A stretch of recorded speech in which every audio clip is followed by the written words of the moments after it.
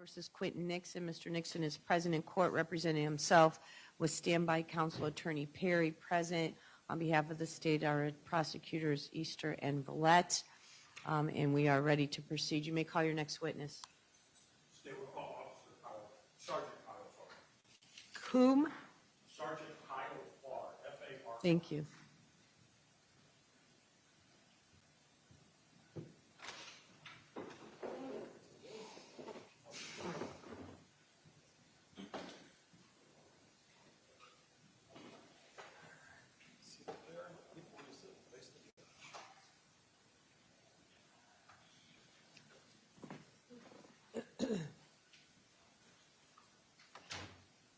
Do you solemnly swear or affirm to tell the truth, the whole truth, and nothing but the truth, so help you God? I do. Go ahead and have a seat. Keep your voice up. Make sure that button on the microphone is blue. Yes, ma'am. And then if you'll just speak into it so we can hear you. Go ahead, Mr. Villette. Can you please state your name for the record, spell your last name? Sergeant Kyle Farr, F-A-R-R. Where do you work? I'm a police officer for the city of Akron. And what do you do there? I enforce city ordinances, state laws, respond to calls for service. And what's your current rank within the police department? Sergeant. And when did you make sergeant? Approximately a month and a half ago. And prior to that, what was your rank? Officer. And how long have you been with the police department? A little over 7 years. And did you have any law enforcement or military experience prior to that time? I did have prior law enforcement experience. And where was that through? Coatesville Township and Brookfield Township. Now, when you first became a police officer, did you go through an academy or a training program? Yes. And when you joined the Akron Police Department, did you go through the Akron Police Department's academy or training program? Yes. And are you currently a certified law enforcement officer in the state of Ohio? Yes, sir. And I want to go back to July of 2022.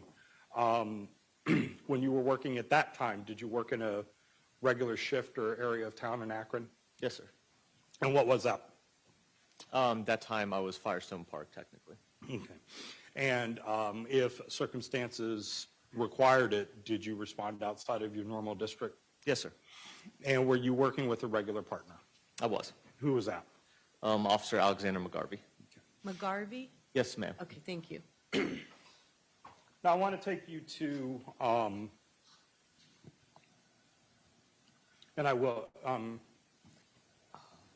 we go. I just wanted to let the court know we do have 2 short clips to play. I don't know if the court needs to hit anything.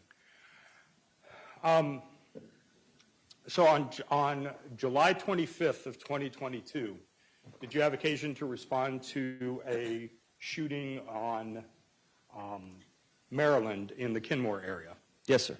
And that area in Akron, Summit County, Ohio? Yes. Do you remember the nature of the call? Yes, it was for a shooting. Hold on a second. What's going on? Oh, all right.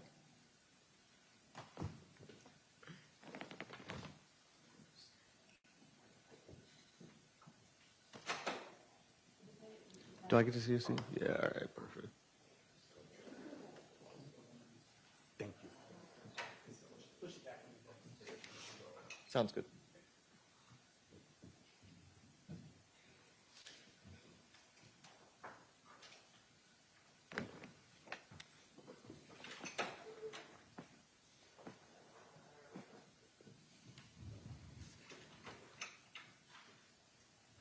All right, you may proceed.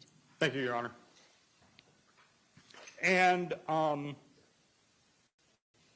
do you recall who from the police department arrived first? Yes, sir. Who was that? That was myself and my partner. Okay. And were you able to make entry into the apartment? Yes. And was that easily done?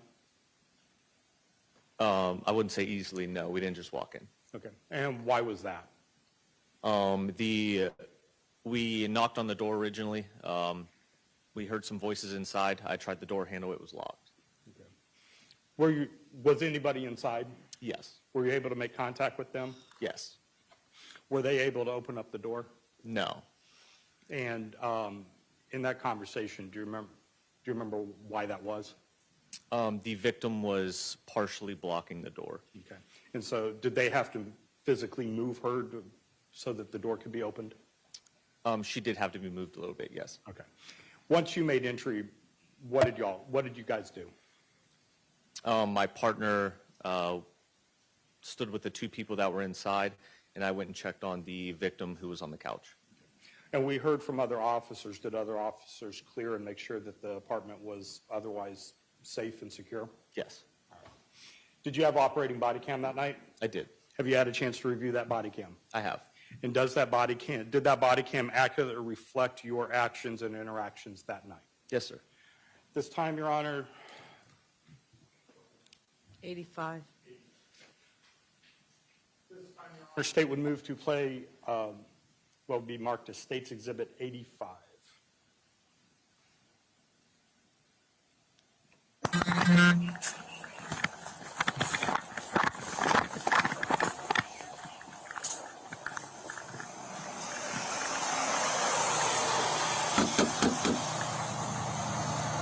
Akron Police!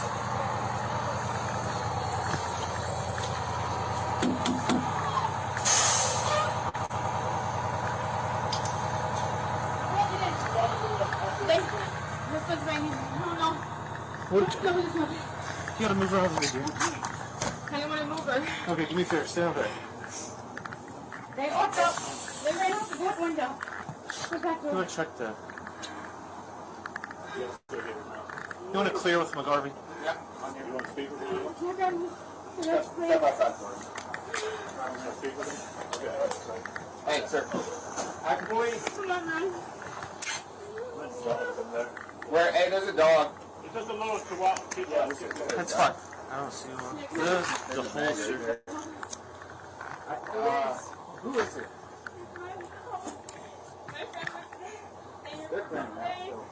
They ran out the back door. Who ran out the back door? The people that shot? I don't know. Just be careful for a gun. There's a holster. Adam, right? I didn't want to move her. How long did this happen, y'all? Dear, when did this happen? I'm not, like, not even 5 minutes ago. 10 minutes ago, I'm not sure. Sorry. They were You talking. see any blood or anything? Adam, right? I didn't see any blood anywhere. How long? My shirt. My shirt? 37? Bottom drawer? Yeah, go. Oh, there it is.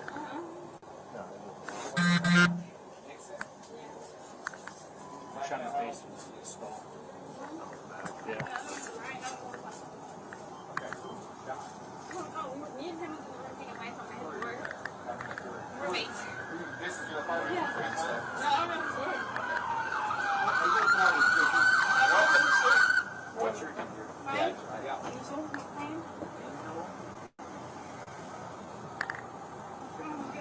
How do you spell your last name? NCCFAIN.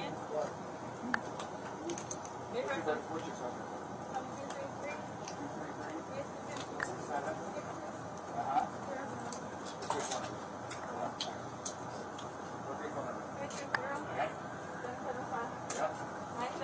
What's the description of that? I don't know. I didn't hear it. Looks like she got hit in the base of the skull in the back. What was it? Ron? I have no PEA. Hello, service. 38. 11 here, service. Give them the code 217. Traffic refusal.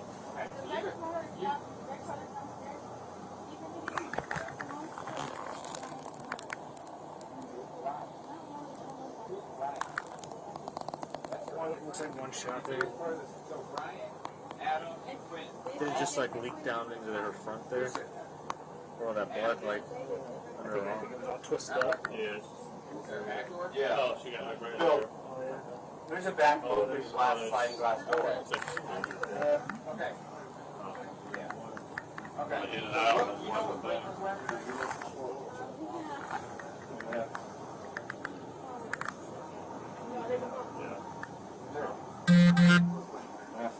Yes, sir. That same point on it? Oh. I see that?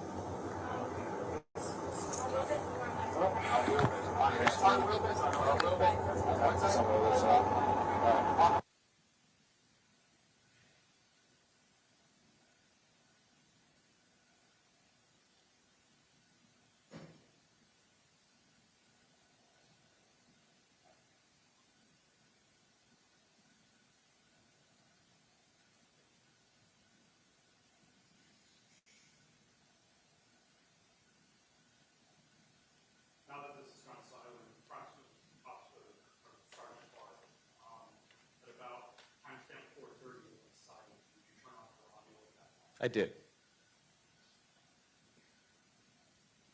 And was that just because of what's going on with the rendering agent victim? Correct. For EMS as well as our audio is there to record citizen contact, and I was not having any.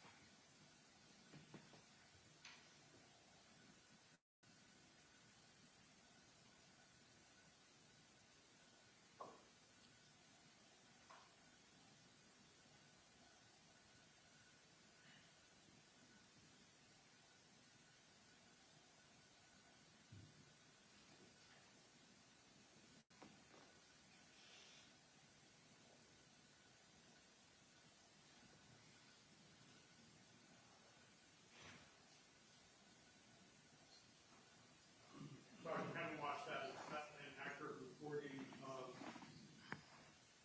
your observations of what happened from the time you arrived until the time the EMS took the victim out of the apartment. Yes, sir. I want to take you back to approximately timestamp 120.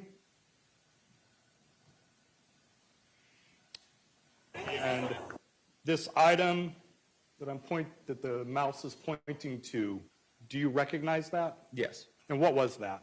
It was the holster to a firearm. And then at timestamp approximately 5:50, it looks like you moved it a short distance. Why did you do that? Yes, because I knew EMS was going to be moving her. I wanted to get it out of their way. Okay. And when you first arrived, it looked like you were putting on gloves. Yes, sir. Why was that? To protect myself from any kind of bodily fluid. I was going to try to render first aid, and I saw EMS was there, so. Okay. And does it play any role in trying to make sure you don't contaminate the crime scene? Yes. And what's that? That I don't get any of my DNA onto the crime scene.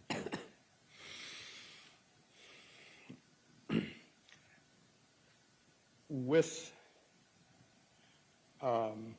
this, at some point, were you informed that individuals had gone off the back porch of the Yes. apartment? And did you search the area of the back porch? I canvassed, yes. Okay. And by that, what I mean is like the yard and such. Did you walk through any portion of that? Yes, And did you find anything back there? I did. And what was that? I found a purse and a wallet that was laying on the ground directly below the balcony. And was that also recorded on your body cam? Yes. And were you among the first officers to look in that area, if not the first? I believe so, yes. And so what's on your body cam, is that how to the best of your knowledge, is that how the purse was laying after the incident prior to any police involvement? Yes. This time, state would move to play, or correction, number 86, Your Honor.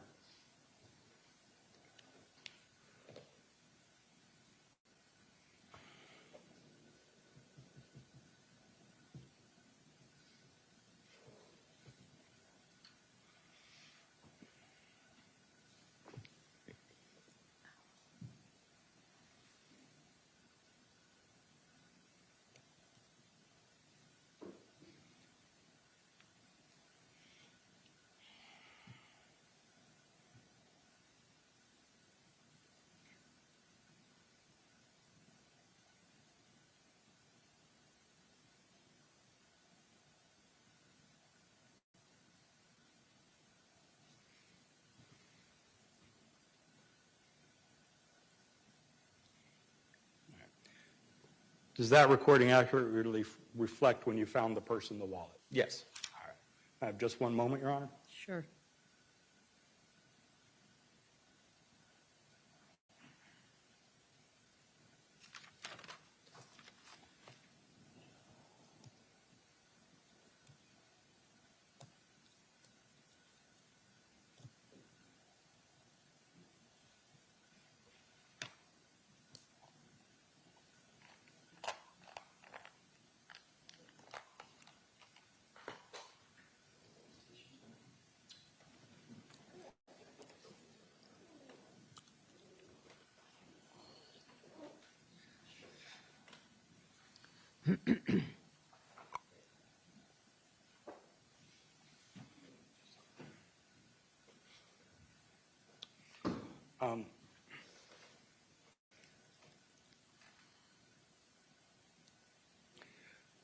Sergeant Farr, when you first arrived, just to go back on one step, on the couch itself, closer to the door, closer to the side towards the door, the back couch cushions, if you remember in your video in the living room, there were a couple holes in the cushion. Do you remember those? Yes.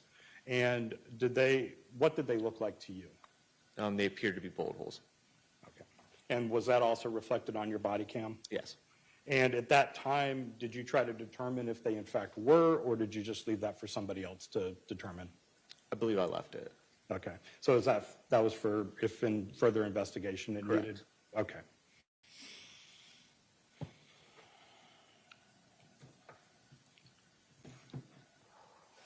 Nothing further at this time. Mr. Nixon, cross-examination.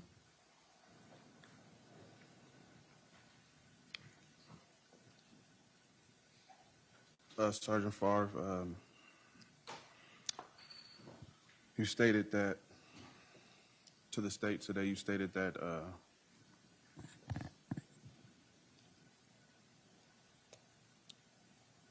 the holes in the couch appeared to be bullet holes, correct? Correct. Are you familiar with discharging a firearm and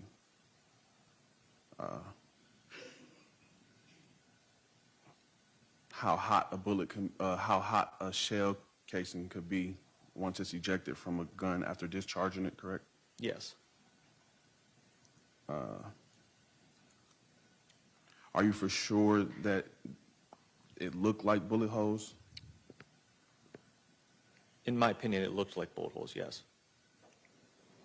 Okay. In hindsight, in looking at it, could it have been burn holes from the actual shell casings? I'm sorry, I don't understand the question. If the gun ejected a bullet and it was hot and it landed on that fabric, could it have been a hole from the actual casing of the bullet? I do not know. Like I said, in my opinion, it appeared to be bullet holes. Okay.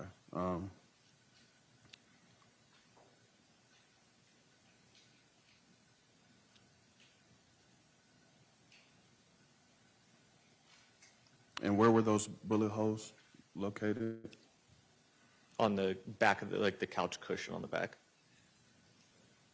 So on the where your back would be, basically where the head and the back would be. Yes. Correct. Were there any bullet holes found under the victim? I do not recall.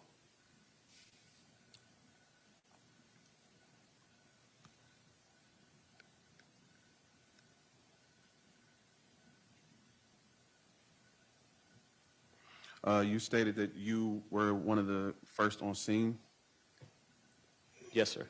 and you stated today that you were also one of the first to observe the purse being in the backyard. Yes, sir. Had anyone else been back there prior? Not to my knowledge.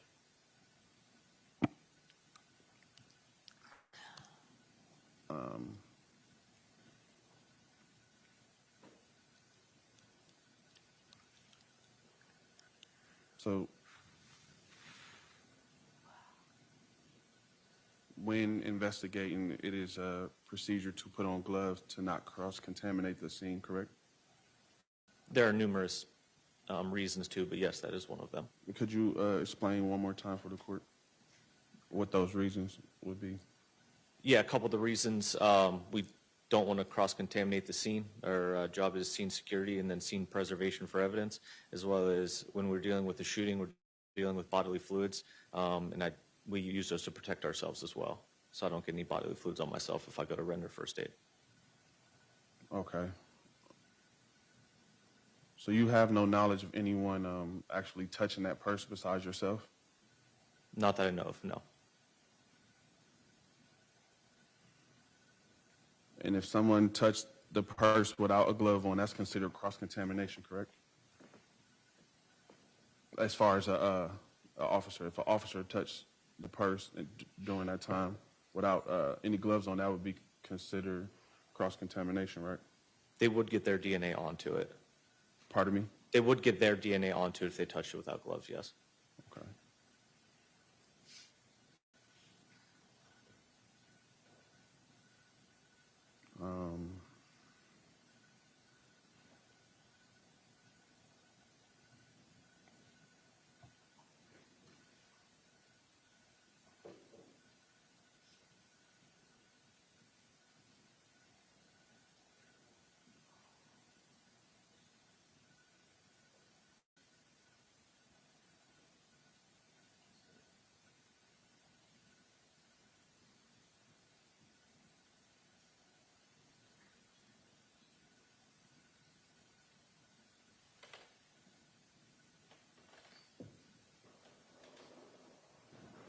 Your Honor, I have a video clip I would like to play, if I could have time to find it. Sure.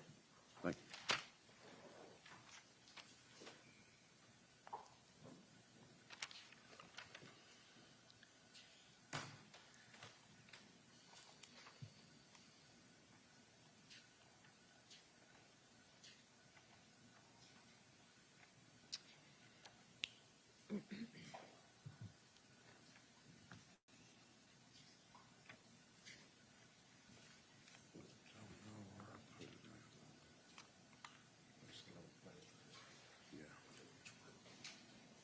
It'll be on the one that's in there.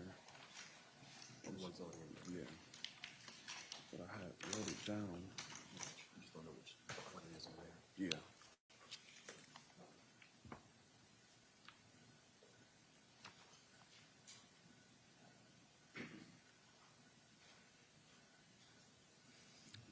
Did you plug the click share in? We will. I'm just trying to find the video still. We have it here. So when you're ready.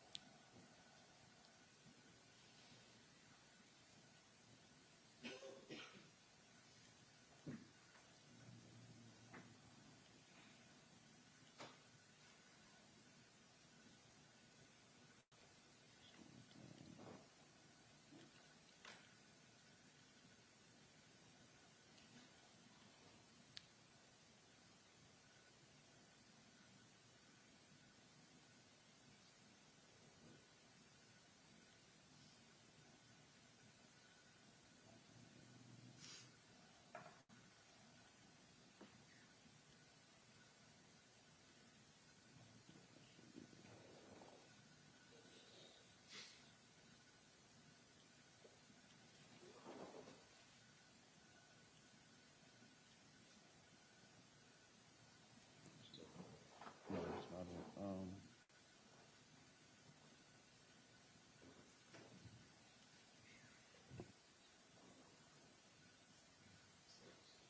Your Honor, may I have a break, if possible, to find this clip?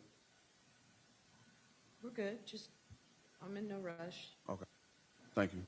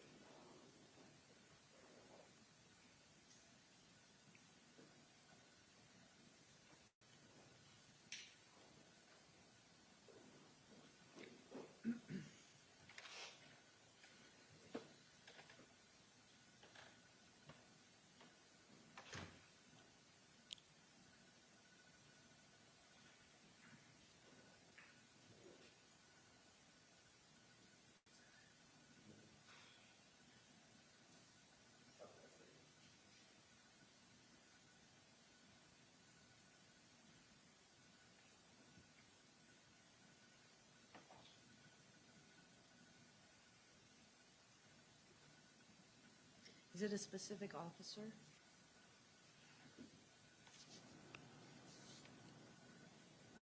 Yes, ma'am, but I do not know. Well, do you know, was it somebody that's already testified? Yes. Do you know which one? No, they weren't labeled as they are. No, do you know who testified in court? Officer Smith? No, he is. That's the different one. Okay, hold on. Officer Oles? No, ma'am.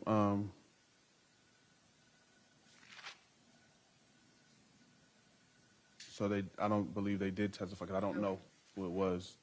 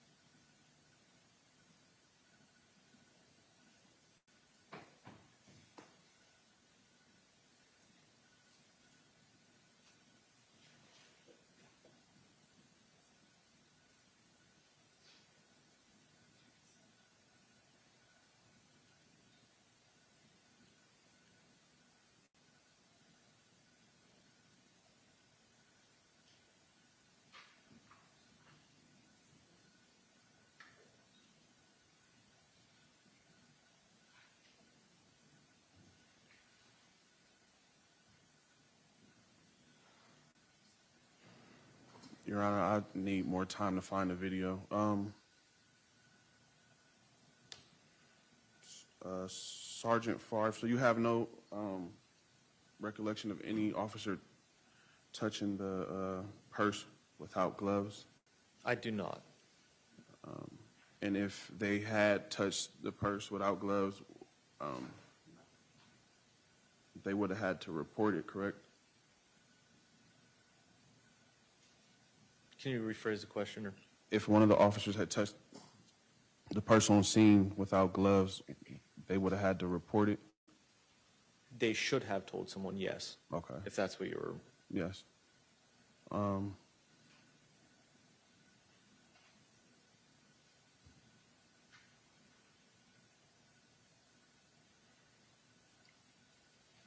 I don't have any further questions at this time. All right, thank you. You may step down. Or any redirects? Sorry, excuse me. No, okay. You may step down. Thank you, Sergeant. Thank you very much.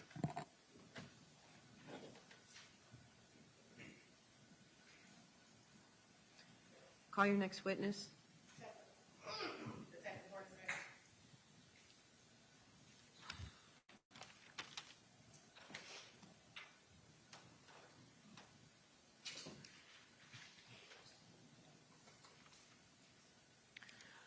Do you solemnly swear affirm to tell the truth, the whole truth, and nothing but the truth, so help you God? Yes. Go ahead and be seated. Keep your voice up. Speak into the microphone, please.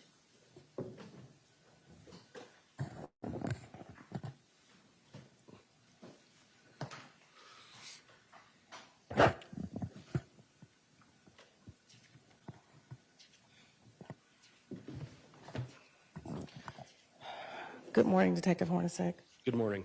Will you please state your first and last name, spelling your last name for the record? Edward Michael Hornacek, Hornacek. Where are you employed, Detective Hornacek? City of Akron Police Department. Why are you talking so quiet? Because I'm going to cough. How long have you been employed with the City of Akron Police Department? 22 years. What division are you in? I'm in the Detective Bureau on midnights for persons crimes, crimes against persons that are felonies and violent crimes. Okay. What type of crimes are in the crimes against persons unit? Murders, felonious assaults, rapes, robberies. How long have you been in that unit? Since 2017. Prior to that, where were you? I worked patrol. Okay. What type of training or education do you have to be an officer? I have a bachelor's degree in criminal justice from Tiffin University, a 6-month police academy through the City of Akron Police Department, and ongoing education as well, and through the State of Ohio Attorney General's Office, Master Criminal Investigator certificate as well. Did you get that as part of your training in the Persons Detective Bureau? Yes. Okay. Now, before I get into what happened on July 25th, I would like to talk about how does a detective get involved in a case?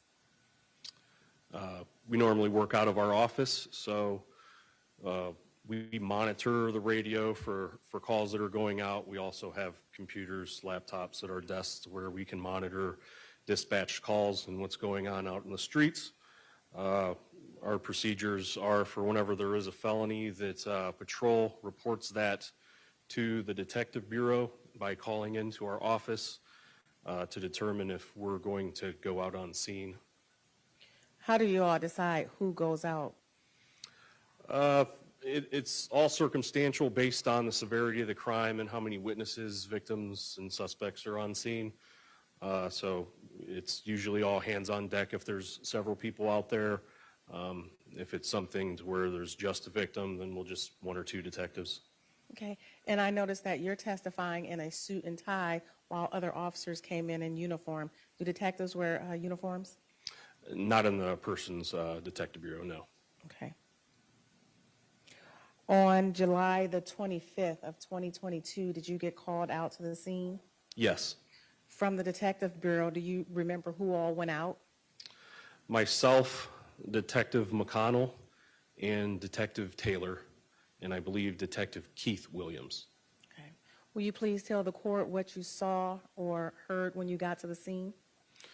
We had already been notified that someone was shot, critical, and in opinion going to pass. On the way there, that person, Toni Westover, she did pass. So we went there. The crime scene tape was already set up. Got a rundown from several of the officers that were on scene of the 2 witnesses that remained on scene, and what they had observed in the house, in the backyard of the house behind the patio, as well as the video that they spoke to a resident in that same complex about. Okay, you talked about a couple things. You said when you got there, you got briefed. Is that typical that when you get to a scene, a patrol officer or someone on scene will brief you? Yes. Okay, and then you were here and heard Detective Sinsley talk about the time it takes SWAT to get to the scene. Approximately how much time does it take a detective to get to a scene?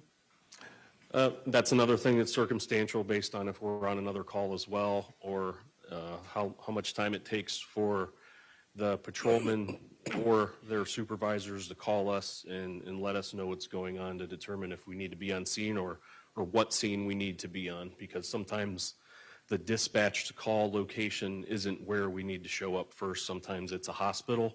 So once we get that all determined, that's when we make our way to the scene. So there's no time frame. We just try to get out there as quick as we can. Will you please tell the court what you did once you got on scene? Once got on scene, noticed it was a 4-unit brick apartment building. They said that the incident occurred upstairs on the top level. Once we went up there, kind of checked out the scene after we were briefed on what happened, notified the crime scene unit for collection of evidence. Detective McConnell and Detective Taylor had interviewed the 2 witnesses that remained on scene to gather information to what we need to look for on scene, what transcribed, what took place, so we know what we're looking for. Okay. Approximately how long did you stay on scene? Maybe an hour or 2. I can't say. I'm not sure. That's fine. Yeah. Did you do anything? Did you perform any other duties or do anything else while you were on scene that night? Most of the time I was there, I was asking officers about things that they have observed, and then consulting with Detective McConnell and Detective Taylor on what went on in the 2 interviews with Angel McLean and Chip Ron Crew, and what they had observed, just what part they took, what role they took in this incident. Okay. And there were multiple people on this scene, and I heard you use a couple names, Detective McConnell, Detective Taylor, and then you. So it was more than one detective that responded to the scene? Yes, there were 4 of us. Okay. Who's the last one? I don't think I said that. Detective Keith Williams. That's right, Detective Keith Williams. I apologize. Will you please tell the court about the investigation that followed? So the investigation that followed at that point, the officers first spoke with Angel and Ron, and they had gathered some names. And when they gathered those names, I started looking those names up and calling our office to see where some addresses might be, names, date of births, possible locations where those people could be. Once I gathered those, I gathered the information and kind of put it together after Detective McConnell and Detective Taylor interviewed Ron and Angel to see if those matched up with their second statement, being that they already gave a statement to patrol. Now they're giving a statement to the detectives. So seems like everything was staying consistent. So that was my role in trying to get that information to find out where the names that were given to us were Brian Fielders, Quinton Nixon, and Adam Wright. So those are the 3 names that I was tasked with finding out the information. Were you able to find out the information for any of those individuals and subsequently interview? Yes, all 3. Okay. Well, let's talk about Brian Fielders. Were you able to interview him, and when did that occur? So the only two people that remained on scene for this incident, obviously the victim, Toni Westover, and then the two residents of the apartment, which was Ron Crew and Angel McLean. So those are the only people that remained on scene. Everybody else fled the scene. 2 days later, after the incident occurred, Brian Fielders called and asked to speak to the lead detective, which was me. I interviewed him over the phone that day. As far as how the interviews went after that, I re-interviewed him later on in August. I believe maybe August 27th is when I interviewed him in person. That's correct. He had a parole violation, so I had him brought over from the Summit County Jail upon arrest to do a full interview with him in the Detective Bureau. As far as Adam Wright goes, we don't know if we heard that he might go to a different state like North Carolina, so I made some phone calls to try to find addresses. We couldn't find anything. I did not interview him until he was arrested and he was in the penitentiary, and I believe your office at the Summit County Prosecutor's Office, the investigators found and located him and had him transported late in September for an interview, and I interviewed him at the Akron Police Department as well. Okay. And in the interim, was an individual by the name of Ashley Broughton interviewed?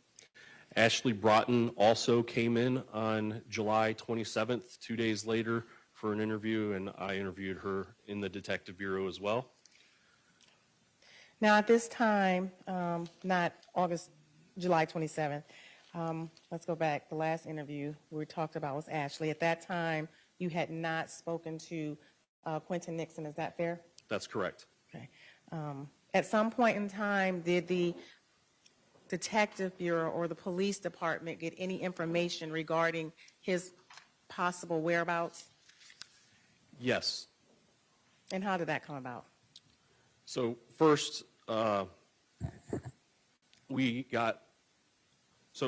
in chronological order to answer that question, I had a meeting with a supervising prosecutor to sign charges for murder, and he authorized charges to sign charges on Quinton Nixon for murder. So that was on August 4th.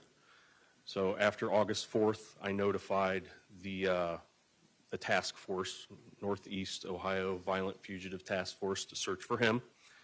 Normally they find people through cell phone locations, but being that Quinton left his cell phone on scene, we weren't able to find him. So we didn't find him for a whole month after the murder happened. We got a phone call to the Detective Bureau desk, and Detective Stan Davis spoke with an anonymous caller who said that someone that was wanted for murder was in the 500 block on Gridley inside of the house. And they had told us that person had shaved their head and painted their face white. So Stan Davis notified dispatch, and officers arrived on scene over at that 500 block of Gridley. I think it was 525. That is correct. And that was August the 24th? That was August 24th, somewhere around 10 p.m. Okay. Well, the 23rd. Basis. The statement he made about me painting my face is hearsay. There's no proof of that. Overruled. Okay. It's overruled. Go ahead. I believe, was it August the 23rd to the 24th or the 24th to the 25th? I believe it would have been the 24th if it was 10 p.m. Okay, that's fine. And you were in here and heard multiple detectives, Nicholas Smith and Lieutenant Sinsley talk about the arrest that occurred on August the 24th? Yes. Okay. Do you know what happened after the defendant was arrested? After the defendant was arrested? Correct. So after the defendant was arrested, I requested that he be taken to the Detective Bureau for an interview based on his murder warrant and the investigation. Okay. Now, how did you know that had occurred? Are you, at this point in time, were you considered the case detective? We determined that later on. We all worked together and then determined it later on based on our case log and who's available to do more work on the case at the beginning. How were you notified, or how did you know he had gotten arrested? So Captain Yowie, who was the commander of the SWAT team, notified me that we needed to get a search warrant for officers to actually make entry inside of the house. So Detective McConnell contacted a police legal advisor and had them type up a search warrant. Detective McConnell took that to a judge at 1:20 a.m. and had that signed, and then notified Captain Yowie that the search warrant was signed by a judge. And then that is when SWAT made entry at 1:25, and then they let dispatch know that they had made an apprehension in the attic at 1:40 a.m. So after they had made the apprehension, I was monitoring the radio and listening to the radio, so I knew where I needed to be and what were the next steps that needed to be taken. Was he brought down to the station for an interview? Yes. Was he in fact interviewed? Yes. Who all was present for that interview? Myself and Detective McConnell. Where did that interview take place? On the 6th floor of the Akron Police Department in the Detective Bureau. Okay. And what was the defendant's appearance, demeanor during the interview? He did not have a shirt on. His head was shaved, face was shaved. He appeared to be scratching a lot. From what I had heard, he was in a crawl space and where there was fiberglass insulation, so I assumed it was either that or the gas munitions that were deployed during the SWAT ordeal. And approximately how long did that interview take place? I would say about an hour. Were you present for the whole interview? Yes. During that interview, did the defendant's statement, were there any discrepancies in the defendant's statements? Yes, it was a roller coaster interview. It went back and forth several times. Was there a point where you noticed the discrepancies? Yes. His statements had changed? Yes. Please tell the court about that. So during the course of the interview, things were going back and forth, and we were trying to get the truth of the matter, and in doing so, I told Quinton Nixon that we have video of the incident, and at that point, that is when the storyline changed. Okay. You didn't tell him whether it was video from the outside or inside of the apartment, did you? No. Okay, so he had no idea at that point in time. Not to my knowledge. Okay, and what were, prior to you saying that, did the defendant make any statements about carrying a gun out of the apartment? Yes. And did he say he carried a gun out of the apartment? Yes. Now, after he told you he carried a gun, prior to that, did he state he had a gun? I apologize. When you say prior to that, do you mean prior to me telling him that we have video? Correct. Okay, no. After we told him that we had video, he told us that he carried the gun and the purse out of the apartment building. Okay. And, well, you know what? Have you had a chance to review that video? Yes. Okay. And does that video fairly and accurately represent the interview you had with the defendant on July 25th? Yes, it does. I'm sorry, first of all, it wasn't July 25th. It was August 24th. I'm going to play you, Your Honor, what's been marked.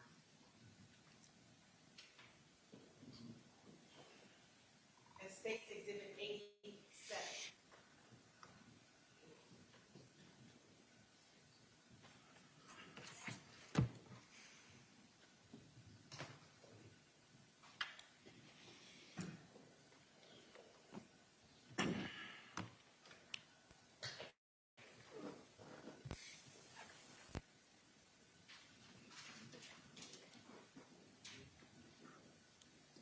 Objection, Your Honor. Basis? From what he said, my statement is inconsistent and is considered hearsay. Overruled.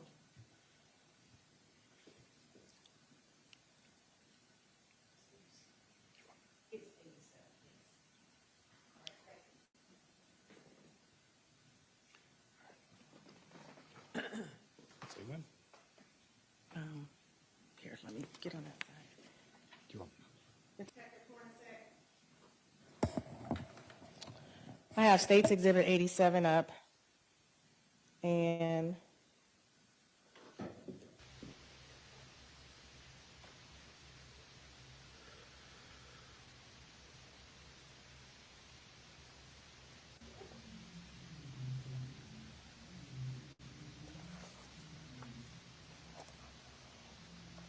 as you can see, it's a dark room. Is that a fair statement? Yes. At approximately 3 minutes and 6 seconds, you enter the room. Is that you?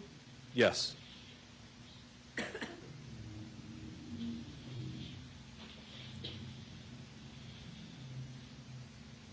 Okay, so we'll use this room. You didn't start it, did you? Yeah, I did. Okay. And for the record, approximately 3:27, you go out.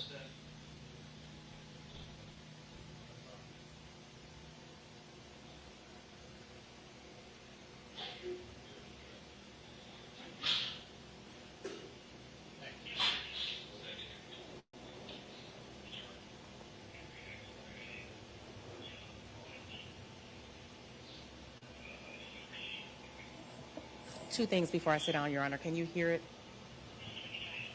Well,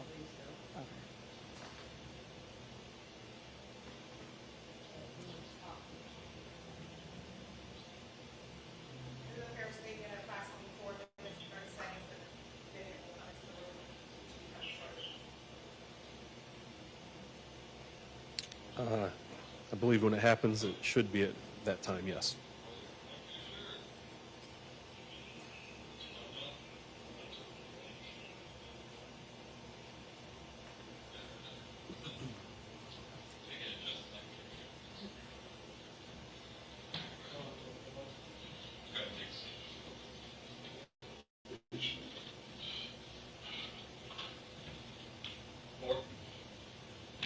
You want to, we'll get on cup here, get a cup to the table.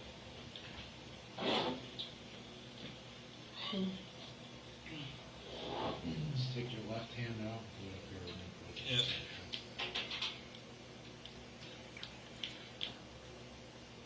You need to turn that up. Yeah. 'Cause I can barely move the control off. Just told you.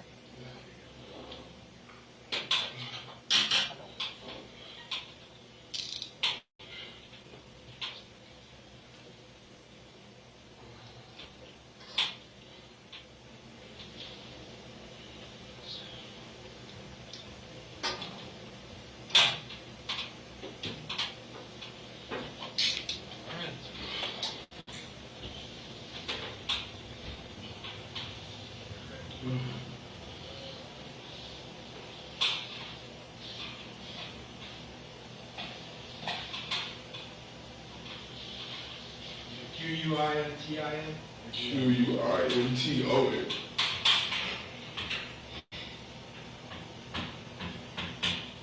What was your last name? Nixon, Nixon.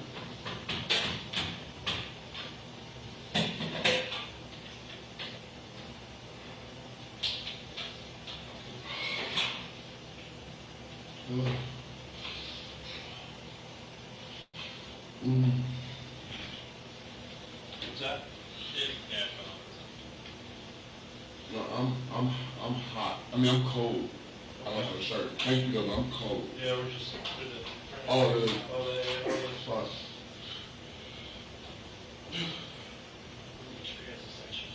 Great.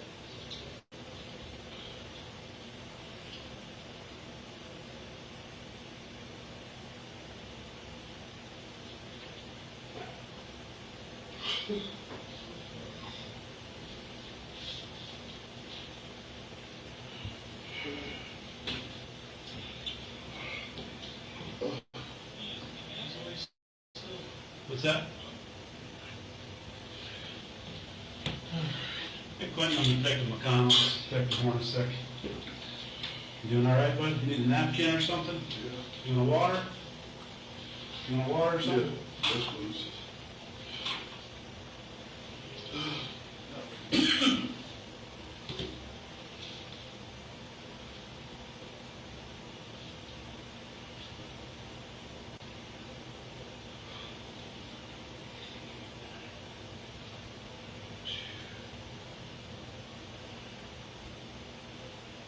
All right, sir. First name is Quinton.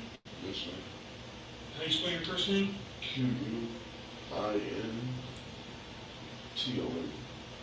And last name is Nixon. Yes, sir. N-I-X-O-N. Yes, sir. What's your birthday, sir? July 18, 1991. Do you have a permanent address?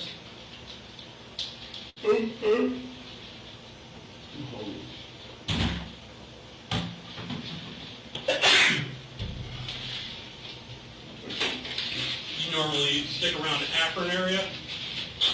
Okay. I have kids here. You have kids here? Okay.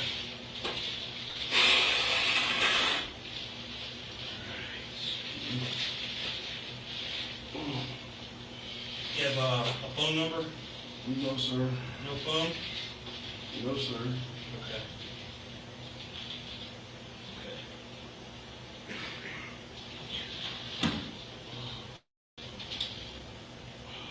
All right, Mr. Nixon, I'm going to talk to you about what you're up here for, but before we do that, obviously, we have to read your Miranda warnings.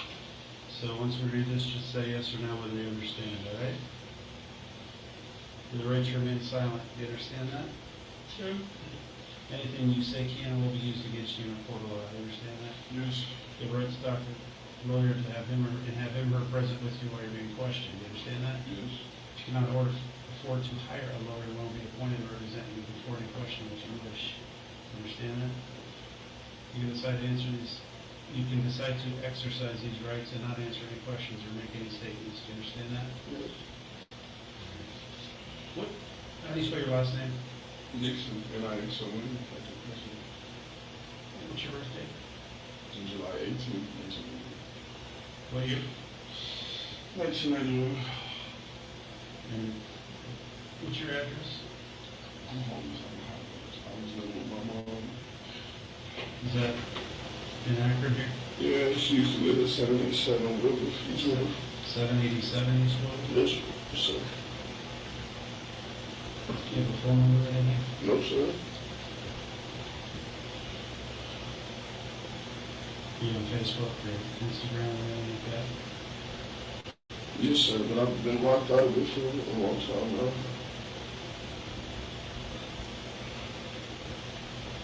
Do you have any idea why you're up here? Yeah. You do? Why are you up here? I really don't. I don't know.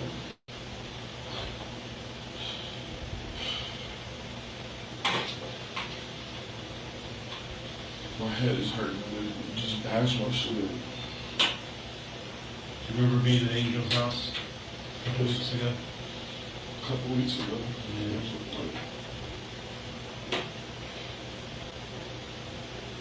You know what we're talking about. You want to tell us what happened?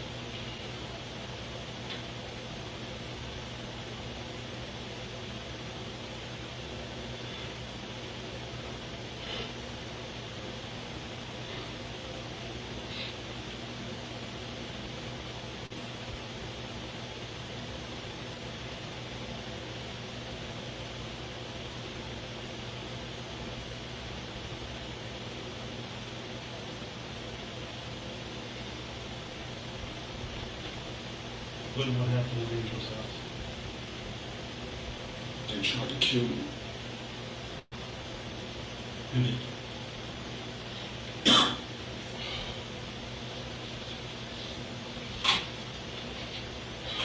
don't know. Who these people are. For real, I don't really know them like that. So why don't you walk us through how they tried to kill you?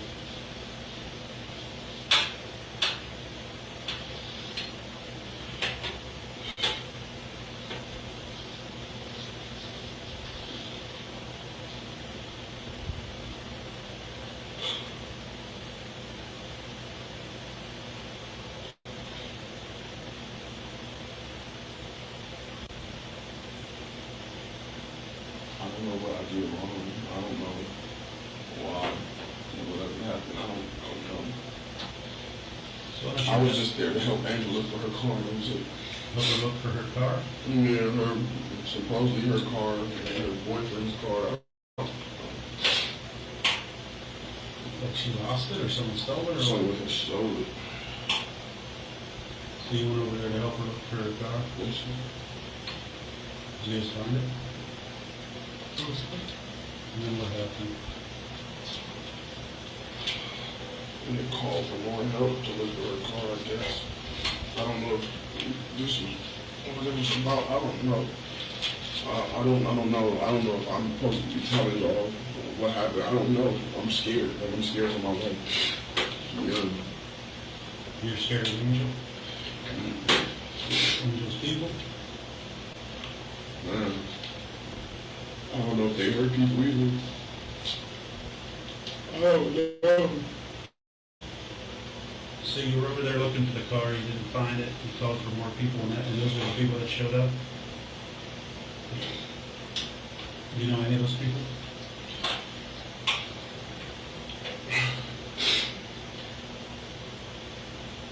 So what happened when they showed up? You know, I started talking weird. They started talking weird? Yeah. As if I had did something or somebody in the room that had did something. Like they were insinuating that I was talking too much. Like I knew too much about something that I don't know what it was. What?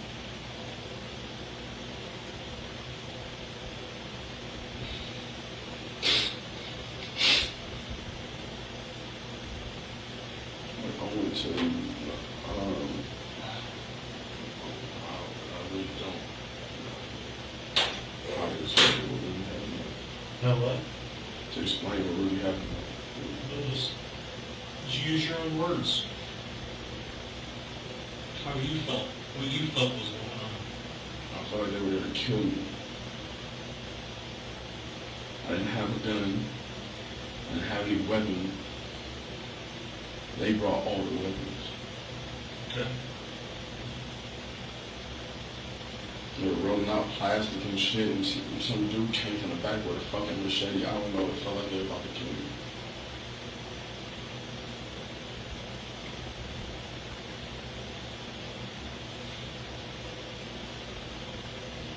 So you felt threatened? Yes, sir. What happened?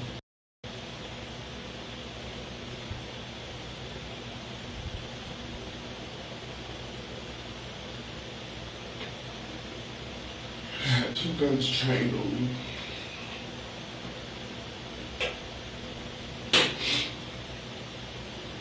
Who had the guns on you? There was a woman, there was a dude, another dude, another dude, another dude. Who had the guns? You said there were two of them? Who were the two people with the guns?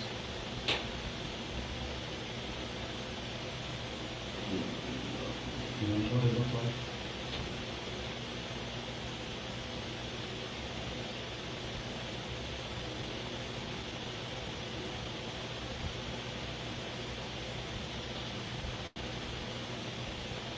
Did the guys have guns? Or did she have a gun? Or He had her gun. who had her gun?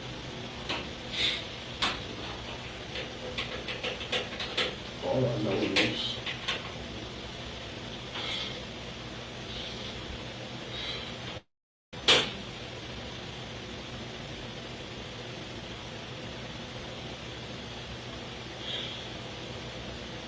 like, should I have a lawyer here?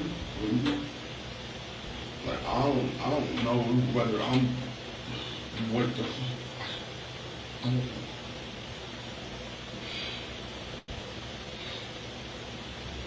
I feel like they got people everywhere. Who are those people? The Hells Angels? Is Angel part of the Hells Angels? I don't know. I don't know. So that night, these people, two people had guns on you. What happened?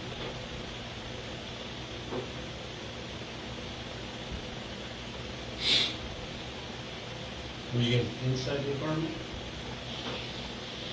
Like in that front room? And the people that had the guns on you, they were in that room as well? What did you do when they pulled the guns on you? I tried to stay as calm as possible.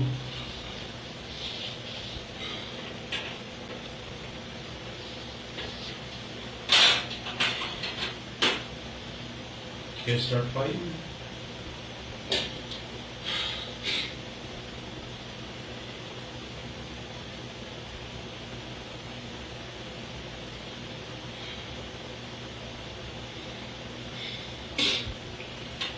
He hit my face.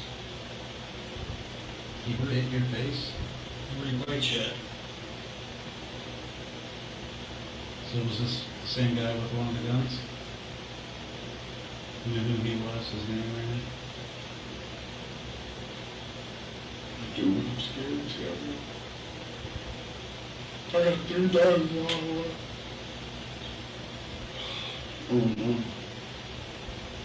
This shit feel like I'm snitching. You're not snitching, you're trying to help yourself. You're telling us your story as to what happened.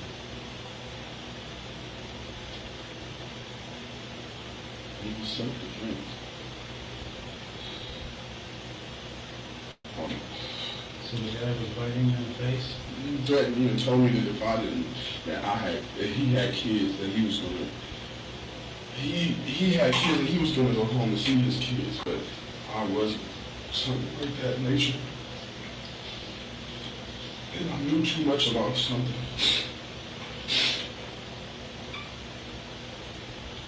Which I don't know anything about. So he pointed a gun at you, he was threatening you, he said you knew too much about something, and then He wasn't pointing the gun. The other dude over here had his gun trained on me. But he said it was by the couch, so I couldn't see him when he had it turned towards me.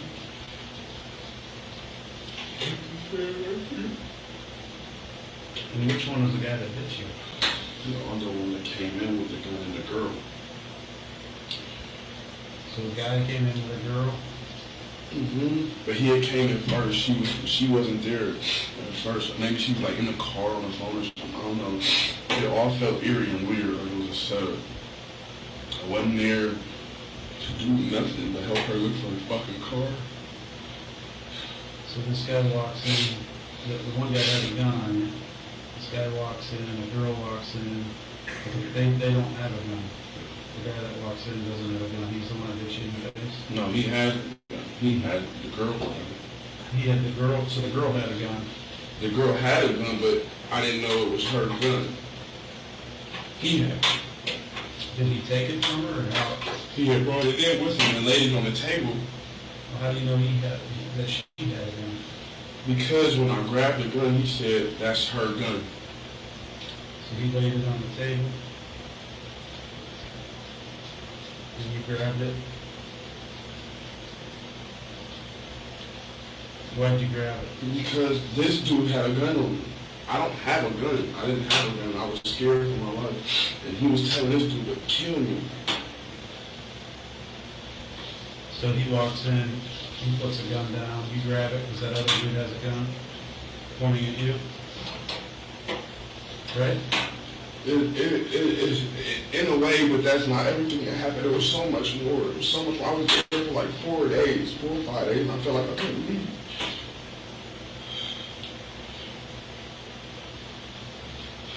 I even text my mom and I told her, I'm trying to make sure I'm safe, Mom. I'm trying to make sure we're safe.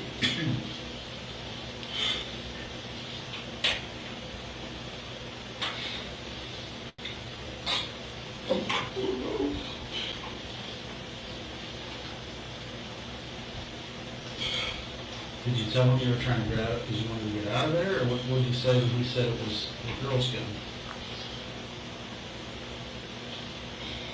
I didn't say anything.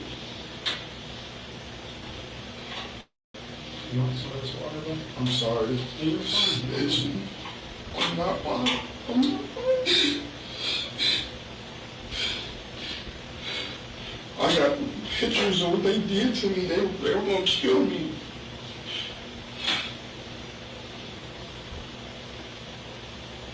So this guy has a gun pointed at you. This other guy walks in, puts the gun down, you grab it, and then what happens?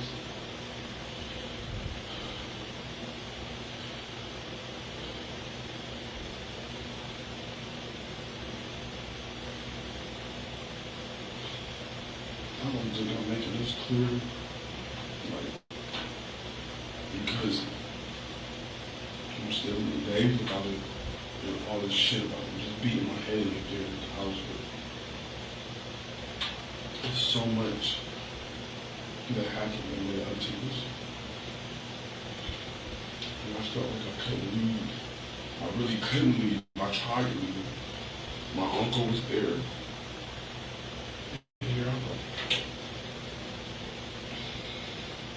Brent Nichols. Rick Nichols? Brent. Brent Nichols. Yeah. Was he there when they were pointing the gun at you? How?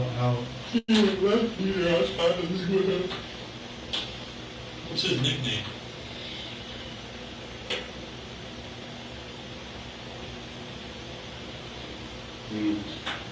What's that? Me.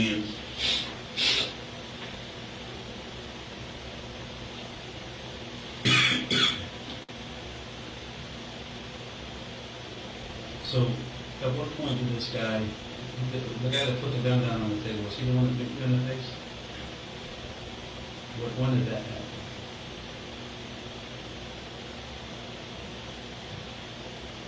Before you grabbed the gun, after you grabbed the gun? At what point did he bite you?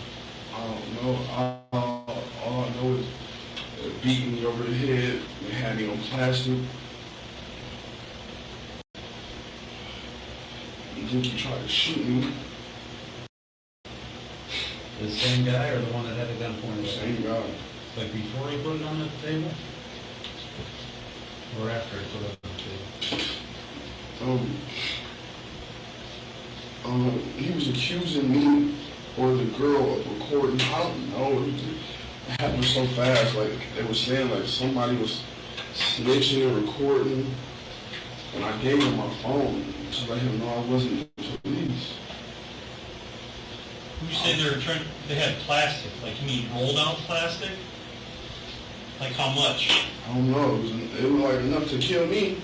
Okay. Wrap me up in. They had it rolled out on the floor? They started rolling it out. Okay. And then some dude came from the back with a hammer and a machete. Okay.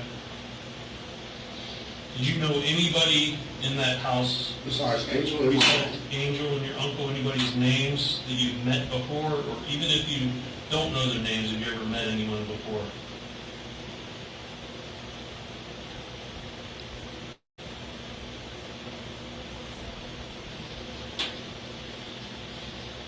Like Brian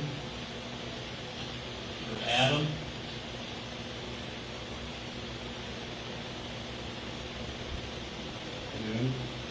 Okay, so you're not snitching. We're just talking about only the facts about what happened and the people that were there when it happened.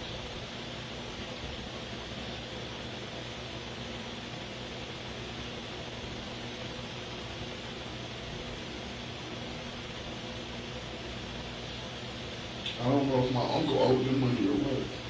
Like I said, I was just there to fucking help her. I recall.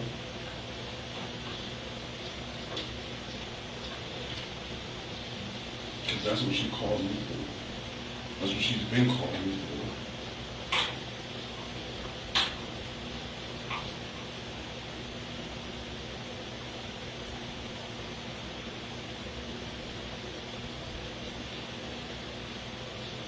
So did you guys start fighting after you grabbed the gun? Is that when they still dating?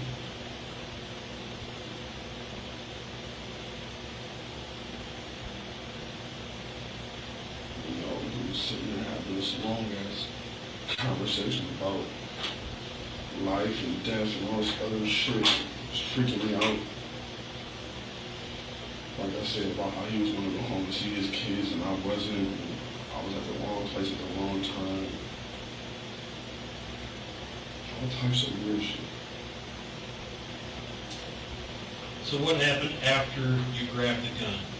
Is that when the fight started, when the tussle, and he bit you in the face?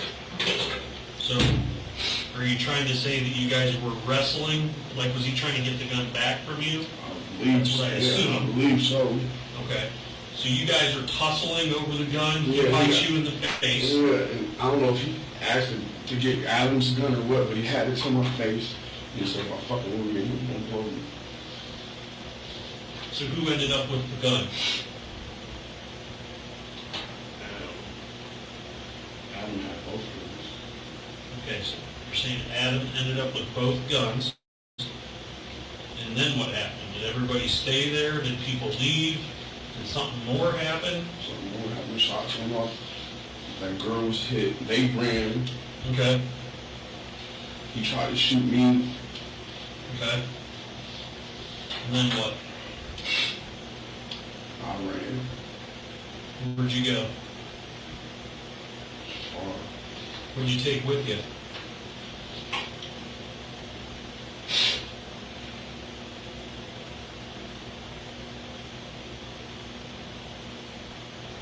I left my phone. You left your phone? What kind of phone do you have? iPhone. What color? It was red. Red iPhone?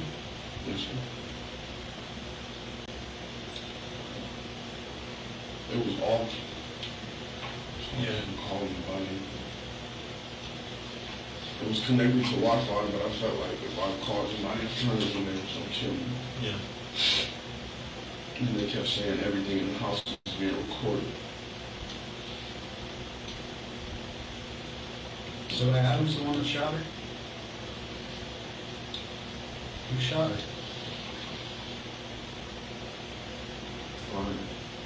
Brian shot her? So you didn't shoot her? We were wrestling over the gun to get it back. How did Adam get it? Brian took it from me and he beat my ass and hit me in my face. Did you ever have possession of the gun? And I grabbed it off the table. And when you had possession of the gun, what happened? Brian jumped up, lunged at me. So you never fired the gun? Did you ever point the gun at anyone? So you're saying you had the gun, Brian lunged at you, somehow Brian got out of the way from you and shot that girl? He kept saying she was the police. And she was snitching, she was recording something on her phone. And then how did Adam end up with the guns? Because he gave him Adam. After he shot her, he gave them to Adam? And they said they needed to get out of there, bro. He was like, yeah, get out of here, bro. And everybody was looking at me. So Brian shot her because he thought she was the police. So they thought you were the police and she was the police? You were both the police. Did you know this girl at all? You ever met her before that day? Yes, sir. Never saw her before that day. Did they think that you guys were the police together? I don't know. I think I was at the wrong place at the wrong time. I was just about to be a casualty of whatever the fuck they had for him. Brian and Adam. It sounded like all of them were involved. Angel, like, it was weird. It was just weird. The shit they were talking about, the truck that my uncle had, how that truck belonged to a family member. I helped him put gas in it, and he just fucking gave it to them, and they were all shaking hands as if like, but they were leaving me out of the conversation, and it was like they were using that truck as a getaway to get away from fucking doing whatever the fuck they were about to do. I don't know. I kept trying to figure it out. I tried, at least my uncle wouldn't really let me come with him. He was like, no, you could have ride with this dude. I'm like, what are you doing with this truck? That's Auntie's truck. Why are you trying to sell it? What are you doing with the truck? Go take it back. He never took it back. He jumped up in their cars and disappeared. That's me. So Quinton, when we started talking, you said it was self-defense. What was self-defense? Me defending myself and everything that happened, I didn't do anything wrong. But if Brian shot her, What do you mean in self-defense if Brian shot her? Because look at my face. I'm just saying, I was there. I put myself at the scene. The phone is there at the scene. I'm saying that. But if Brian shot her, what do you mean by self-defense? I was fighting me trying to get out of there. But she didn't shoot her. Right. So what was the self-defense? Me fighting him. Both of them. They hit me over the gun with the head. They tried to pull the trigger. They tried to kill me. Like, that's me defending myself, self-defense, to get the fuck out of there. Why do you think you're here? Somebody died. But why do you think you're here, though? Because they probably said I did it. When you say they, how many people do you think so? Man, there were so many people, and there was like 4 girls in the bedroom. They all got quiet. Yeah. Angel was there. There was some other dude that was there that kept walking in and out. Is he like an older dude with some tattoos? It was a couple older dudes with tattoos. And then they were waiting on some other dude, like their head boss or something. For the final say, I don't know. So you and Angel and Adam all grew up together? No way. They're all older than me. But I mean, you guys have known each other for a long time. Not really. I met Angel through my uncle. How long ago was that? 2 years ago. Oh, that's it? 2 years ago. Yeah, I met Adam 3 years ago. It wasn't at a mutual friend's house, Terry's house. Sorry. No, you're good. You started doing it. But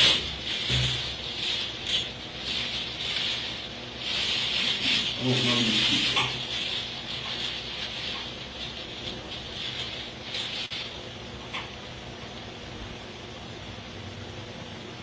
So what cameras were you talking about? You said there was cameras in the house? Yeah, they kept saying there was cameras in the house, there was cameras in the TV, there was cameras in, they were recording with AirPod, all types of stuff. Yeah. I don't know. So what did you leave the house with after you left?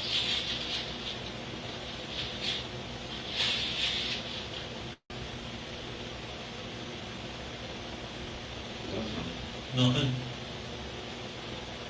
You left your phone there, but you didn't leave? Oh no, I have my ID and stuff. Okay. And my jewelry. How'd you leave? I put Which door?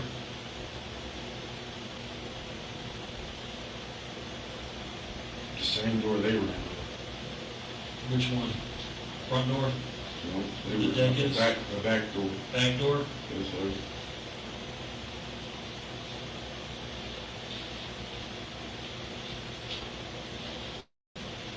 and all you had was jewelry and an ID.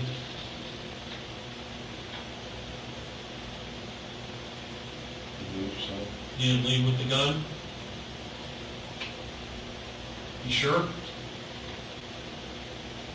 Because you said Adam had those guns, right? Brian told me to grab both of them.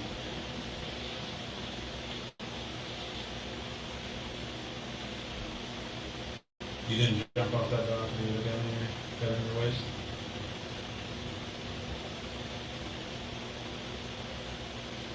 I had jewelry. You done?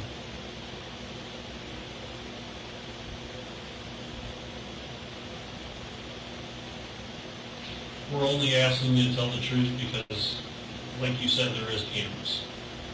And that's the reason that you're here. It's not about what anybody else said. That's why we're giving you the chance to tell us your version of the true story. And that's why we're asking you specific questions, just to see if you answer them honestly. Because we watched the video, and we know the truth already about that portion of it. What, that they were there to kill me? We watched everything, and it's got audio and video. So we want to know from your point of view what happened, so we can compare notes.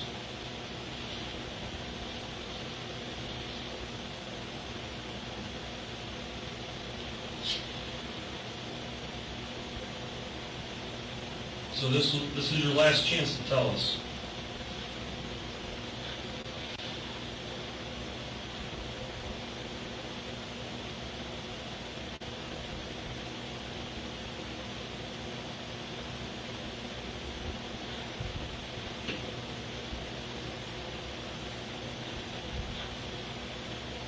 What are you thinking? If y'all seen the videos, y'all would know. We would, but we don't know what you're thinking though. Videos are videos, words are You words. got words and audio, then you would have seen it. They were there to hurt me. Well, listen, we want to know your thoughts on what was going on and the truth about what happened when you left and what happened right before you left. I ran past that dude with the hammer. Okay. That's true. Ran past the dude with the hammer. He was in that back bedroom on the right. So when you jumped off the balcony with that gun in your waist, where did you take the gun?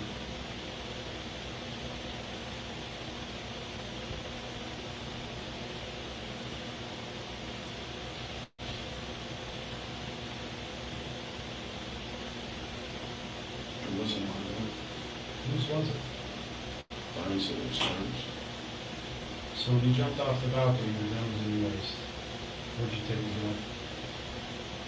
I ran.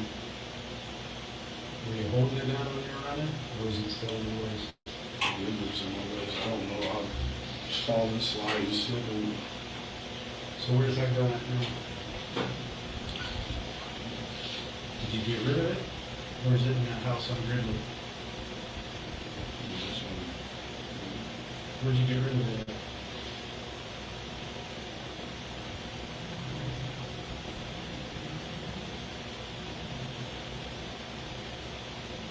Can I ask you a question? Yeah. Why would they put audio and video inside of that house? Were they being watched? They're weird people, like you said. We're not saying you lied about that.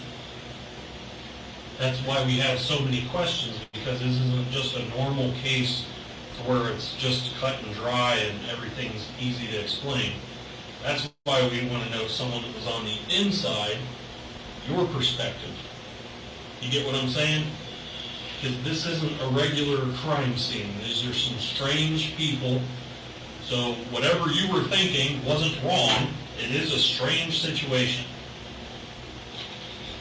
So I'm not doubting you, and I, for one, am not going to put any words in your mouth. I want the words to come from you, your heart, and your feelings.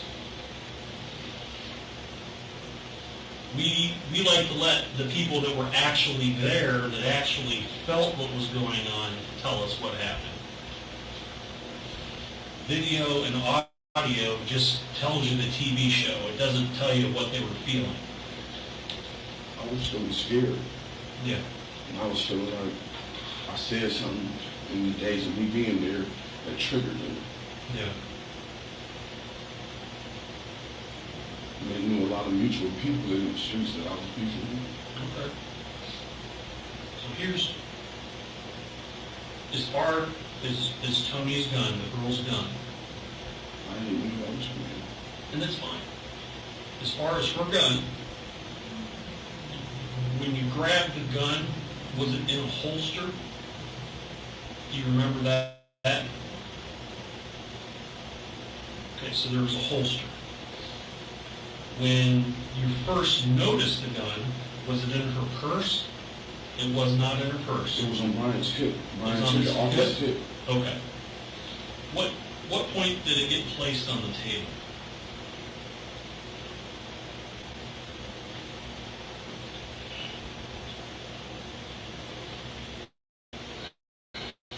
Because you said you grabbed it off the table. Yes, sir. In the living room.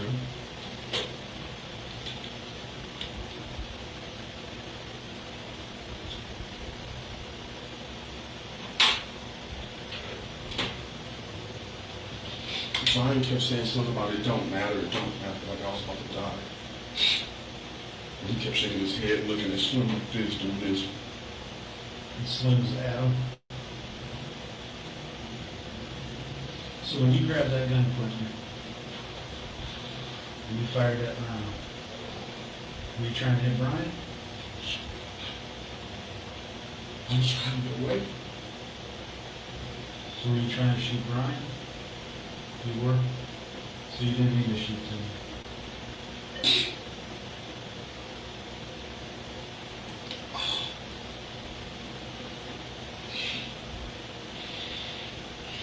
So that was an accident?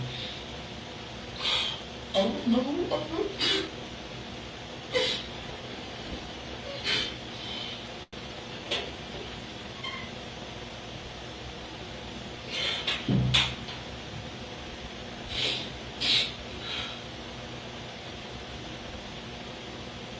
Is it an accident, Tony?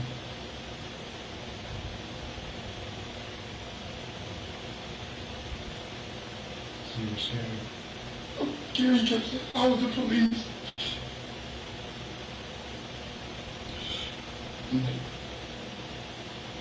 After it happened, did you just freak out? Just got out. No, he beat me. He beat me. He beat me. He beat me. After He beat me. the show? He beat me. He beat me. Is that when you got hit in the face? He beat me. He tried to shoot me. He beat me. Yeah.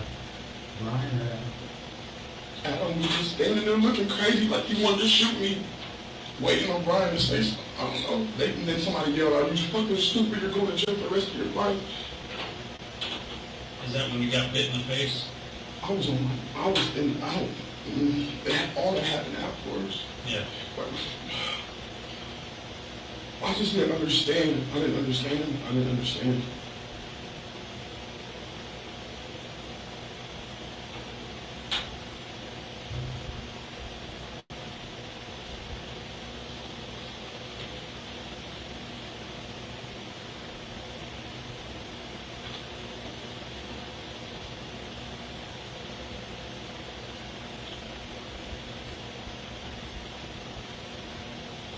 where'd you take that gun from? I ran. Just through the neighborhood? I ran so far.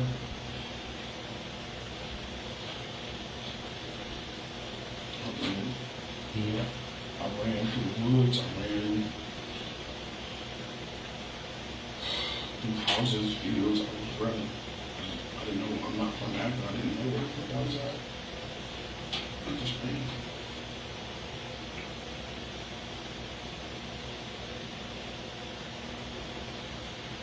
So we're definitely thankful that you've been truthful and honest about this whole situation, but the last thing that we need is we need to know where that gun's at.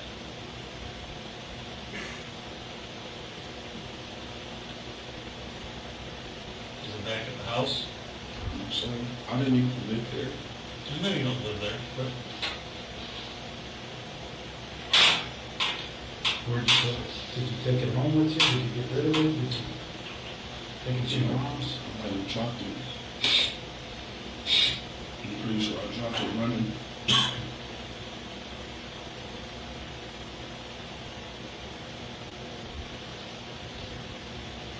When did you find out she died?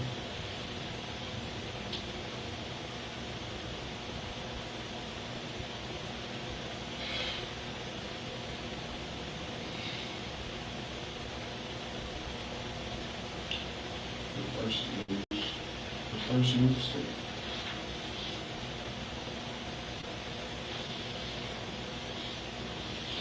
They said Brian was looking for me.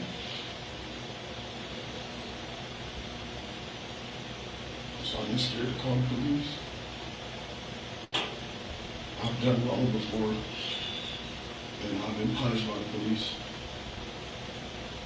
And they scared me. They all scared me.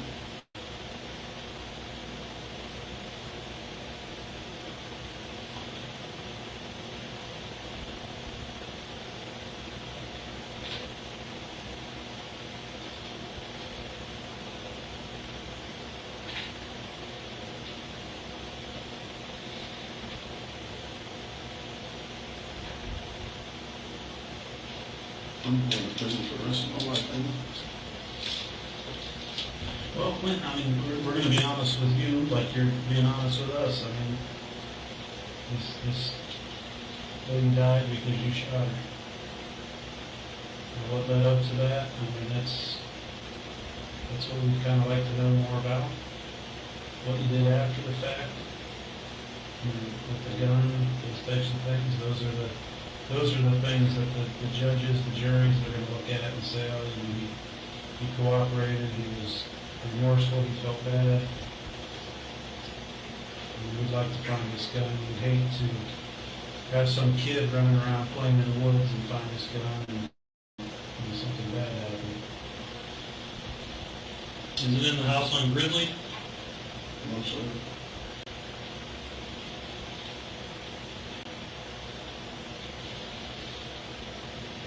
Who lives at Gridley over there that you know? I caught you right now.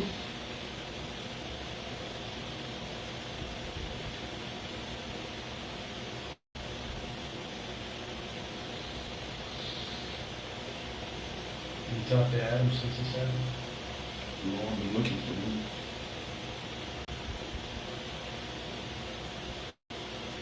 Where's he at? Does he stay in Akron or is he? No, he's been, I don't know. I really don't know these people. Like, I thought I knew them.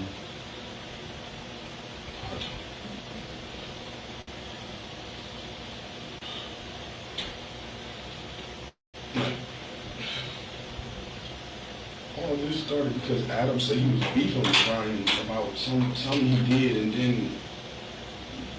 it seemed like it was all just a throw-off to get me or something because they found out that I found out about the black book and some gang stuff. I don't know if they're Hells Angels, I don't know if they're 81s, I don't know if they're Crips folks.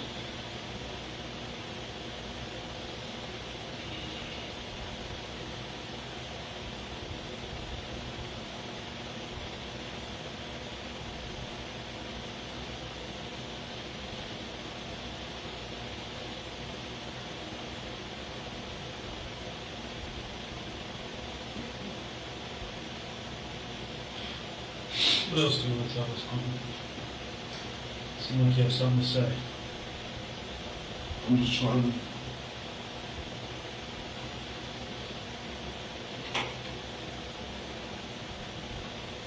Are you sorry you did it? You upset about that? You said you're scared. What's going through your mind? The people they love me. Because of what happened to Tony, you think that they're going to come to you?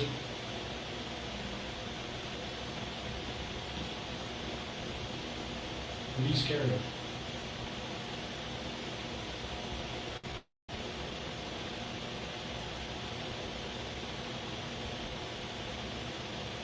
My mom had to move from there because of this shit. Did you tell your mom what you did? I told her I was, before all of this happened, I was there. I told her I was there for like 5 days. I was supposed to go to work one day. I don't remember what day it was, but she had called me and said, I want to come see you. She picked me up. Angel picked me up from my mom's house and brought me around.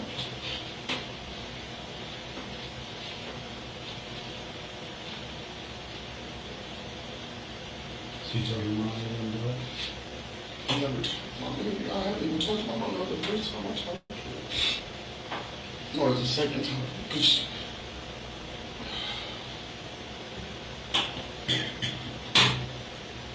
Why did you shave your head?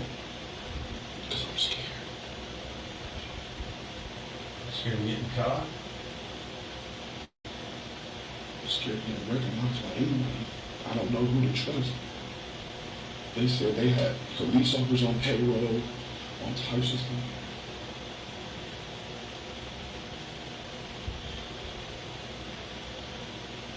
Where'd you stay in the house so long for when the police showed up today? Or didn't you just come out? I feel like they were going to kill me. I've been bit by a police dog in handcuffs. Kind of left me traumatized. I don't really trust the police. When that happened? Florida.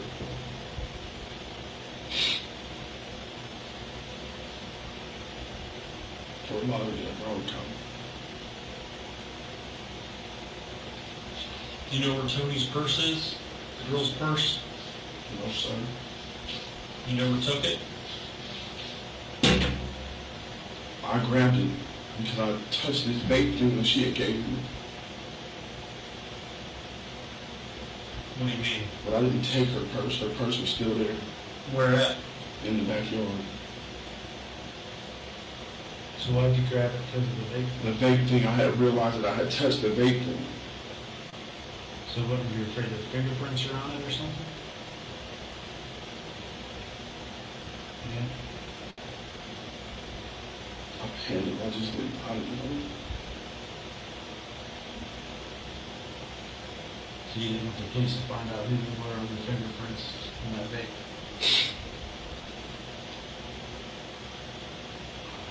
I don't know what I was thinking because I left my phone there. It wasn't about that. I was just so scared. Do you have a password on your phone? Yes, sir. What's that? 1991. That's the year you were born? Yes, sir.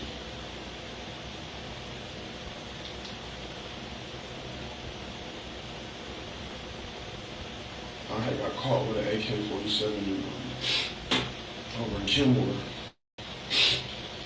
And I think the AK-47 I was carrying belonged to one of their people. A guy named Demon.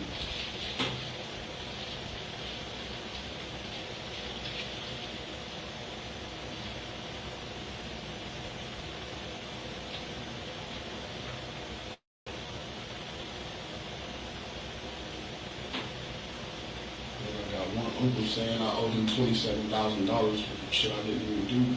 And then Ryan showed me a paper that same, Adam showed me a paper that same night talking about $27,000 and stuff. I don't know. I felt like my uncle set me up and sold me to them and they were going to kill me.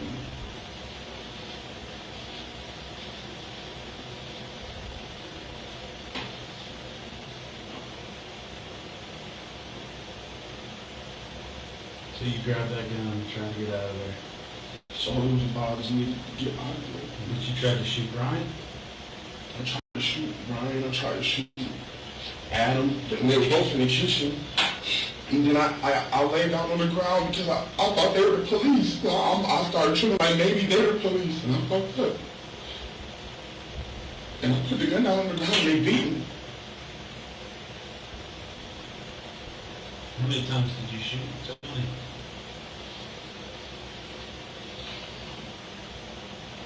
How many times did you shoot the gun? More than four.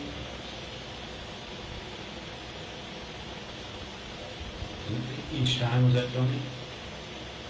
You shot Tony 4 times? I don't know if I shot Tony 4 times. Did you ever grab her by the hair? No. Are you sure? Yes, sir. She lunged at me. Okay. She lunged at me. I never grabbed her. I didn't want anything to do with that lady. Yeah. I didn't even know her. Did you wrestle with her at all? No, I pushed her off me. Did you point the gun at her? I pointed the gun around the room.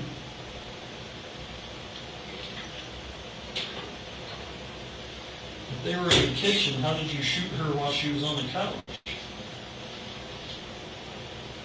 It just happened so fast. She grabbed me and she was trying to get the gun out my hand, and I was trying to. I don't know. It was just so fast. It seems like everybody was trying to get that gun out of your hand, and you panicked. It was everybody. You said Brian, Adam, and the girl was... They didn't start trying to do that until after I shot. Okay. So they didn't try to get the gun from you until after you shot. It was weird. No, it makes sense. Because if someone had a gun and then they shot, that would normally be when someone would try to wrestle a gun away from someone. He had Adam right here with his gun trained on him. Yeah. Then he moved over there and grabbed some printer and started printing out. I don't fucking know.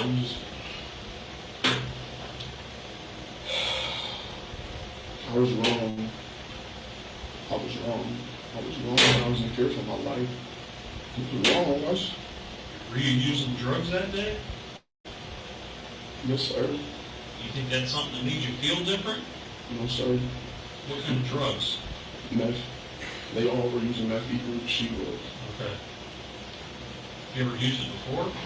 Once or twice.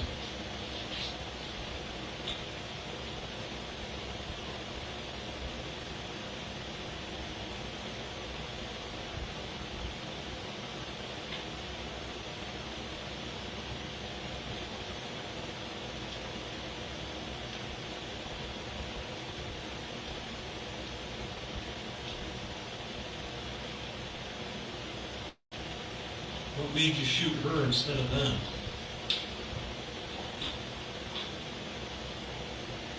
Brian. What do you mean? He took me in the kitchen. He told me she was the police. So you thought she was the police?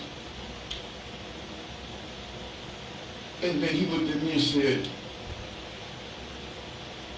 "You got the same thing she got on her phone." Yeah. It was basically.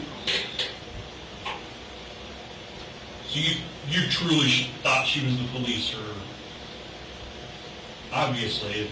No, I don't know what I thought. I thought that they thought both of us was the police. Gotcha.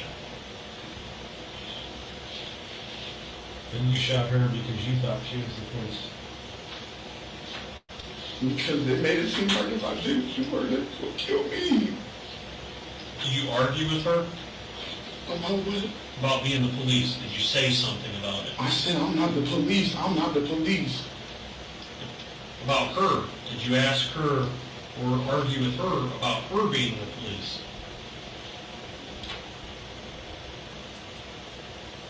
No. Not that I know. Okay. All we're doing is comparing what you heard and thought with everybody else and what they said and what they heard and thought. What they've seen you do, what they heard you do, what they watched you do, versus what, we're trying to get you to. So y'all talked to Brian. What's that? Y'all talked to Brian and Adam already. Yes. And Angel. Are they the same? And the girl that was in the back room, and that weird dude that had the hammer. In the machete. And him. Talked to him. Because him and Angel were in that back room, hammering on the wall, hanging up these lights that she bought. You've seen the lights, right? When she came home after they went to Sheets?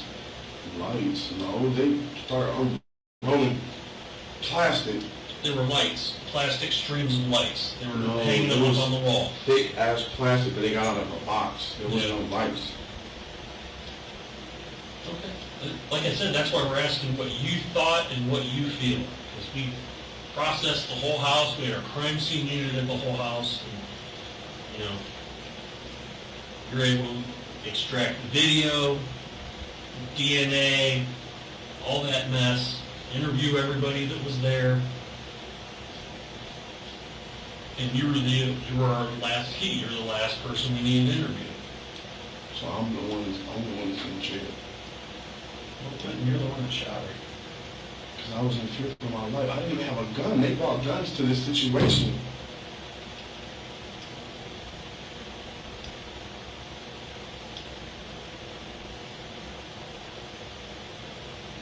I didn't even have a gun.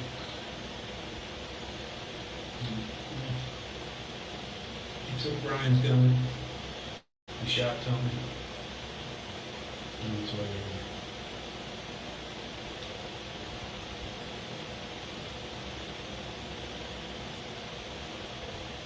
Did you at least tell us where her gun is? I lost it running.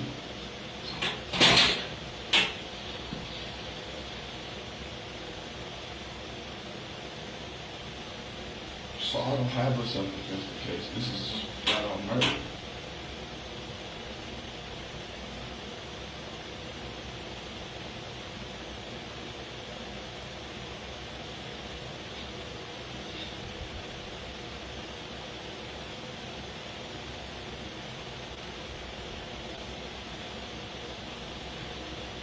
so no one else has my story. This is what. I think that their story is very similar to your story. You've obviously left some pieces out, but I think your story is very similar to theirs. Pieces like what? Well, Brian had taken me in the kitchen. yeah, I'm talking about when you first said Adam had both guns. That wasn't true. He ended up with both of them. No, he didn't. He did. He did. You lost one of the guns in the woods, you said. Yeah, but he ended up with both guns. I ended up getting the gun off the floor. They beat my ass and took off. That was after you already had the gun and after you had already killed Toni. You're saying they took the gun from you and then they gave it back? That's what I'm saying. There are parts to the story that don't match up, and that's, to be honest, that's not very believable. When we see you leaving that house with a gun, and their stories match up with that, and then you tell us you got the gun back, and come on. It looks bad when you watch a video. Someone gets killed, and someone leaves with the gun that killed the person and that dead person's purse. Right.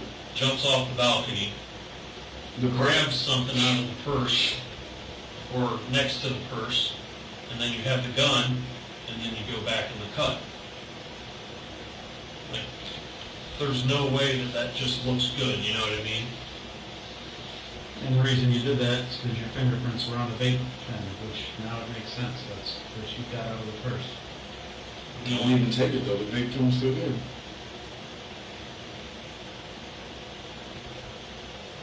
You see where we're talking about, like there's some parts of your story that just don't make sense.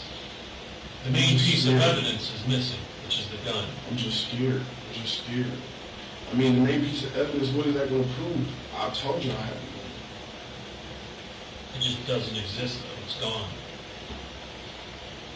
If we had it, we would be able to verify your story that other people's DNA was on that gun.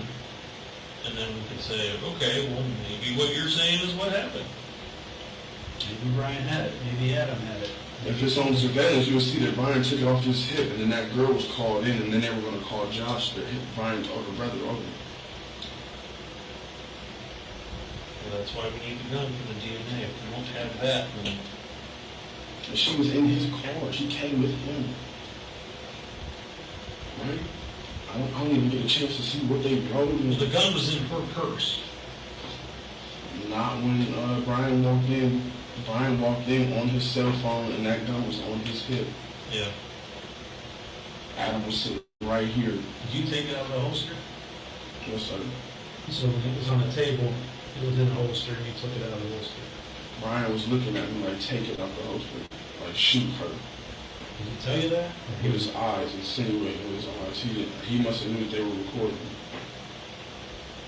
And he said if I thought about it too long, basically he was going to kill me. He said all of that with his eyes. And the way he was talking, yes. They got this weird-ass code that they speak. I don't know how to explain it. So with his eyes and this weird code, he told you to take the gun and shoot Toni. He kept saying, it don't matter. He kept looking at the gun, looking at me, looking at her like that. And I'm like, I'm not the police. That's what I was getting at. I'm like, I'm not the police. Why am I here, basically? I started panicking. And then... You listened to him. You listened to him. He told you with his eyes to grab the gun and shoot Toni. And with his eyes and his code. You listened to him. And that's why you're here.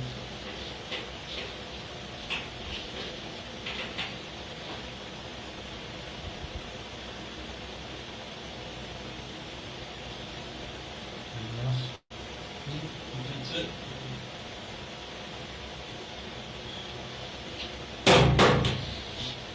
All right, when you need anything, got that water, got some towels. Ready to get some pictures of you, and then we'll get you out of here, all right? Got any questions for us?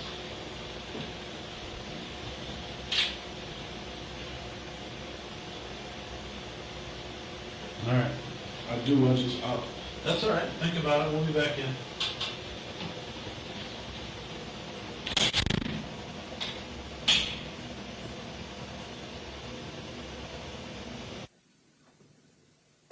Detective, at approximately 107:39, you and Detective McConnell leave the room.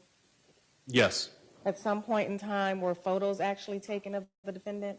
Yes.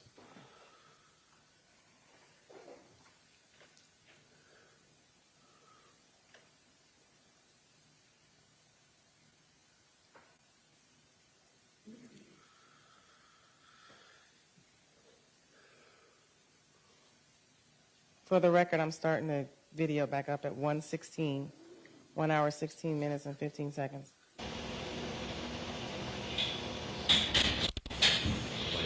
Quentin, you want to wipe off your face real good? He's going to take some pictures of where Brian bit you.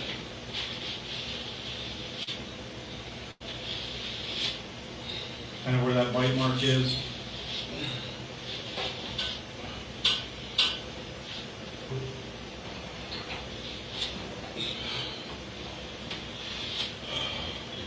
Right here on his cheek. You want to show him where it's at? Yeah, I see the mark here. What's up with your ear, like by your piercing? I don't know. I think the police just did that. Okay. Kind of looks up, kind of this way. Turn this way. Okay. All right, so what I'm going to do is I'm just going to get a picture of the front of you from like just as much as I can get from maybe like your knees up, and then I'll have you like turn and stuff. I'll kind of direct you how to go, all right? Just like that's good for now.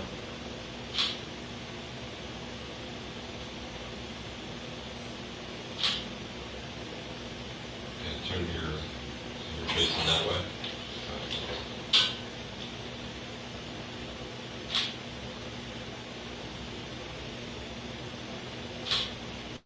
So that, you know, when you get close up on it.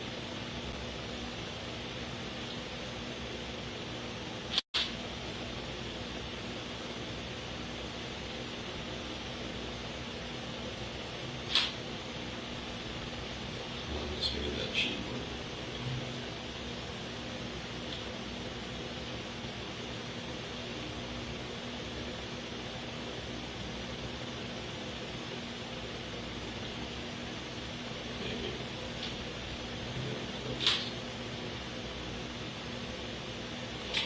Alright, let's have your face. You can turn that way with the cuffs off.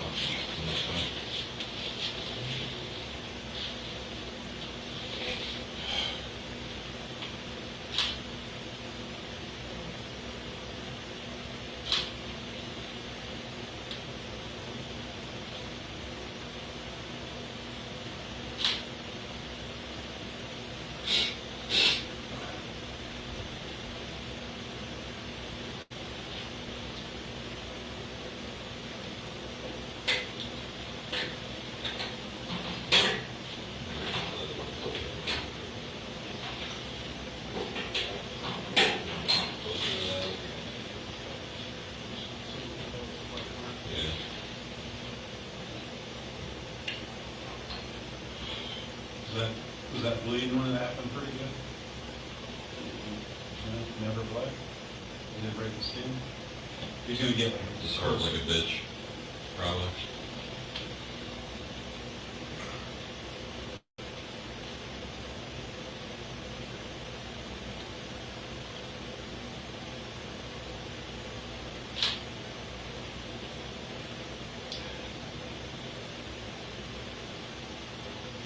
Yeah, stay like that, so it's the white.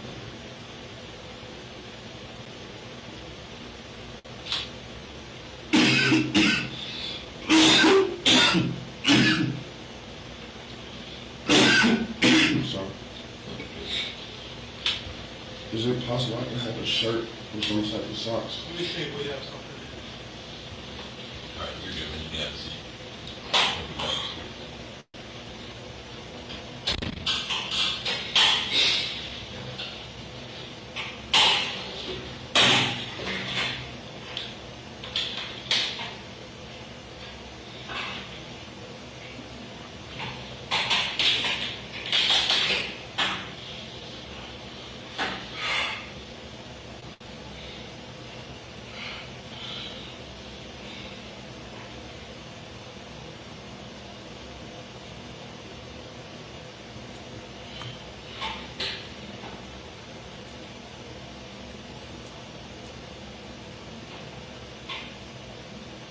This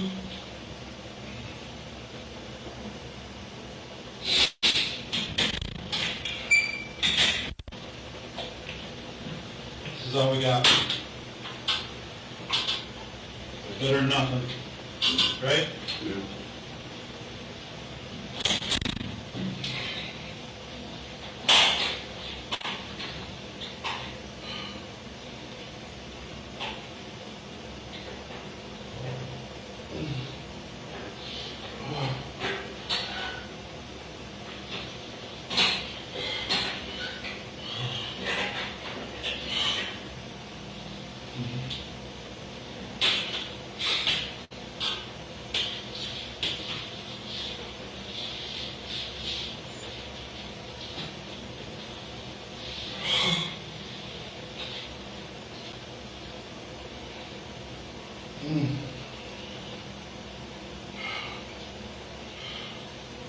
Okay, for the record, I stopped it at 1 hour, 21 minutes, and 46 seconds.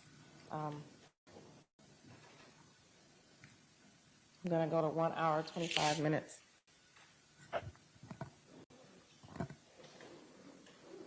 And is it fair to say nothing occurs between 1 hour, 21 minutes and 1 hour, 25 seconds, Detective?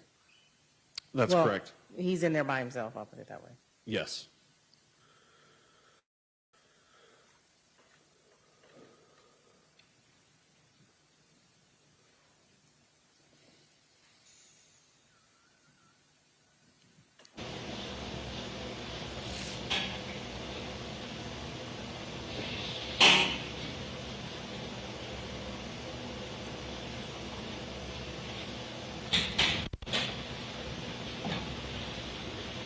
All right, Quinton, your ride's up here. You want to finish that water and throw your stuff away there?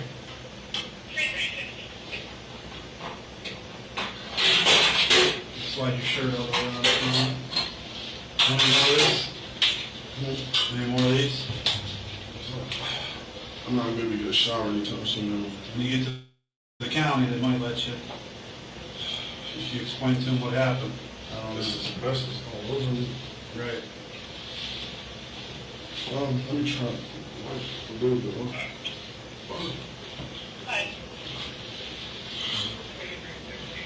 Here, can I see that?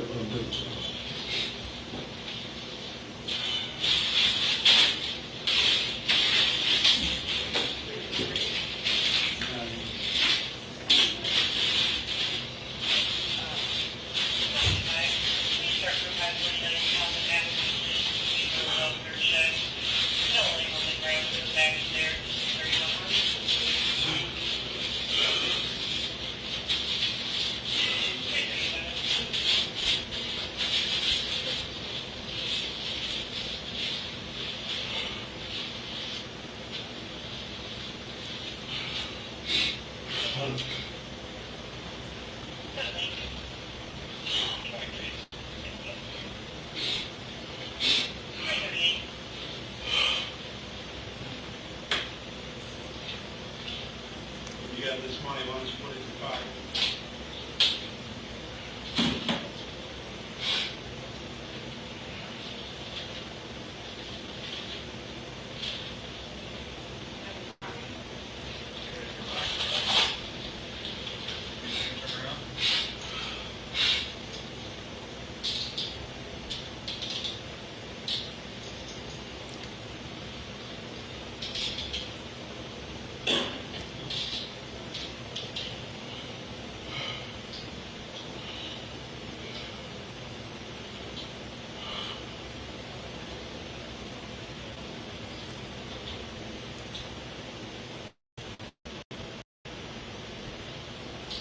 I'm going to stop it at 1 hour, 27 minutes, and 29 seconds. Is it fair to say nothing else substantive happens in that room? The defendant is transported to the Summit County Jail?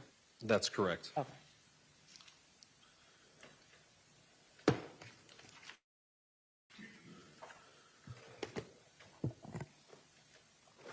Now, during that video, you asked the defendant about a phone.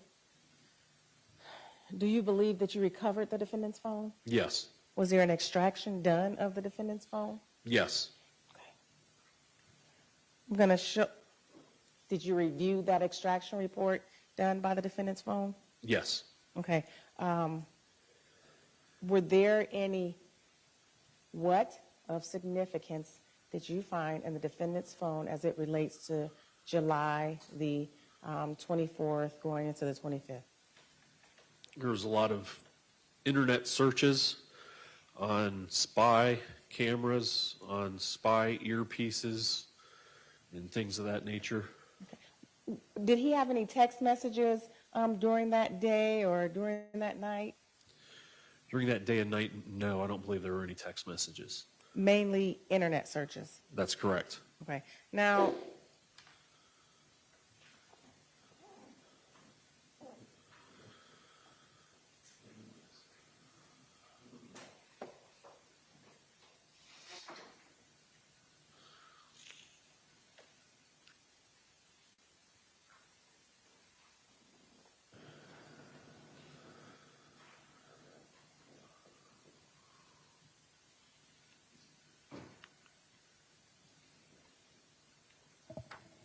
when you were going through his records, did you make an extraction report of some of those internet searches?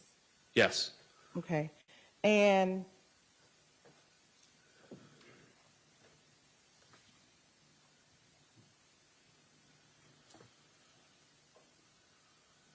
the times of some of those searches, what is significant about the times of some of those searches? The times of those searches, if I remember correctly, were just an hour and a half before the shooting incident occurred.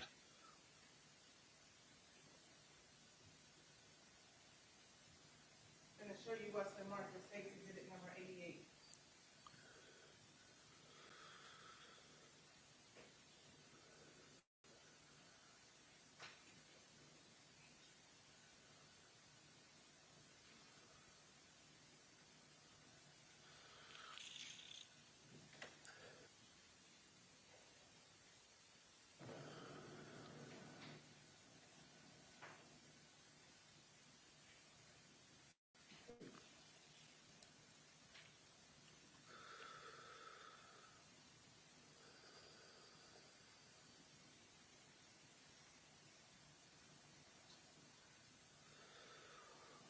Do you recognize this report?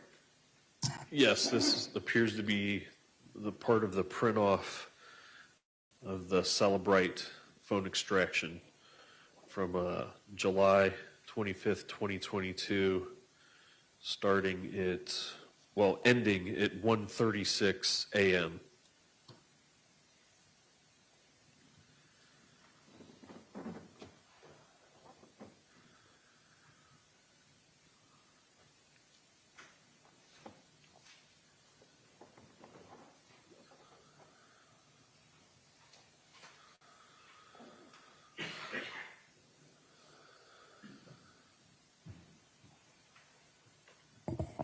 All right. And we know the 911 call came in at approximately 2:22 a.m.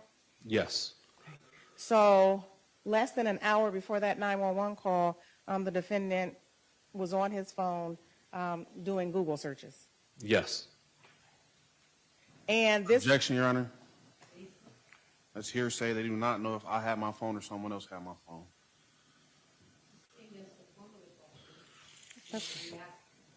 Thank you. So less than an hour before the 911 call was made, there were Google searches being made on the phone attributed to the defendant. Yes. And this is it fair to say,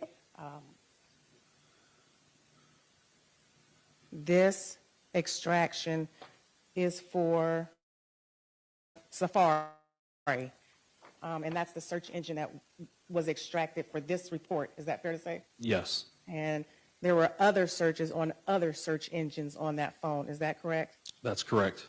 You just did not do an extraction report for those other search engines. Is that a fair statement? Yes.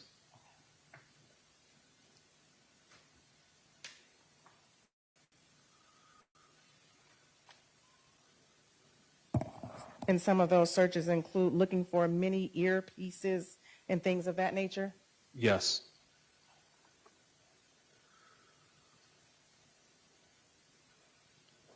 And this was an iPhone?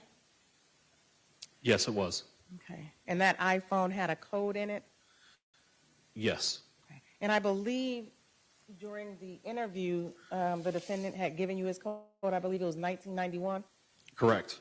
And for iPhones, it's pretty hard to get an iPhone without having someone's code. Is that a fair statement? Yes. So if someone picked up your phone and you have an iPhone, it would be difficult for them to use your phone without you giving them permission or you giving them the code. That's correct.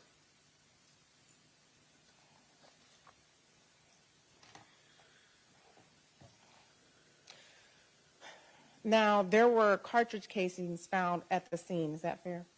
Yes. And there were projectiles recovered from Toni Westover's body, correct? Yes. Were you able to compare the casings to anything like a gun or anything? There were no guns on scene, and we didn't recover the murder weapon. So there was no way to do a direct comparison because we didn't have a gun to compare it to. And one of the guns that you would be referring to is the one the defendant stated he took from the scene. Yes.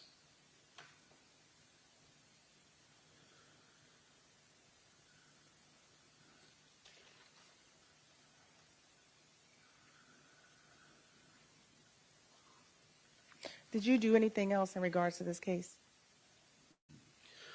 Yes. And what was that? So we did the interviews of everyone that was inside of the house, as we've previously seen testimony to. Reviewed the video from the crime scene unit that they got from the apartment from downstairs, as well as sending items to BCI that we were able to send to BCI. We sent the holster to BCI to be tested for DNA and to be entered into CODIS. We sent the purse to be sent to BCI to be examined for DNA and to be entered into CODIS. We did recover the 2 9mm shell casings. We also sent those to BCI to be examined, and we also recovered from the autopsy the 2 fragmented and deformed bullets that were in Toni Westover. We weren't able to send those off because they were severely damaged and fragmented, and they weren't able to be weighed to tell what caliber they could possibly be. And then on top of that, we still have not recovered a gun to do any direct comparison to as well. When you sent off stuff for DNA, did that come back insufficient sample for analysis?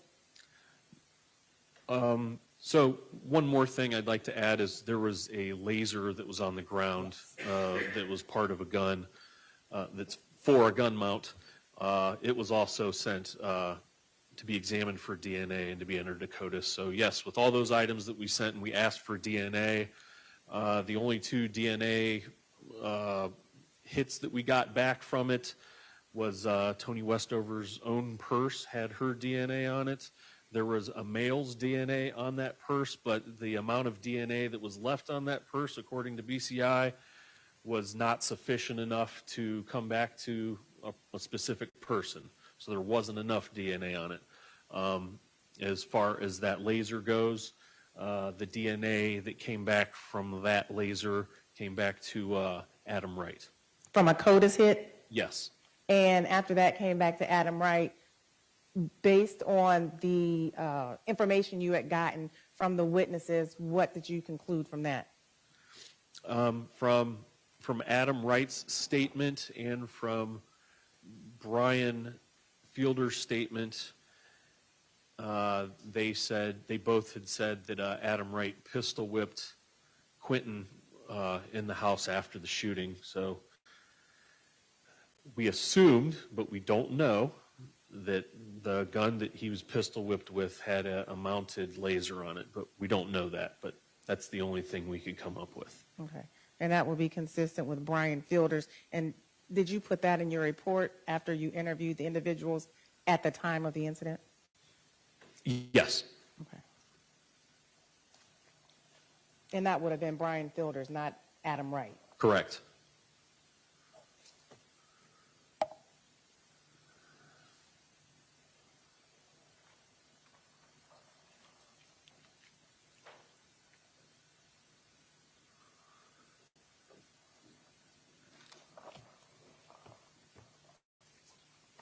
I do not have any further questions, Your Honor.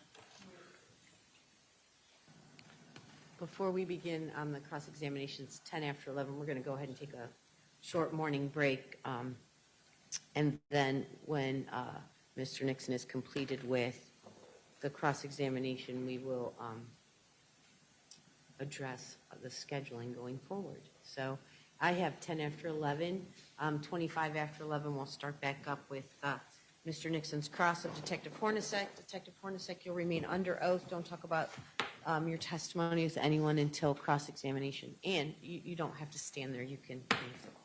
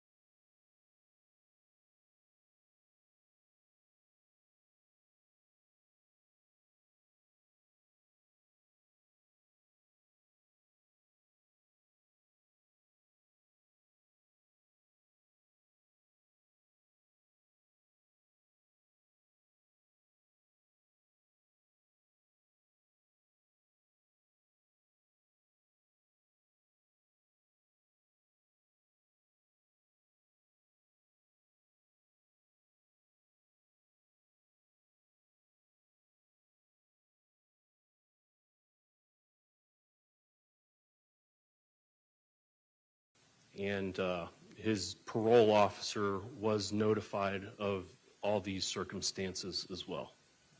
Was he ever, so there was never a warrant put out for Brian after notifying his parole officer? He had a parole violation. I believe that was previously existing. I don't know if anything was added to that. I didn't speak with his parole officer to see if they added anything extra. So you're stating you didn't speak with his parole officer? I did speak with his parole officer. May I ask what you told his parole officer? Told his parole officer everything that's pretty much been stated today as I've been on the stand, as far as what the witnesses told me had occurred.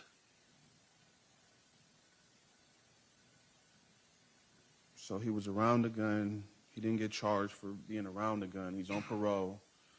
Do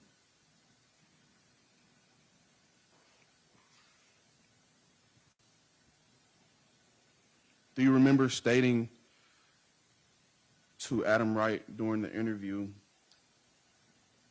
with Adam Wright that you spoke with Brian's parole officer? I do not recall that.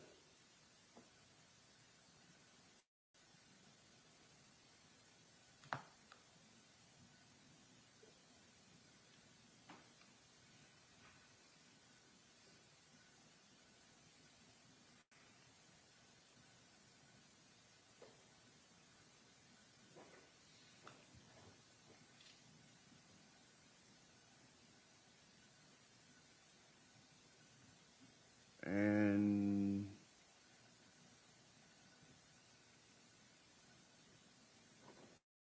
do you remember telling Adam Wright that I was high on perks during that interview?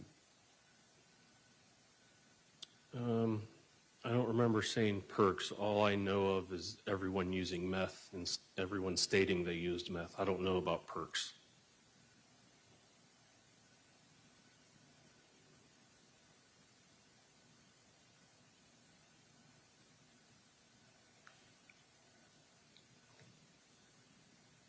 Because if you had said that I was on perks, that would be incorrect, correct? All I know is the drugs that you said that you were using and that they said you were using. I don't know about the perks. Was there any conversation or was there any investigation or any, let me ask it this way. During your investigation, did anything come up about a drug sale of pills?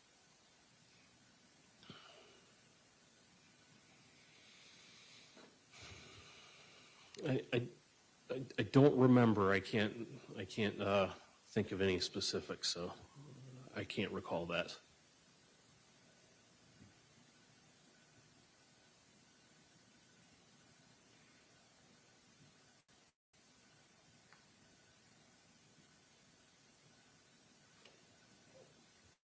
So you don't remember any conversation between anyone about pills? What I'm saying is I don't remember. It could have happened, but I'm just saying I don't remember.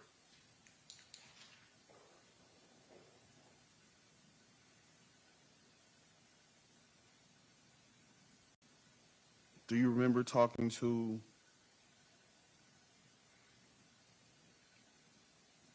the victim's sister about a drug sale between Brian and someone in the home? I'm not sure. I don't remember that conversation.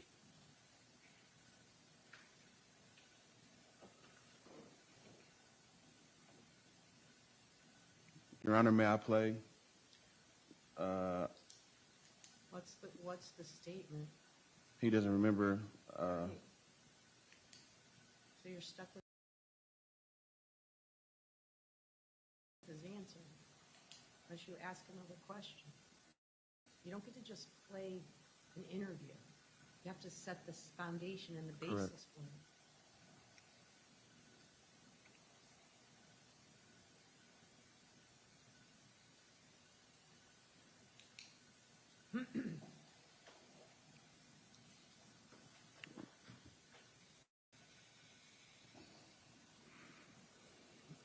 Was there a recorded phone call of a female I was dealing with at the time by the name of Samantha Lamp and the victim's sister about a drug sale gone bad? I don't remember anything about a drug sale gone bad, but I do remember speaking with Samantha Lamp and Toni Westover's sister at separate times over recorded phone call conversations. Was that recorded on your, do you wear body cam? I just recently got a body cam. I use it for when I go into hospitals. Okay, and was that conversation recorded on any body cam that you were wearing? I did not have a body camera in 2022. But was the phone call recorded on body cam? Yes, not on body cam. It was recorded on a digital device that's connected to my phone at work. And during that phone call, do you remember anyone stating that Toni texts either a friend or family member stating that she felt uncomfortable being there that night? Yes. And she also texts either a family member or friend stating that they were there to sell pills. Brian was there to sell pills. Okay, so now that's refreshed my memory. Now I remember that, yes. And so you do remember that. Okay. And around what time, like around during your investigation, like can you give me a time period of like when that was? I guess I'd ask you to restate that question because I don't understand what time period of what? That conversation was recorded. What date? I definitely don't know the date. It was after the incident. Okay, and yet you said earlier today that there was never a warrant put out for Brian. Yes, that's correct. So even from that conversation, you still never looked into Brian. So as stated before, for bringing evidence to court, I didn't have any evidence to bring to court, any drugs to bring to court, any drugs to test for their toxicity or anything like that. So no, I did not look further into the drug transactions. So these things were said by people, correct? They were said by people. So would it be safe to say that the same thing applies to my situation, that they were said by people that I had did before you got my interview? Would it be safe to say that people said that I did it? Yes. People did say you did it. And that was enough with the video of Brian, Adam, and me to go and straight to a head prosecutor and get legal advice and obtain a warrant off of what people said and the video. Yes. But in that same video, Brian was in that same video, correct? Brian was in that same video, correct. And it was alleged or depicted, or maybe it might have been a gun and maybe it might not have, but there was some type of inclination that there was a gun in that video, correct? In the video in Adam Wright's hand, yes. Okay. And yet there was no warrant put out for Adam Wright nor Brian, correct? That's correct. Do you see what I'm getting at? Why wasn't there a warrant put out for them? As I've stated previously, it's about the evidence and signing charges, and we any evidence other than that video depicting a gun. So you only had hearsay, correct? Again, hearsay outside the courtroom is not hearsay. Oh. Statements by other people. So you only had And you statements have, of other people. after this question, you're done with this line of questioning. I got the picture. They didn't sign charges on anybody else. I understand that. You need to ask him questions about his investigation, or your cross-examination is going to come to a close. We're not getting into this whole, I know what this is about. I know what the groundwork is. Vindictive prosecution, all of this. That is, I've already ruled on that. It is, irregardless, your opportunity is to question him about his investigation into the murder of Toni Westover. Yes, ma'am. I have leading questions. You have one more question on that topic, and then you're moving on.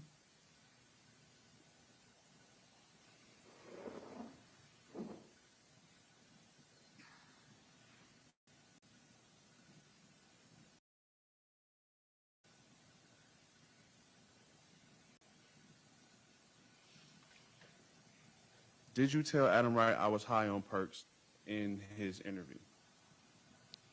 I don't remember saying perks. I thought I said meth. If I said perks, then I was wrong. And also, I don't know that you were high on perks.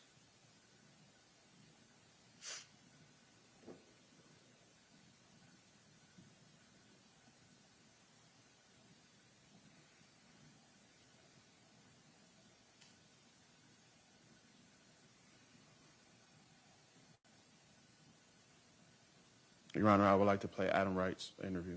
Absolutely not. He has just told you what he said. That if he said it, he was wrong. He doesn't remember asking it. It's improper impeachment, so it's not permitted. Correct.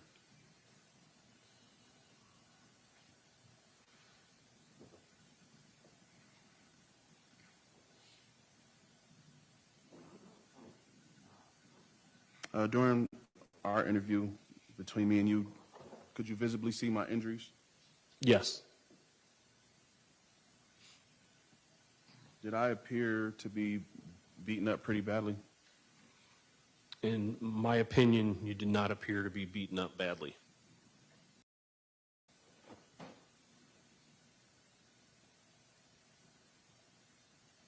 Was my face swollen? I believe you had a knot on one of your eyebrow areas, I believe.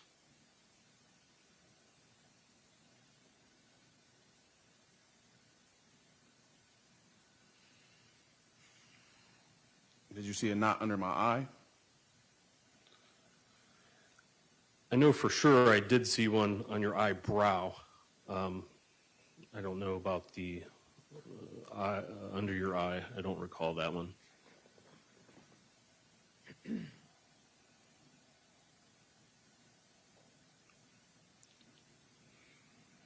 So you testified today to the state's exhibit stating that my phone search through Safari had a state's exhibit 88. It was a search of spy cameras and such and so forth, correct? Yes. And during my interview, did I not, or did I say that Brian had my phone? You did. So is it safe to say that you don't know who searched those things? Correct. Did I give you my password to my phone willingly during our interview? You gave me a password of 1991. Was that not the password of my phone? It was not.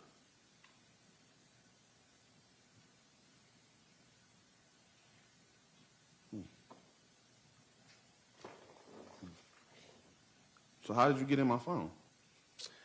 The password, once plugged into the Cellbrite machine, was found to be all zeros. So it was very easy to calibrate. It was just all zeros. I don't know if it was a 5-digit or a 6-digit. I believe it was a 5-digit, according to Detective French from our forensic unit. He tried 1991 and it did not work, and he told me it wouldn't work because those phones don't have 4-digit codes. Okay. May I ask what judge signed off on the warrant? I would have to look at the warrant and see. I believe Which Detective warrant? Derek. Which warrant? Hold on. Which warrant? There's all kinds of warrants. The murder There's warrant. arrest warrants, there's search warrants, there's all kinds of warrants. The warrant to enter the home on Gridley. Detective McConnell got that search warrant to enter the home on Gridley. I don't know what judge he went to get that signed.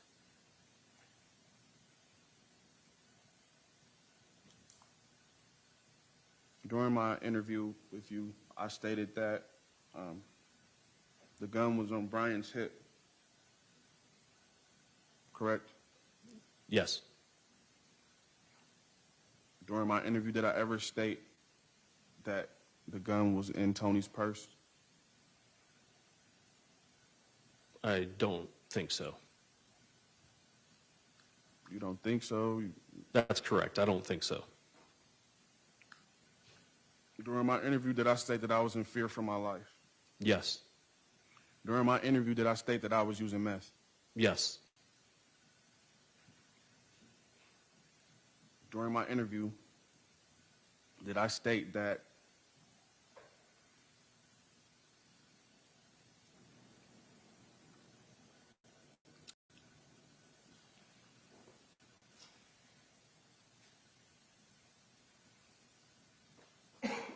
I yelled, I'm not the police, I'm not the police several times?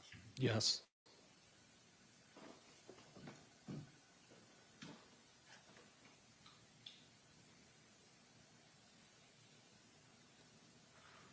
So,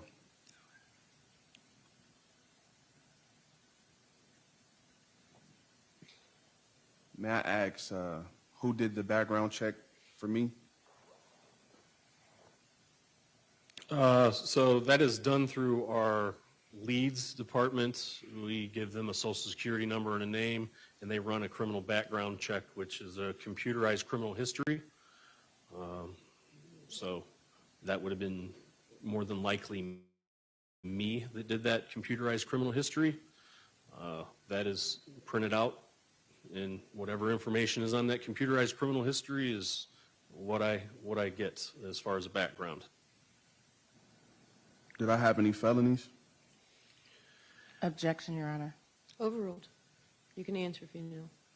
I believe there was a felony for a robbery, and then there was a felony for, I believe it was just the felony for the robbery is what I recall. And did you guys clarify, or were you able to clarify that I was convicted or not of these felonies? It said that there was a conviction on the paperwork, but I remember in a previous court proceeding that it was found that it was not able to be verified. So is it safe to say that I'm not a felon? Objection, Your Honor.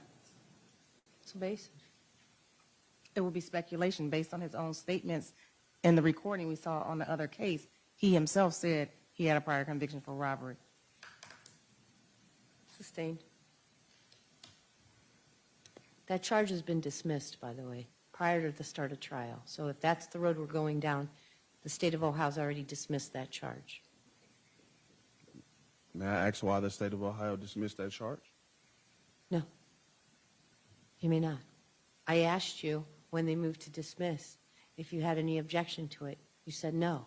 You could have asked at that time. Okay. They would have maybe given you an explanation. Yes, ma'am.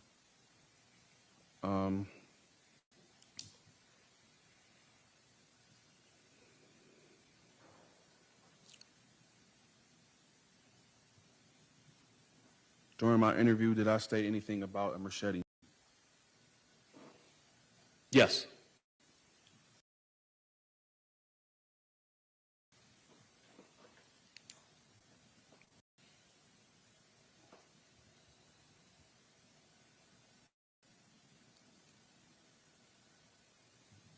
Are you familiar with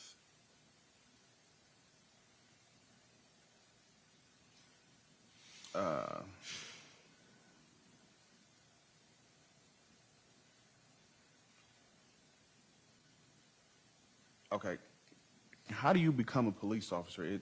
Is there an academy you have to go through?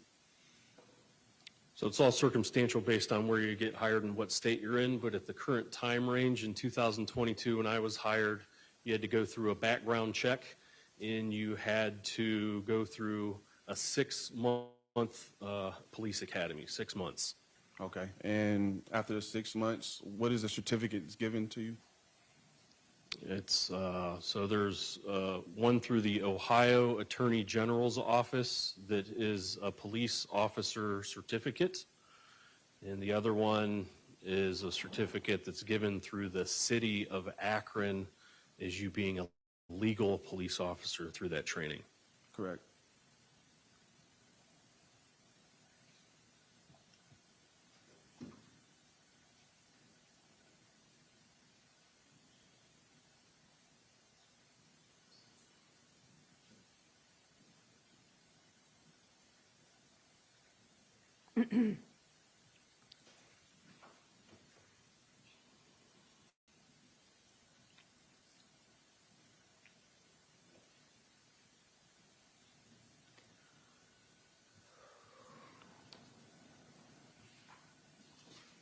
Detective Hornacek, do you know what are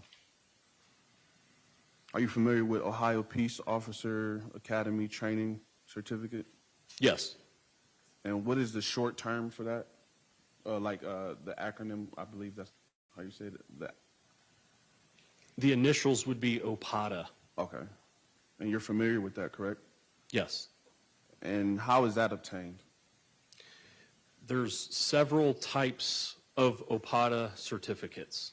The OPATA certificate that I have is the full training to become a police officer, which at that time was 6 months of training.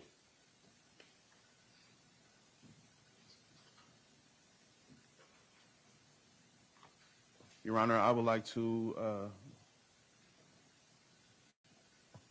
ask to submit Exhibit K, For what is it?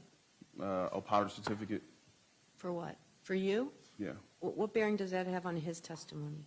I mean, you can always identify it when you testify. If you testify. Yeah.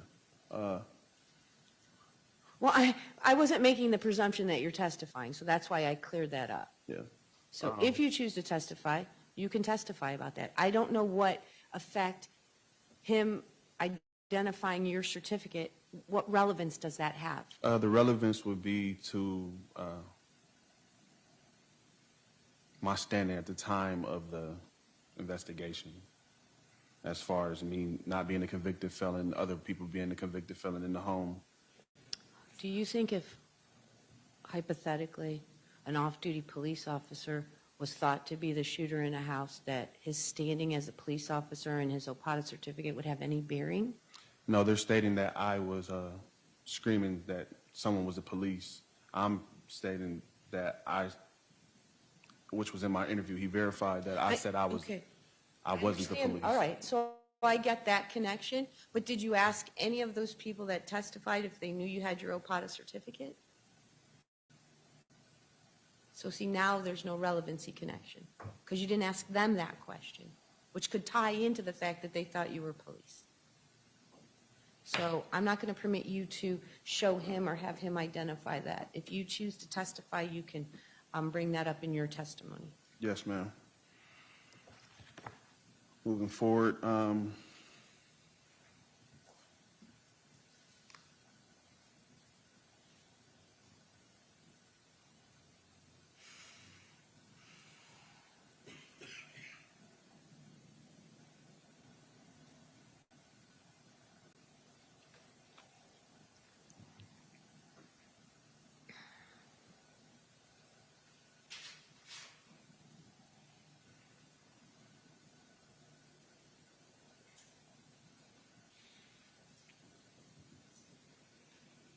were you able to?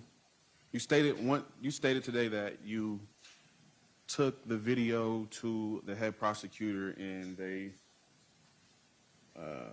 proceeded forward with criminal charges, correct? Correct. You also stated that it was the entirety of the video, like the whole video. That whole video that we have as evidence, yes. So is that what was being played during court yesterday, that video exhibit? Yes. So there's no other video? No, that's the video that the crime scene unit obtained from the person that lived downstairs. That's the video that that person gave the crime scene unit. So you never seen any, is it safe to say that there wasn't any other pieces of that video missing, to your knowledge, best to your knowledge? That's correct. All we have is that video. And is it safe to say that there is no, seeing that you haven't seen it, there technically is no video of Adam Wright climbing back up into the apartment, correct? We do not have that in evidence, no.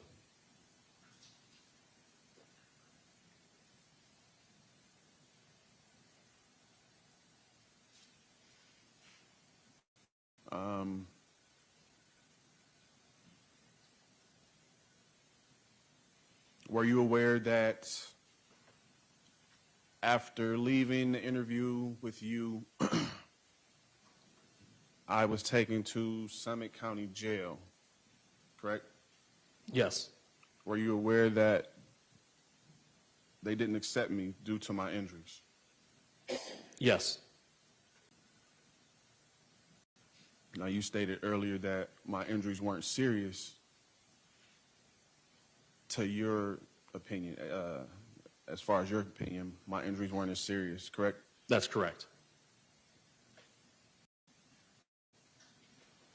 In your opinion, is it safe to say that my injuries were a little more serious than what you thought if the jail didn't accept me? My opinion can go several ways on that as far as liability of taking a prisoner into a jail with a visible injury. Usually Summit County Jail does not want to accept anyone that has a head injury of any sort because they need to clear themselves so nothing happens to that prisoner inside of their facility while they're responsible. So they want to get it cleared first. Correct. And during my interview, did you hear me state that I had a headache or my head hurt? Yes.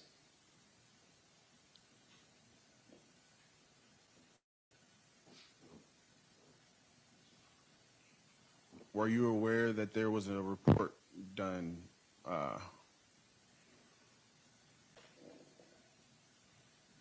were you aware that they denied me at the jail and I had to be transported to the hospital? Yes. Were you aware of the medical report at the time? At the time, I wasn't aware of the medical report. Had you ever seen the medical report? No. Were you aware that the jail did their own report as well? Yes. And had you seen that report? I believe I have. And can you state in that report what you saw? Objection. Sustained. I cannot. Sustained, Oh. meaning don't answer it. Next question. And if it's going down the same path I've already ruled, you're moving on or you're terminating your cross-examination.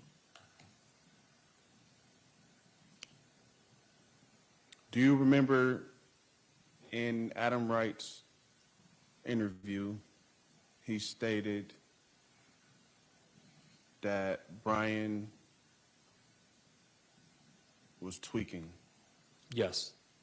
Do you remember him speaking, or do you remember Adam Wright stating that as soon as Brian walked in, Toni wasn't with him, and he was speaking about that app?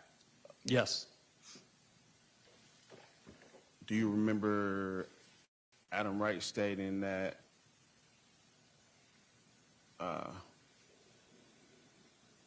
Brian was a kind of a, well, how can I put it? A violent person? I don't remember him saying that he was a violent person. Do you remember him stating that he's known for carrying guns? Yes.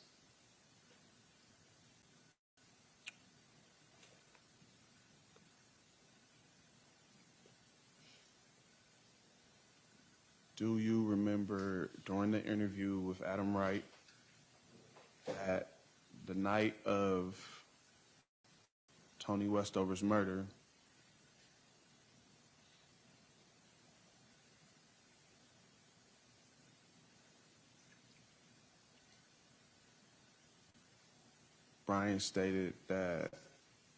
Adam stated that Angel called him, which is Adam, and informed him that Brian had a gun and they were in the parking lot. Do you remember that? Yes. I guess what I'm asking,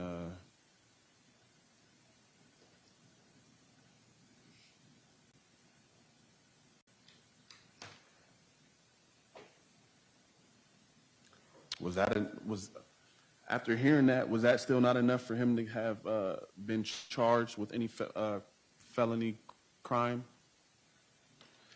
Objection, Your Honor. Sustained.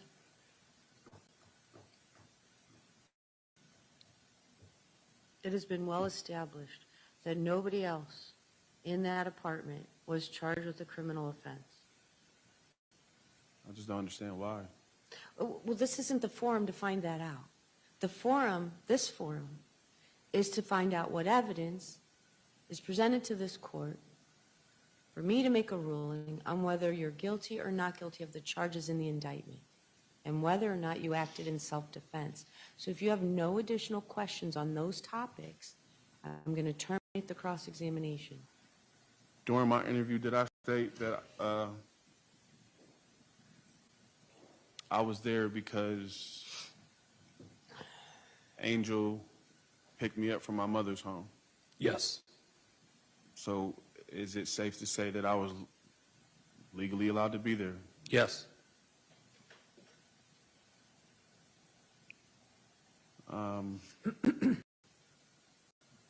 If Adam Wright testified that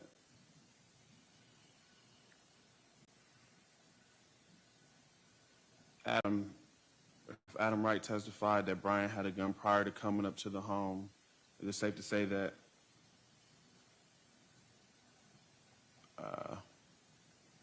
he may or may not have had that gun on him when entering the home? It's safe to say he may or may not have had that gun on him. Correct. And if he may or may not have had that gun on him,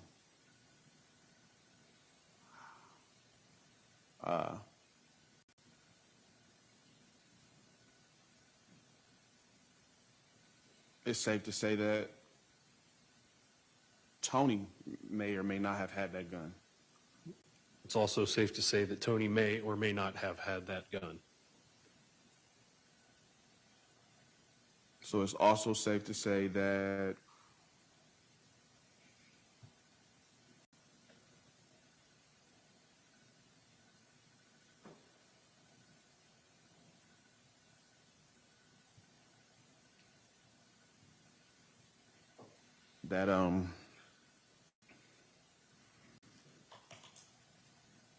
you don't know who had the gun. That is safe to say.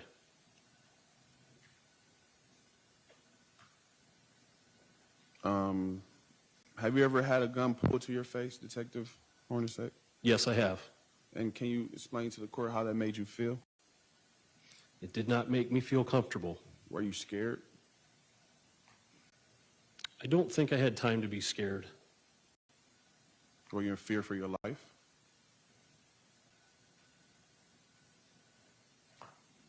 I believe I was kind of numb. Pardon me? I was numb. Numb.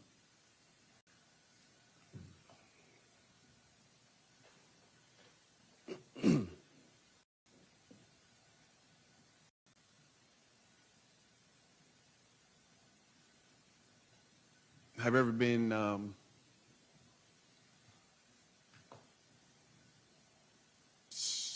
have you ever been bitten by a mosquito? It's going object relevance, Your Honor. Well, overruled. You can ask that question, and we'll see where it goes. Yes. And prior to, have you ever had a mosquito flying around your ear? Yes. And have you ever visibly seen a mosquito before it bit you, correct? Yes. And what was your first reaction? To swat at the mosquito. Okay. And if it landed on you, what was your reaction? I would smack the mosquito. And is it safe to say that the mosquito would be dead, correct? More than likely, yes. Is that human nature, you would think, or say? I would think that that would be a natural reaction. Okay. So it's a natural reaction to defend yourself from anything that's hurting you, correct? That as well.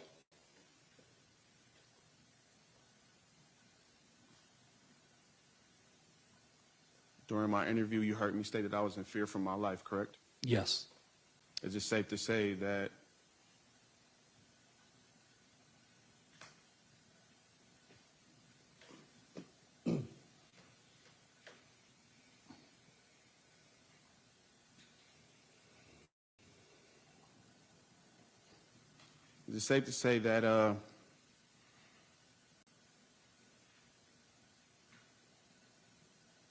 if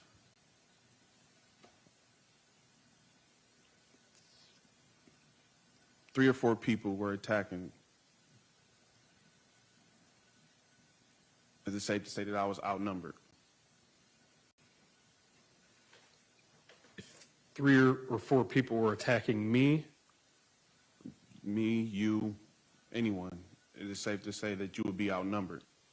yes.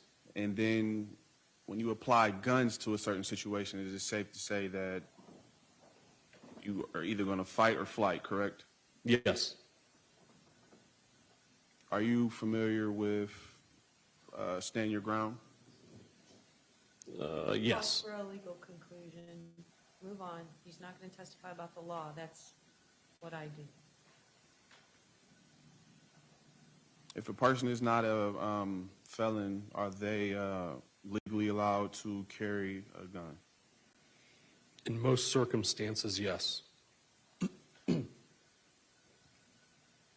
If a person is a peace officer, are they allowed to carry a gun? In most circumstances, yes. Is the OPATA certificate you testified considered a peace officer certification?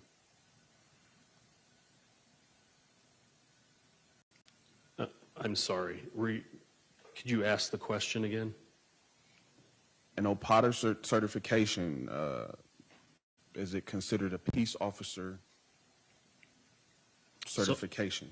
Some of them are peace officer certifications, and some of them are for security purposes. Correct. And some of them are for other types of training. So the one that I testified that I have is for a police officer. Police officer, and that's considered a peace officer, correct? Yes. Okay.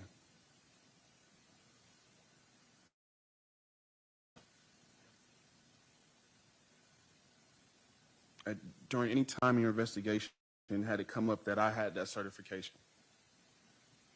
Yes. And how long is that certification valid?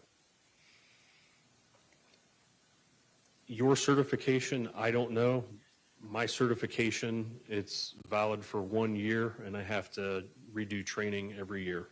I believe 40 hours of training is mandatory. Correct. And if you don't recert, the certificate is valid for 5 years, correct? What certification? The OPATA Which one? certification. He just told you there's three. There's the armed, to be able to work with a gun. Armed security? Armed security, which is considered a peace officer. Do you know the answer to that question? I do not know anything about those certifications. Okay.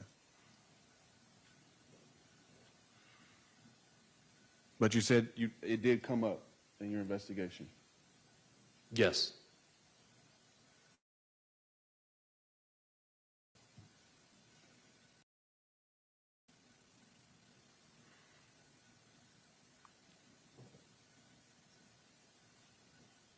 So is it safe to say that I have my certification as a... Objection, Your Honor. Sustained. Okay. On the night of Toni Westover's murder, the 911 caller was advised by dispatch to move the body, correct? Yes. Is that legal? Yes. I would say. Is it safe to say that that could also contaminate the crime scene? No. So if a person is moved from the original position in which they were found, or which they were, which they landed, there will be no way to figure out the original stance they were in, or where they were standing, or where they were at during an altercation, correct? That's correct.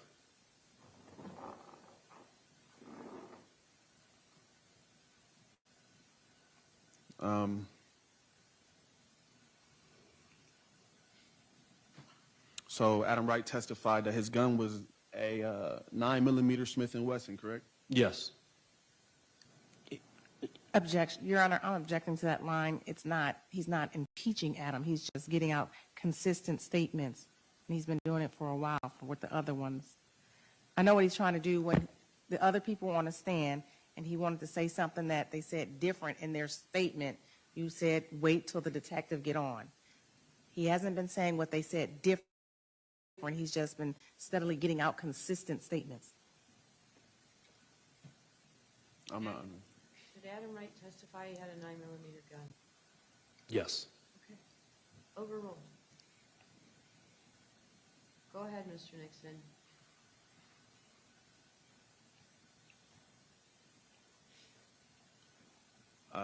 I would ask the detective, I would ask you, how could I have started the fray if I didn't have a weapon? Objection. Sustained.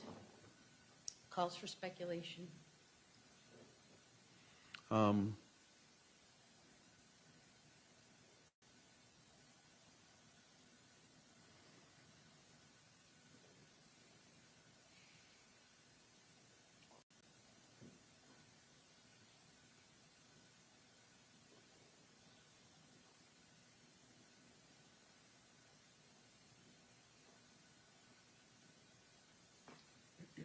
Detective Hornacek, have you ever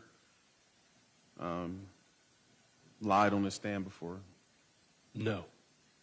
Are you on any list as far as the courts keep that says if you ever lied on the stand, you have no right to testify in any case?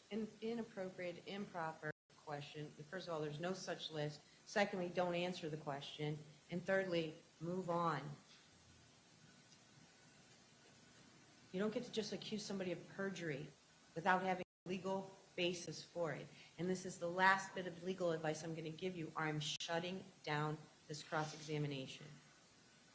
During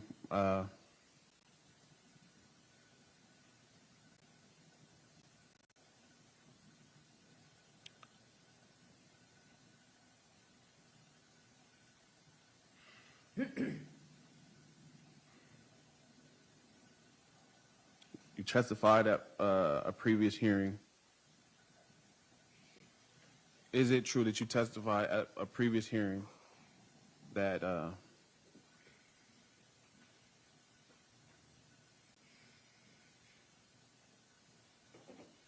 you marked on a legal warrant the wrong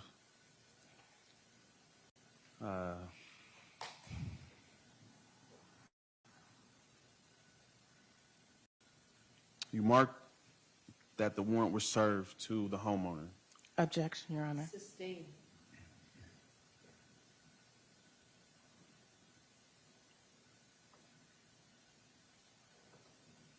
Okay.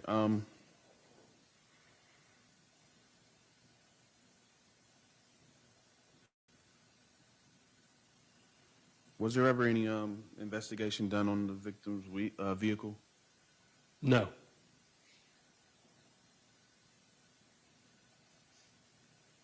Was there any prior video of them pulling up in that vehicle?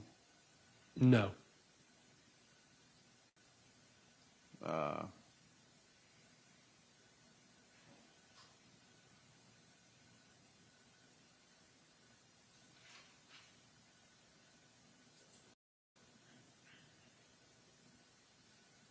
Were there ever any, can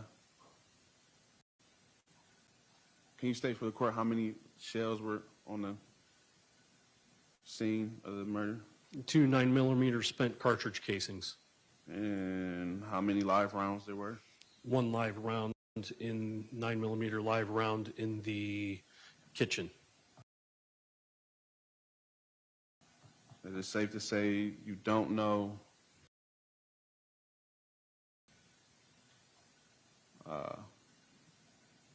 seeing as that Adam testified to having a Smith & Wesson 9mm, you don't know if those bullets came from the gun that was used that I said I had or the one he had? Is it safe to say that? Through your interview and what we talked about, you said you fired it from a gun, and I can't say which gun other than what you said, the gun that was on the table. No, but I'm asking you, is it safe to say that you don't know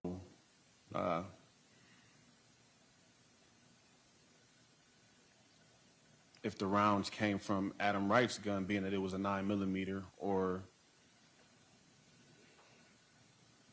my gun, seeing as there were more than 5 shots, I believe? Yes, that's correct. We did not have any guns to take to BCI to do any direct comparisons to those shell casings. So we can't determine which gun fired those shots. But seeing that Adam had a gun on the scene, you didn't think to put him as arrested, you could try to catch him with that gun? Objection. Sustained.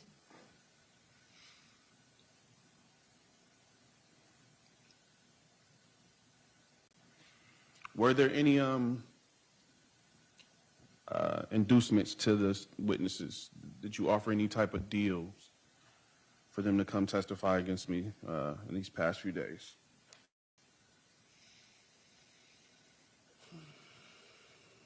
I don't think the witnesses had any kind of deals The that question was, that were did offered. Did you, that's the question, not deals to other people. Did you offer any inducements to any of the lay witnesses that testified during this trial? There were no deals, and there were no deals offered. I did suggest to Brian Fielders that I would talk to his parole officer in getting him into some type of rehab.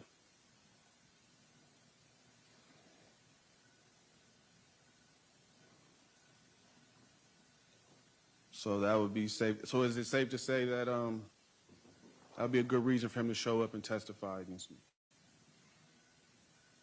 I don't know the results of any of that, so I can't say that that's safe to say. Well, you stated earlier he wasn't charged with any felony from this incident, correct? No, he was not.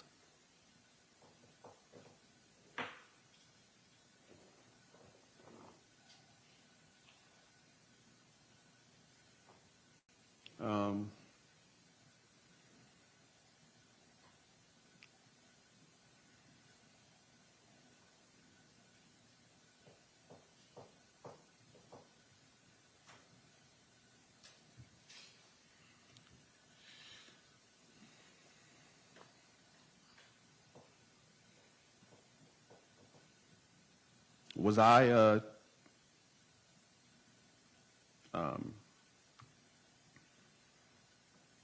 so you stated earlier that when you did the DNA testing on me, my DNA was not on anything you tested, correct? Through examination through BCI, there wasn't enough evidence to tell whose DNA that was a male was on any other item except for the laser, which was Adam Wright.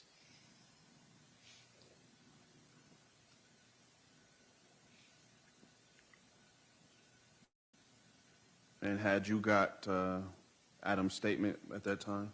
No.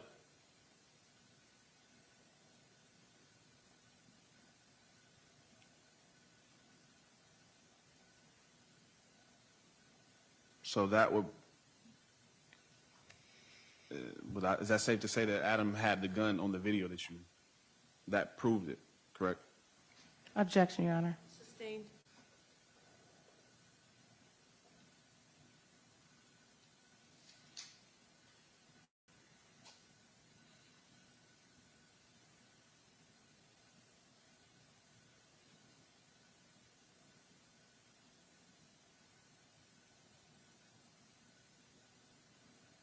Adam, is it true that Brian testified that after he left from the scene of the murder, he hotwired an RV? I don't recall him saying that he hot-wired an RV. So during his interview that you interviewed him on, I believe it was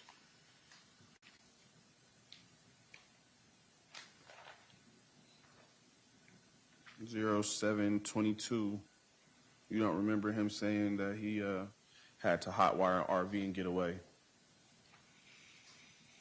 It's in my mind a little bit, but I don't recall the nature of it. I apologize. I don't understand what you mean. It's in your mind a little bit, but you don't recall it. Can you clarify that?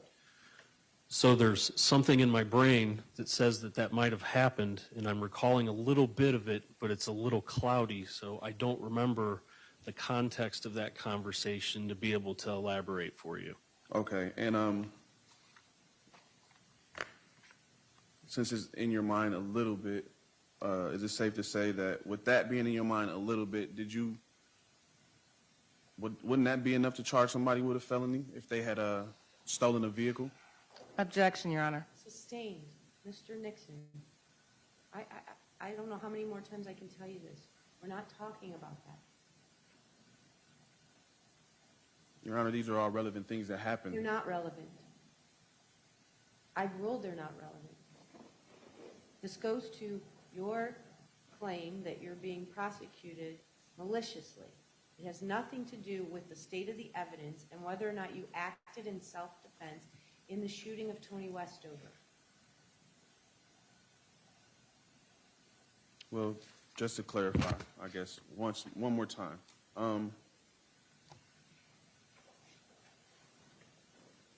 During my testimony, I stated I had... Your testimony or your statement? My statement. During my statement, I said the gun was on Brian's hip, correct? Yes. During my statement, I said I was in fear for my life, correct? Yes. During my statement, I stated that I was using meth, correct? Yes. Objection, Your Honor. These were all asked and answered. We saw the video. Anything else, Mr. Nixon?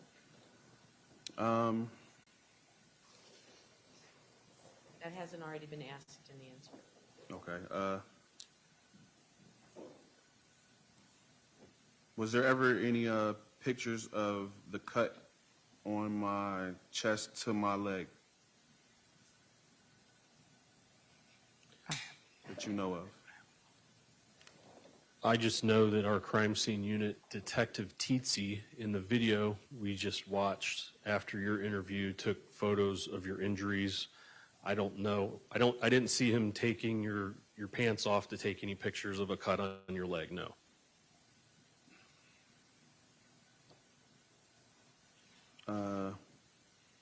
During Ashley Broughton's statement or testimony, do you remember her stating that I was bloody? Hold on a second. We're talking about bloody on July 22nd and pictures on August 24th. Completely unrelated and irrelevant. Next question. During or at the scene of the alleged murder, was there any blood anywhere? Yes. Had any of my blood or DNA been found in the home or on whatever you guys tested? None that tested by DNA, no. So there wasn't any DNA testing done in the home? Blood swabs were taken of the blood, and that blood came back to Toni Westover.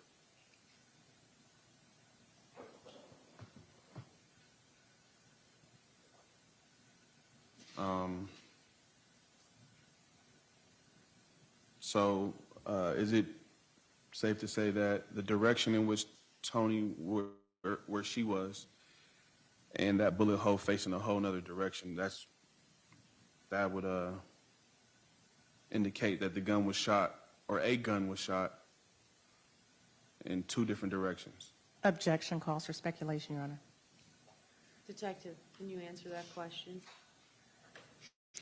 I could say that there were bullet holes found No, on... my question was, can you answer the question based on your education, training, and experience? No. Sustained.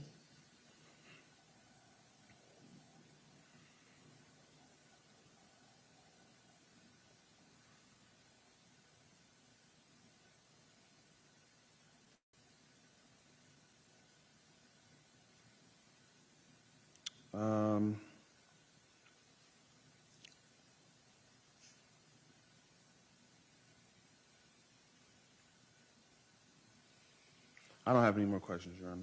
Thank you. No redirect, right? Yes.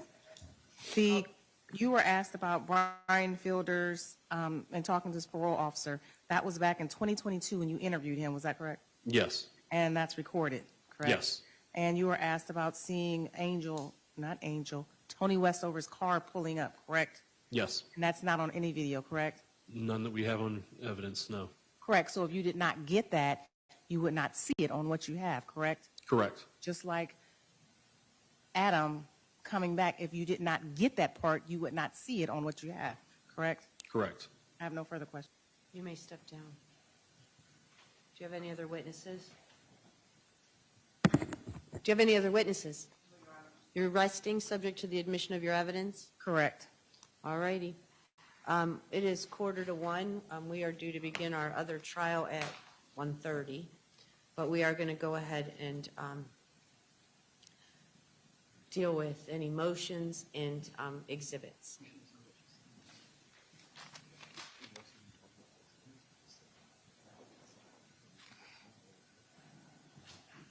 Your Honor, Yes. I have 2 subpoenas that were sent out in the process of us proceeding through the trial. Detective, I don't know how to pronounce his name, D'Annunzio, D'Annunzio. and as well as the person who they got the camera from. He lived downstairs. Okay. Yeah, I subpoenaed him as well Right. to testify on So my behalf. I don't know if I made this clear, I guess. We are not going to proceed for the rest of the day with your case. Yes, ma'am. I have another trial to start. I was just putting it on record. No, I know. So what my prediction is, though, is the court is closed tomorrow for a court-mandated appearance outside of the courthouse. Monday is my call day. Yes, ma'am. Tuesday, we're going to, fingers crossed, finish that other trial. At the earliest we would start is back up is either Wednesday morning or Wednesday afternoon, so you'll have time then. What days did you subpoena them for? Do you know? So if I may, Judge. Yes. So I sent the subpoena yesterday to Detective D'Annunzio once Detective Frost testified. Okay. It was actually yesterday afternoon about 5, so the clerk's office was closed. I saw online this morning it was issued. Don't know whether he's been served physically yet or not. Do you know what day you told them to? I told him today because I wasn't aware of what time Well, it might go. if either one of them shows up today or tomorrow, I will instruct them to be here at 1 o'clock on Wednesday afternoon. Okay. If we don't proceed on Wednesday afternoon, I will give them a standing order to then return whenever we are going to reconvene. Okay. Does that make sense? Yes, ma'am. When you say if we don't proceed on Wednesday, is that? Well, it's only if that other trial's not done. Okay. And Bless you. we'll let you know by Tuesday, Mr. Nixon. But, Mr. Nixon, the state of Ohio has rested. Do you have any motions to make?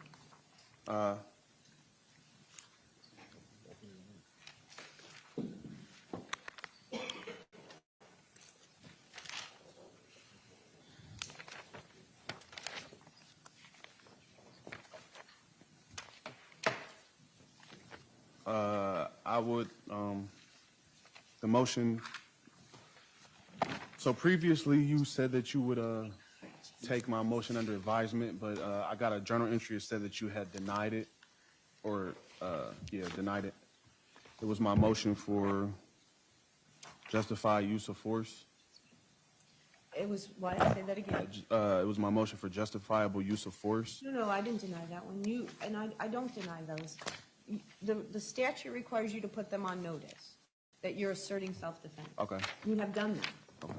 So it's whether or not the evidence bears out that you acted in self-defense, then becomes the decision for the trier of fact. Okay. So I did not deny that. Okay. What I did take under advisement was the motion to amend the indictment because of the argument that you hadn't been convicted of a felony Yes, for the ma'am. weapons under disability. Yes, ma'am. I no longer have to rule on that because that charge was dismissed. Okay. There's, and I think that was the only other one. So my other question is, do you have any other motions to make?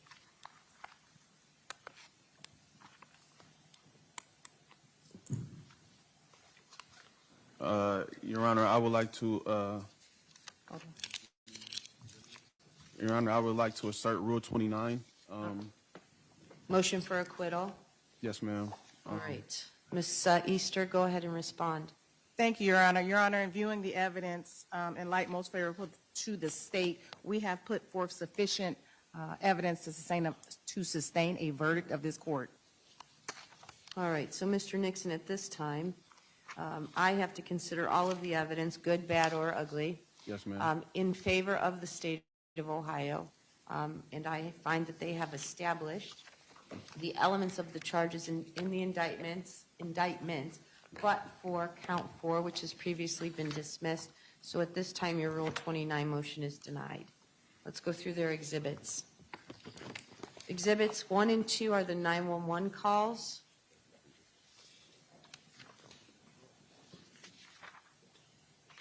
Hold on a second. Where's that list? All right, so we're going to go through these. If you have an objection, you have to state it, and then I'll roll. Exhibits 1 and 2 are the 911 calls. Any objection, Mr. Nixon? Pardon me, I'm sorry. I know. Why are you standing? Do you want to stand? You don't have I've seen everybody else now. No, they're, That was my fault. exhibits 1 and 2 are the 911 calls. Any objection? Mr. Nixon? On both cases? Oh, you know what? No, this would be on the first one. I apologize. This is regarding the improper handling.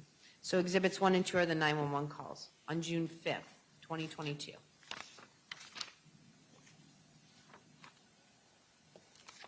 So I can object to that. Yes, I object to that. All right. Over your objection, they're admitted as kept in the ordinary course of business. What's exhibit 3? It was the third of the 911. Oh, another 911 call. Same objection? Same objection, Your All Honor. right, it's admitted over his objection. All right, now we're moving on to the body-worn camera of Officer Costi, and that's 3 and 4. Any objection? 4 and 5. 4 and 5, I'm sorry, thank you. Exhibit 4. Let him just Nothing. She does it in here.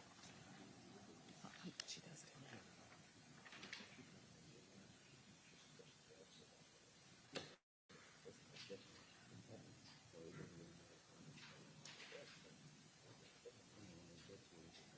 Any objection? No, Your Honor. 4, 5 are admitted. Exhibit 6 is the AK-47. Any objection? No.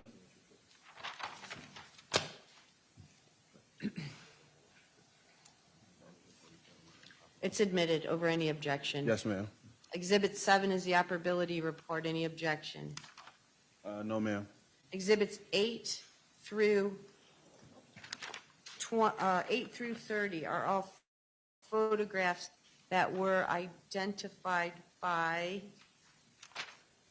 Angel McLean. Any objection to 8 through 30?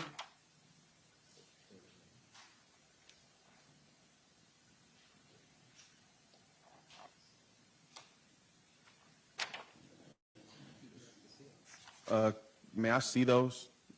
Whatever those exhibits are, 8 through 29? 8 through 30. Oh, 8 through 30.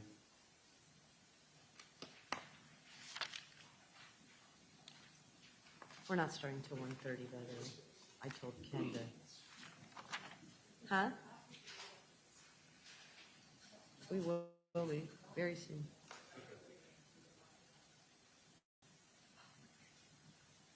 Well, here's what I'm going to do. You guys, we're going to adjourn. You all are going to go through those exhibits. You decide which ones you're objecting to, and when I come back in 10 minutes, you'll have your answer. Yes, ma'am. Or you'll have your motion or your objection.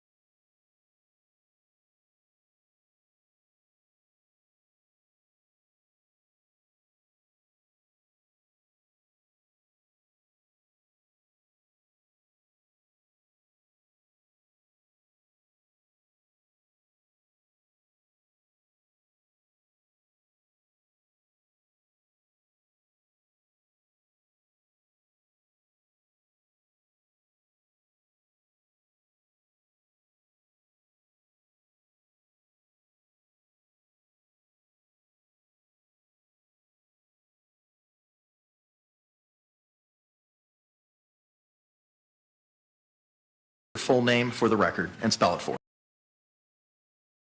us. Yes, it's Chelsea Castle. Chelsey. Last name is Koepsell. Thank you. Counselor, your main court. Thank you. Where do you work, ma'am? The Orange County Sheriff's Office. And what do you do for Sheriff Mina? I am a homicide detective. How long have you been a homicide detective? Over 6 years. And what's your total experience with the Orange County Sheriff's Office in terms of years? I am going on 12 years. Any prior law enforcement experience prior to joining the Sheriff's Office? And in the homicide unit, how is it that you get notified that you shall be the lead investigator on a case? So for this case specifically, my team was on call that week for homicides. And so the deputy on the scene would notify the call center to notify the on-call homicide. All right, and is it fair to say that you guys have 3 teams of 4? Yes. And each of the third weeks you will be on call? Yes. And then through some other random distribution, it's determined who of the 4 will be the lead? Correct. And it was your turn to investigate the death of Jorge Torres? Yes. And you were notified of this on February 24th of 2020 in the afternoon? Yes. About what time were you notified?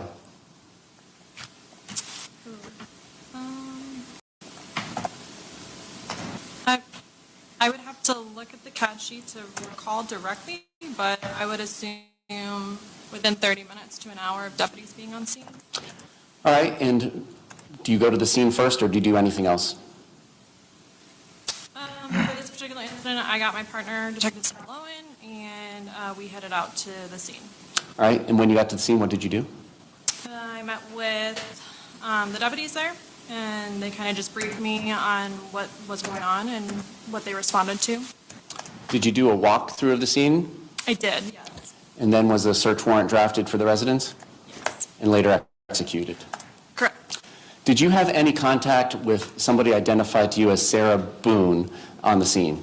Yes. Do you see Sarah Boone in the courtroom today? I do. Can you point out where she is and what she's wearing?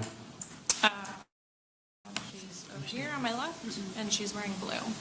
May the record reflect she's identified the defendant? Record will so reflect. When did you first have contact with her? If I'm not mistaken, she was outside of the apartment when I got there. So once I spoke with deputies, I then went and introduced myself to her. All right, and did you ask her any questions at this time as you guys are standing outside of the residence? Not like detailed questions about like what happened, because I already was told by deputies what she had told them. So it was more just to like introduce myself and to let her know, we're doing a search warrant and the procedures of how we do things. And when you respond to a scene, do you respond in plain clothes? I do, yeah, like business professional. Like what you're wearing? Yes. And when you made contact with her outside of her residence for this first contact, were you alone or was your partner Scott Lowen with you? I believe Scott was with me. And was he also similarly dressed in business casual? Yes. All right. And so how long was this initial interaction with Ms. Boone? Not long. Maybe a couple minutes to a few minutes. Okay. And this was out on the sidewalk in front of her home? Yes, if I'm not mistaken, she was at a neighbor's residence, like sitting out on their like front porch area. Do you recall what you asked her in this initial contact? Do I recall what? You asked her? No. Okay. So it was just a couple of minutes that you were there with her? Yeah. Okay. And then what do you do after your first contact with her? So once I did my walkthrough, we decided to go with a search warrant for the scene. So that was written by somebody else, and then once that was executed, we went in there further with CSIs, and then we talked to Brian Boone, which was the ex-husband, and then I believe we then sat Sarah into our unmarked vehicle and had a conversation with her. Was that conversation in the unmarked vehicle recorded? Yes, audio recorded. And can you describe this unmarked vehicle for the court? At the time, I was in a unmarked Pathfinder, so it was like gray in color, didn't look like, it didn't say like law enforcement or police or anything on the exterior. And there were lights like inside. Where did everybody sit in this Pathfinder? I sat in the driver's seat, Sarah sat in the front passenger seat, and Detective Scott Lowen sat in the back seat. Did you have any conversation with her about the facts of the case or your investigation that wasn't recorded inside the car? No. And that was all recorded and turned over to the state attorney's office? Yes. And you announced the date and time of the start of this interview on that recording, did you not? Correct, I did. Okay. Is it fair to say that it had been about 3 or 4 hours since the initial call out for 911? Yeah, I would say, yeah, because I believe we started interviewing her right before 5 p.m. And is there any particular reason for executing the search warrant and speaking to another witness or witnesses prior to interviewing Ms. Boone? Just based off the situation and what was happening. Okay. Is it in any way unusual to gather evidence before talking to the last person to see a decedent alive? No, of course not. Okay. At some point during this day, which was February 24th of 2020, was her cellular phone device collected? It was. And when was that? That same day. I mean, when time-wise and in relation to talking to her?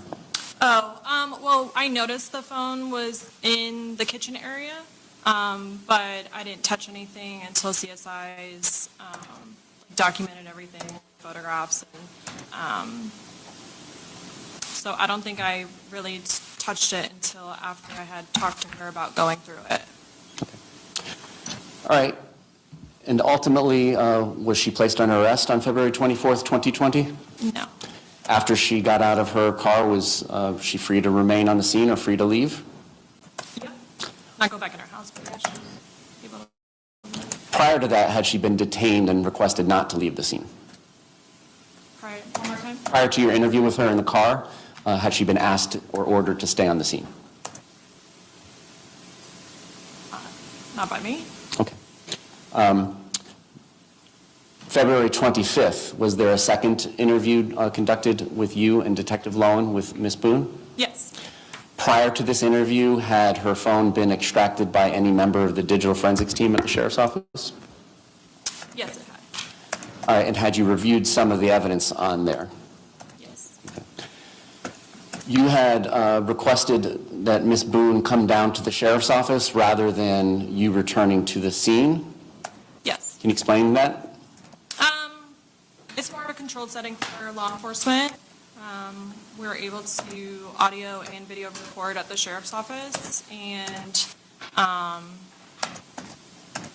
she had mentioned that she might not be staying at her apartment, and so I didn't want to go to the ex-husband's residence where her potentially child was, so I just felt it was a more controlled setting at the sheriff's office. All right. And when Ms. Boone arrives at the sheriff's office, who goes down to greet her and where? It was not me. But she would have gone in through, we have two entryways, so either on the record side or on the opposite side. And she would have had to go up to a window and request that she was there to meet with me. They would call me. I would tell them yes, sign her in. And then, if I'm not mistaken, I believe Scott, Detective Lowen, went down and got her. All right, so you're describing two separate entrances that members of the public can come and go through? Yes. As opposed to separate entrances that might be in the back of your building where people are not free to come in and out of without a swipe card? Yeah, the public doesn't have access. All right. Now, in relationship to those two entrances, which I assume are on the first floor of the building, is that a safe assumption? Yes. Where are the CID or the investigation division's interview rooms? They are located upstairs. All right. In the second. And is she allowed to just walk up to the second floor interview room, or does she have to be with an employee of the sheriff's office? She would have to be with an employee of the sheriff's office. And your testimony is it wasn't you? I don't believe so, no. Now, tell us about these interview rooms. We have 4 interview rooms that are audio and video recorded. Okay? And they have, you said they're video recorded. Was the interview with Ms. Boone video recorded by the Sheriff's Office equipment? Yes. Was there any conversation about the case or the investigation with her that did not occur inside that room with the recording going? No. Okay. I don't have other questions of this witness. Thank you. Any cross-examination? Yes. Detective, I'm James Owens. I met you outside just a few minutes ago, and you know I represent Sarah Boone. Detective, have you had a chance to review any paperwork related to this case prior to this hearing? I have looked at my investigative report, and I have looked at some policies, but they were from current. All right. Have you had a chance to view Deputy Kayla Rodriguez's body cam video prior to today? I've seen it. I have not seen it recently. Have you had a chance to review and listen to the audio interrogation that was in the unmarked vehicle that you did of Sarah Boone on the day in question? Yes, I have reviewed that. And have you had a chance to review the approximate 2-hour interrogation video at the Orange County Sheriff's Department? Yes. Okay. Would it be fair to say that prior to you asking Sarah Boone to enter this unmarked vehicle for this interrogation with Detective Lowen, that you did a preliminary investigation as to whether or not this was potentially a homicide? Yes. And you would have viewed the scene inside the apartment? Yes. And you would have spoken to Deputy Rodriguez about what she knew about the situation? Yes. And you would speak to Deputy Rodriguez about what Sarah Boone had said had happened? Correct. And did you talk to any other people there about the situation prior to speaking with Sarah Boone about the facts in this case? Just Brian Boone. Okay. And was that conversation recorded with Brian Boone? Yes. And would that have been in your squad car? Potentially. I didn't listen to that interview. I don't know if we interviewed him outside or in my car. Was he Mirandized? No. Okay. So although he was at the scene when y'all showed up, he was not considered a suspect or person of interest? No. At some point, did you determine that Sarah Boone was a suspect or person of interest? At some point, yes. Tell us when that happened. The next day? Okay, so at the time of this event, your initial appearance there at the scene, which I understand you must have stayed 4 or 5 hours? Probably. Okay.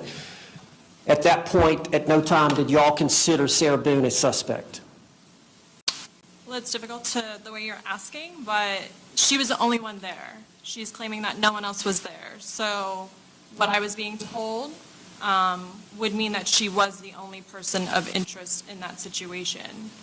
But due to not having the autopsy results, we just interviewed her initially, got her initial statement, and then pending, once the autopsy was completed the next morning, was when I already knew I was going to meet with her again to discuss the autopsy results. So then we had another interview with her where she was Mirandized, and she went to jail later that evening.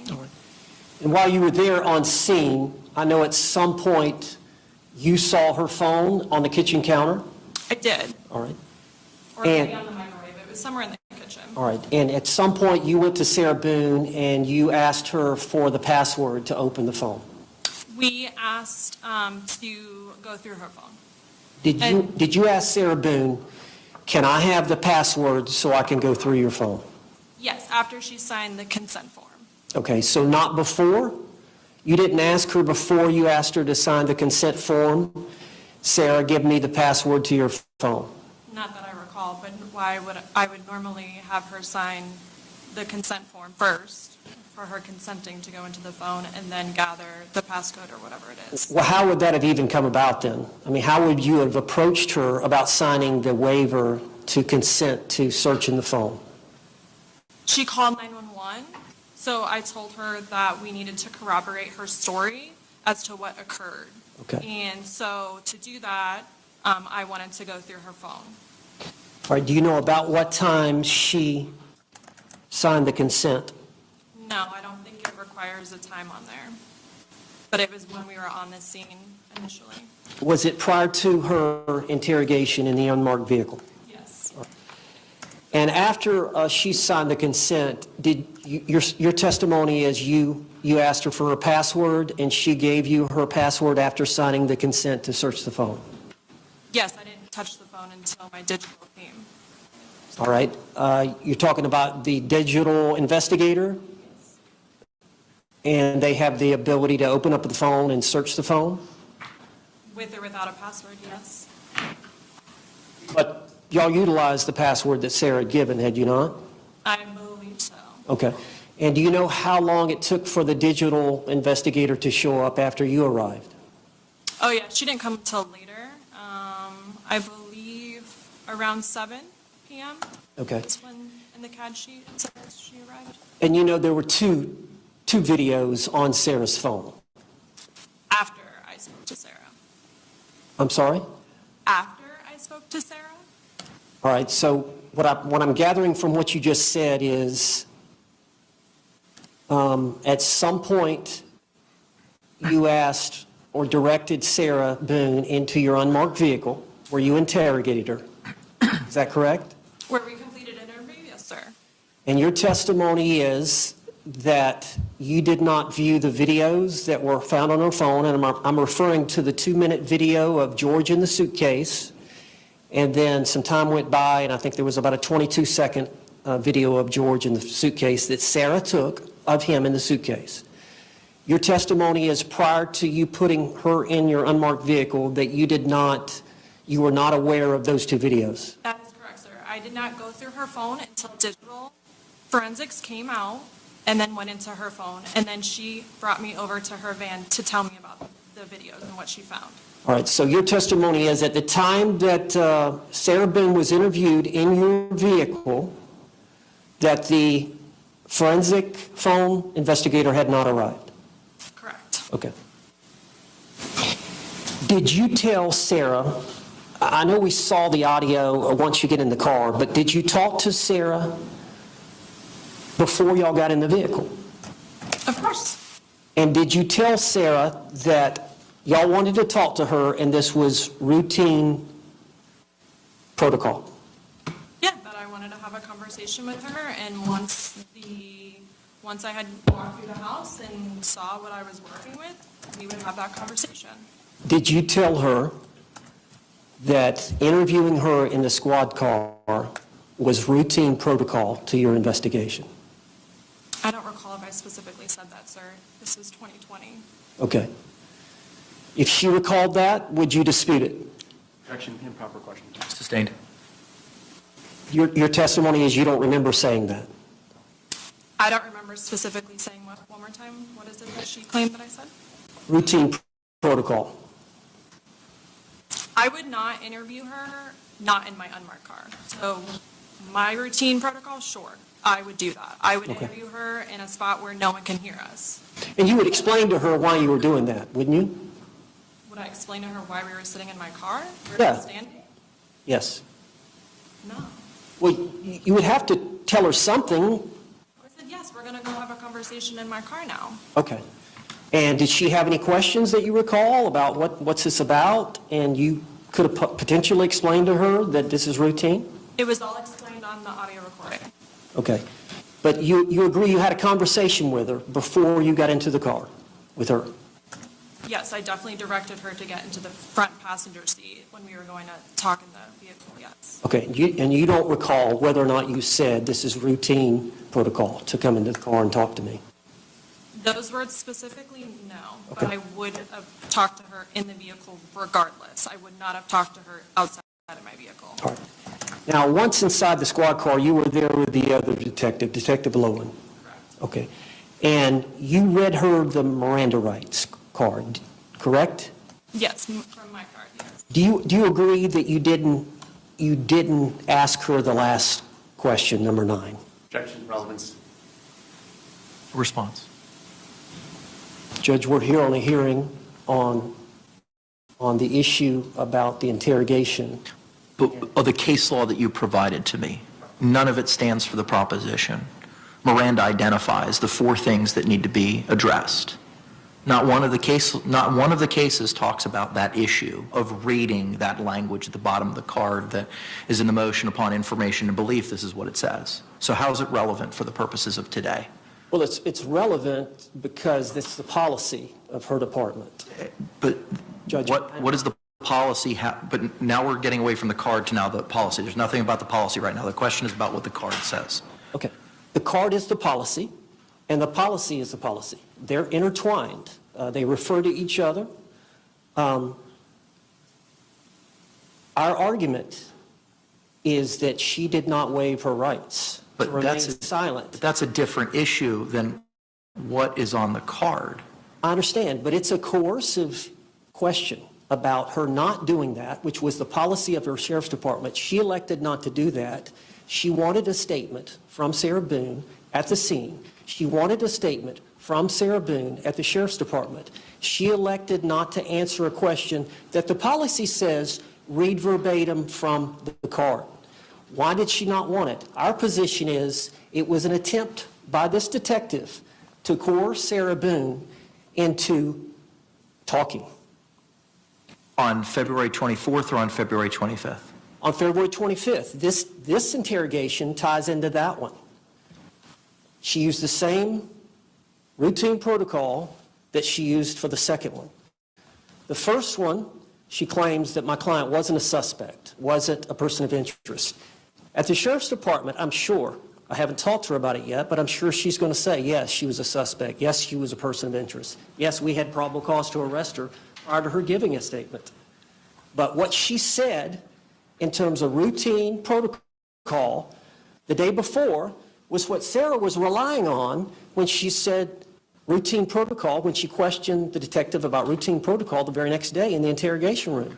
And for her not to give that question goes to the totality of the circumstances as to whether or not my client, Sarah Boone, actually waived her right to remain silent. If she understood her rights, and then she consciously and freely waived her rights. She was not asked that question. She was not asked that question in the car. She was not asked that question. But that totality of the circumstances comes into play for the court to consider, this court or an appellate court to consider, as to whether or not that statement should be suppressed. Any other response? Judge, just like it's irrelevant what the sheriff's office policy is compared to what the Florida case law says about our right to not be compelled to give statements under our Constitution in the state of Florida or the United States and federal case law and the state case law interpreting the United States Constitution, the policy is irrelevant and the officer's subjective intent is completely irrelevant in a motion to suppress, just like it would be in a traffic stop under Wren versus United States. What matters is objectively what was spoken to the defendant, and I would ask that we honor the local administrative order and call people by their surnames and not their first names. What matters is that the defendant was read what the case law requires. Anything about the policy, anything about the officer's subjective intent is completely outside of all the case law submitted by both the parties. Last bite at the apple. I'm sorry? Last bite at the apple. Last bite at the apple. Any other argument? Judge, we're talking about the totality of the circumstances, whether it was coerced or not. You can take any technique or a non-technique, something that you use or don't use, to establish whether or not it was coerced or not. The fact that she didn't read, do you understand the rights? Do you understand these rights, which is the form, the Miranda warning form? Do you wish to talk to us at any time? That's on the waiver affidavit. On the other form, which is the policies form, it says, do you understand these rights? And then the question number 9, do you wish to talk to us at this time? Objections overruled. Thank you. And you're referring about surname. What do you mean by that? You mean... That means last name. Okay, what did I say to this detective? Keep calling the defendant by her first name. All right. Can I say Sarah Boone? Either Miss Boone or Sarah Boone, that's fine. Okay. You may proceed. Have you had a chance to look at the standardized Miranda card issued by the Orange County Sheriff's Office? Yes. Do you agree that you did not read the 9 questions to her in your squad car? All 9 questions is? Correct. No, I did not read all 9 questions. Do you know how many questions you did read to her? 8. Okay. And the question you omitted is question number 9. Is that correct? Yes, it's actually not on my Miranda card, but continue. I'm sorry? It's not on my Miranda card that I'll read from. You can continue. What do you mean by that? It was the card that you read, it was not on the card? Number 9, no, not on my card. We have multiple Miranda cards at the sheriff's office, but yes, that is the policy. In reference to the policy, yes, that is the policy. Well, somebody dropped the ball somewhere. Did you fail to get? Proper question. Sustained. Did you fail to get the most updated card, or how did that happen, that the 9th question was not on your Miranda rights card? I've had that card since I started being a detective in sex crimes in 2013.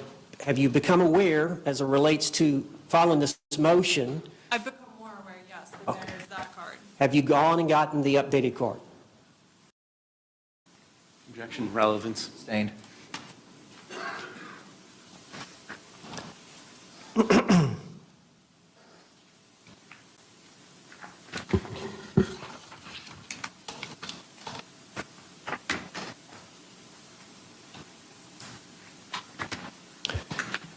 When y'all took her phone, Detective, did you tell Sarah Boone that you would be returning to her apartment the following afternoon to give her phone back? No. You did not tell her that?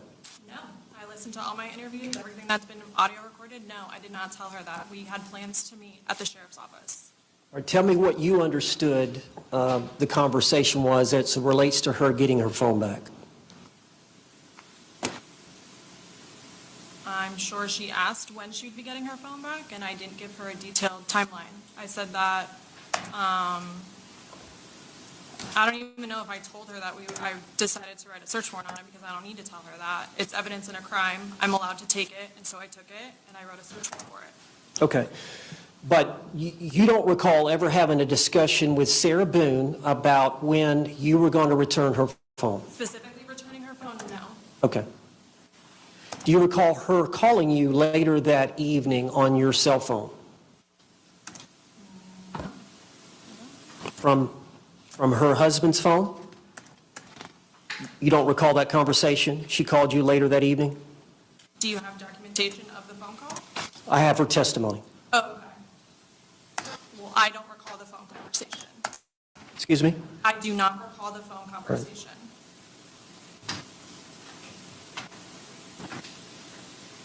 You said that y'all had some discussions about Sarah Boone coming to the station. Was that talked about the day of this event or the next day with Sarah Boone?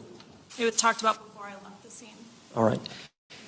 And did you relate to Sarah Boone that she needed to come to the sheriff's department the next day to retrieve her phone? I don't know if I specifically told her about retrieving her phone, but she knew that I was waiting to hear about the autopsy results and that I would probably have more questions. All right, so you believe you told her that night, I need you to come back, maybe or maybe not about the phone, but I may have some more questions for you? Something along those lines, yeah. Okay. And when was it that you actually saw the 2 videos from Sarah's phone? Was it that evening after the interrogation in the squad car? I've already answered, but yes, it was after the interview. All right, and was it while you were on scene? Correct. Okay. And did you attempt to talk to Sarah again about that at that time? Okay.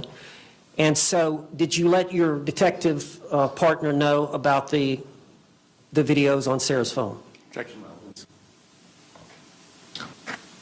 Overruled. Did you let your partner know about that evidence? Okay. And did y'all discuss that issue? Objection, relevance, work product. Sustained. Okay. At some point, y'all had to, were y'all working together, or were you making all the calls, or were y'all making joint decisions? Objection, relevance, or property. Sustained. Ma'am? There's no pending question at this time, ma'am. At some point, did you form an opinion as to whether you had probable cause to arrest Sarah Boone? Objection, relevance. Overruled.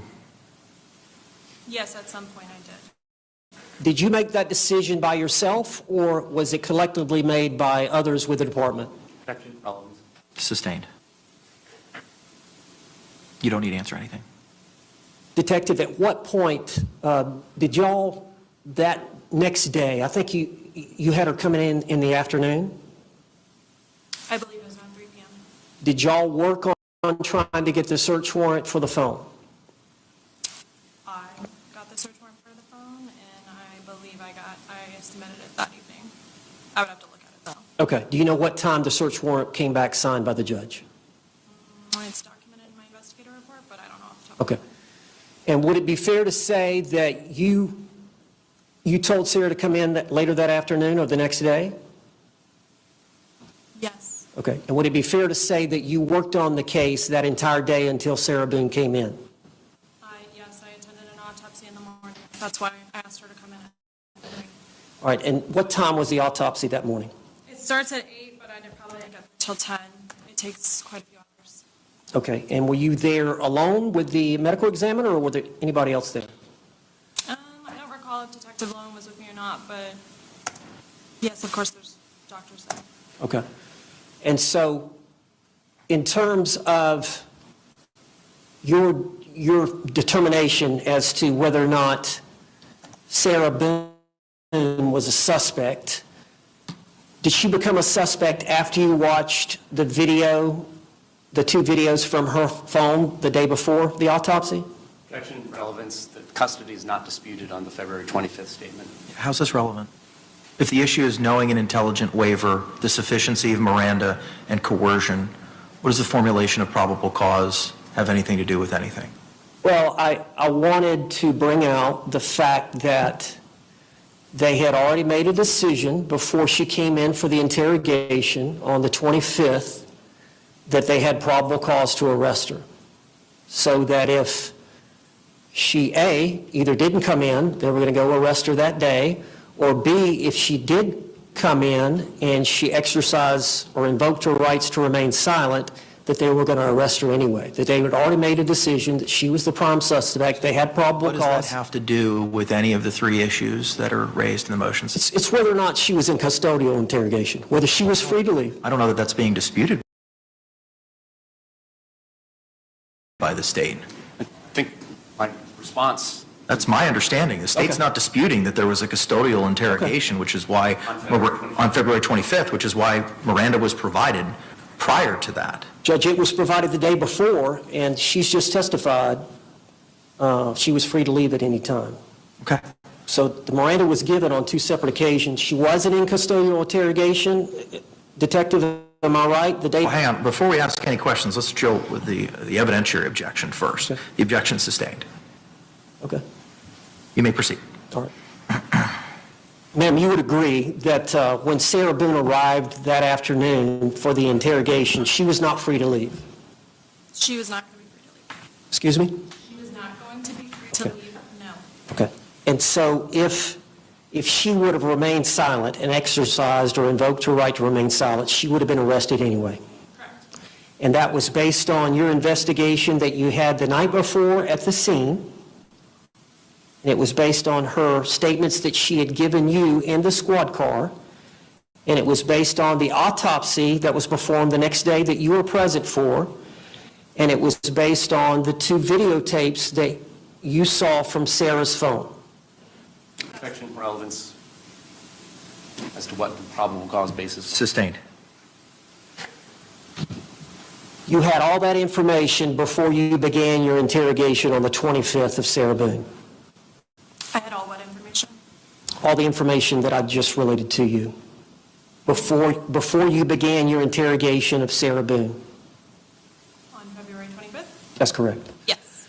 And you would agree that you wanted to speak to her on the 25th? Objection, relevance.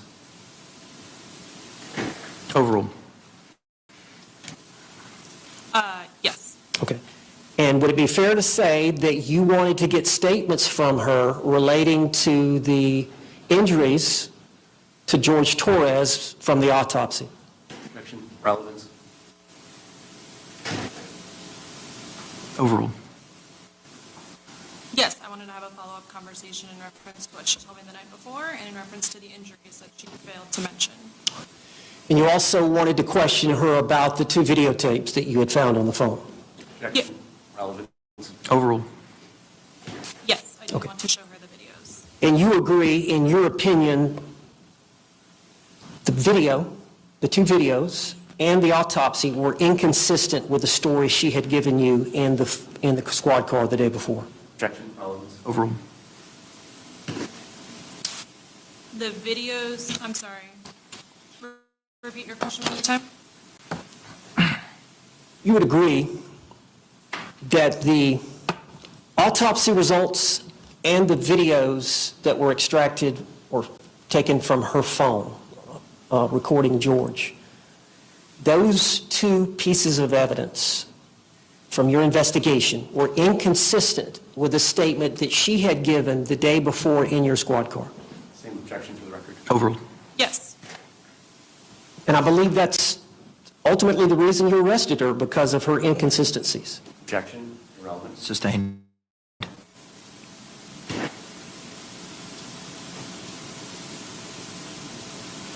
Now, you said you've had a chance to review the interrogation video at the Orange County Jail on February 25th of 2020. The Orange County Sheriff's Office. The Orange County Sheriff's Department. And also, I believe the state attorney had it transcribed. Have you had a chance to read the transcript? I have not read the transcription. I watched the video with the audio.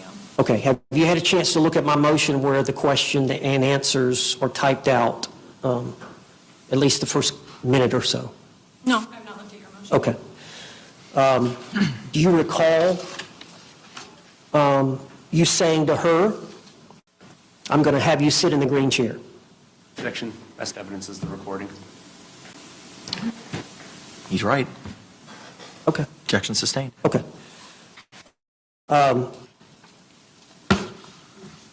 Do you agree, prior to reading Miranda, that you mentioned to her that you had received his autopsy and that you were going to read her rights again, but that we had to talk about that, referring to the autopsy? Objection, best evidence. Sustained. Do you recall making some comments to her prior to reading her the rights? Objection, best evidence. Overruled. Yes. Is it the policy of the Orange County Sheriff's Department to make any statements to them about the interrogation prior to reading Miranda? Objection, relevance. Overruled. One more time?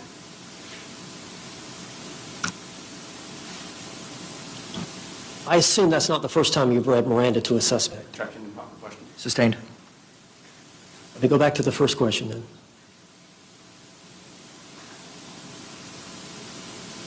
Is it the policy of the Sheriff's Department not to ask any preliminary questions prior to reading Miranda rights? Same objection for the record. Overruled as relevance. You would have to show me the policy that you're referring to, but I was not asking her any incriminating questions during that time. I was explaining to her the purpose of the interview. Well, have you ever been, I understand you must have undergone some training on Miranda rights and how to interrogate somebody. Objection, improper. Sustained. How long have you been with the Sheriff's Department? Since 2013, How long have you been a homicide detective? over 6 years. Okay. Have you ever been trained or told to ask or not to ask any statements or any questions prior to reading Miranda relating to them talking to you? Objection, relevance. Sustained. can you tell us if you recall saying anything to her prior to reading her Miranda? I recall briefly talking about getting the autopsy results, and that I wish to have a conversation with her. All right.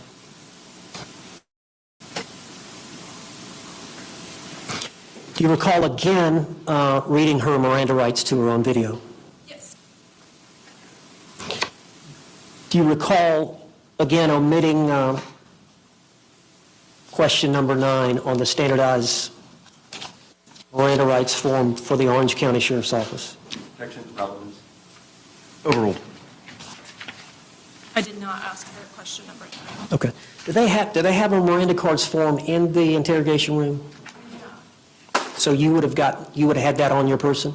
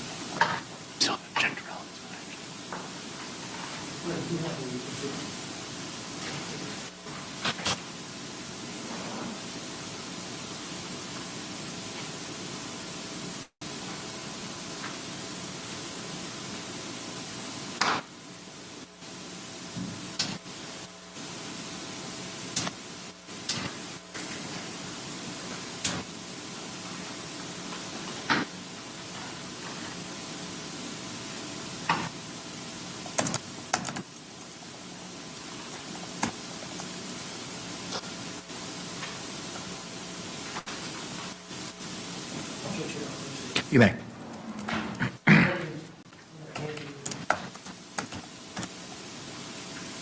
been marked by the clerk, I believe it's identification A. And if you would, see if you recognize that document. Yes, this is our waivers and affidavits. And is that a filled out of waivers and affidavits? It's filled out by me, but there's something highlighted that I did not do. Okay. And was that form filled out as it relates to Sarah Boone? We're talking about just this top, right? Yes. Okay, I'm sorry. Does it what? Does that form, is it filled out as it relates to Sarah Boone? In the case, yes. Is that her signature or not? Yes. Did you see her sign it? Yes. Is that your signature below? Yes.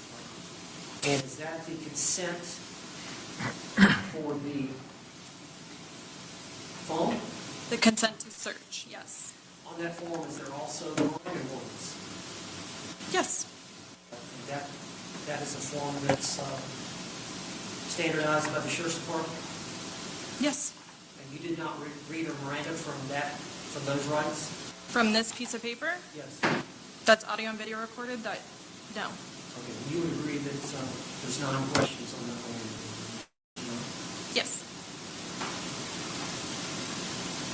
Judge, would like to offer this. Same objection to the relevance. As far as it being a consent to search her phone, we're not disputing that she was in custody on February 25th, 2020, when she gave a statement to the detectives. And again, under the case law, there's no requirement for this question 9. Under any state case law regarding the Florida state constitutional right to not be compelled to testify against oneself, nor any federal or state case law regarding the United States Constitution, the Fifth Amendment applied to this state through the 14th Amendment that requires that question to be read. It does not go to the totality of the circumstances of the voluntariness of her waiver of her Miranda rights. Your response. Judge, obviously we disagree. Then where's the case that supports that? Because as I addressed previously, I read all the authorities. I mean, State versus Owens, State v. Thomas, Powell from the United States Supreme Court, which reversed a Florida Supreme Court decision I'll talk about what's required by Miranda, and that question number 9 that you're focusing on isn't included in any of those. I understand that, It's Judge. the right to remain silent, the right to an attorney, before and after questioning. If you can't afford one, one will be provided to you. Everything you say can and will be used against you. Those are the things that Miranda highlights. That Miranda opinion itself says that. So what does question number 9 have anything to do with those things if the state case law and the federal case law, including but not limited to Miranda itself and Powell, and then the state case law of Thomas and Owens, all of which were provided either by yourself or by the state, identify what's required, and that's not one of the requirements. She has a duty to read the rights. But they were. I want to finish my argument. Okay. She has a duty to read the rights. She has an obligation to ensure that Sarah Boone understands her rights by asking that question. Do you understand the rights I've just read? And then there must be a waiver. Yes, I understand the rights, and I agree to speak to you now. So for that to be freely and voluntarily given, that statement, there must be a conscious waiver of the rights. The problem with the detective is she reads the rights, do you understand the rights, and then she goes right into questioning.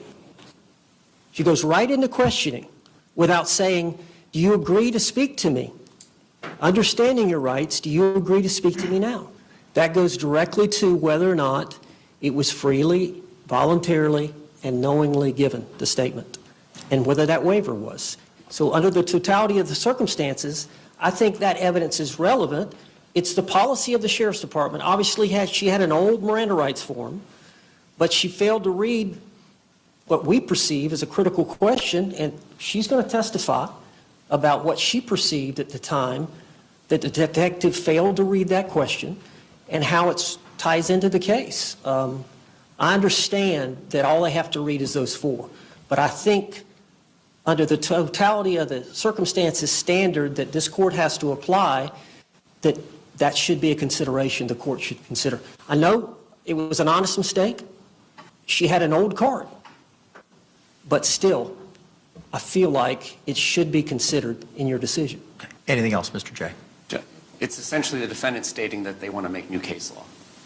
I'm going to sustain the objection as relevance by virtue of the decisions in Thomas 351, Southern 3rd 197, and Owens 41, Southern 3rd 352. There's, it's not relevant as to what the questions need to be asked for the purposes of whether a sufficient Miranda waiver was given. Do you agree, Detective, that after you read her those Miranda rights,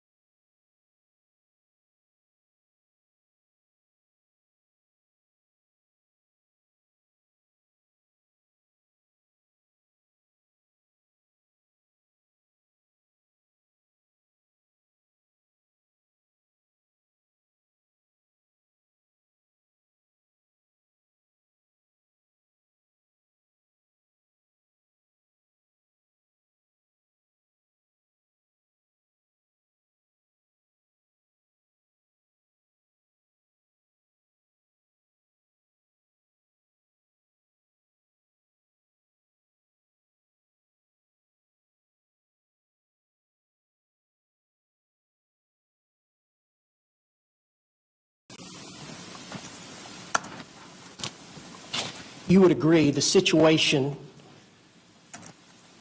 on the 25th, when you were reading her Miranda and about to question her, was different from the situation the day before when you read her Miranda in the squad car? Yes, I had more evidence. That was without the autopsy. That was without the 2 videos from her phone in the squad car. Yeah, I did, at the time of the interview, yes. And in the squad car, she was free to leave. I mean, I didn't tell her she was free to leave, but I mean, if she didn't want to talk to me, she didn't have to talk to me. Okay.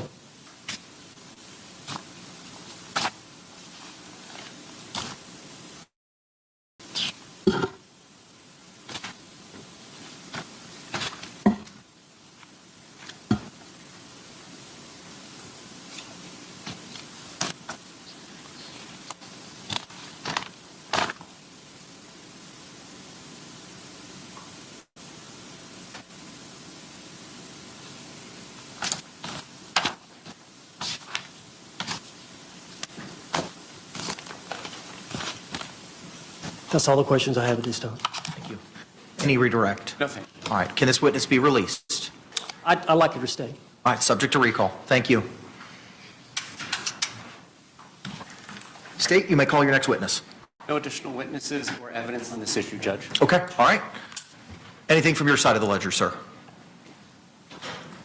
Judge, I would like, you stipulated to the introduction of the card. No, I don't object to the authenticity. All right, Judge, I would like to introduce, let's need more witnesses and exhibit.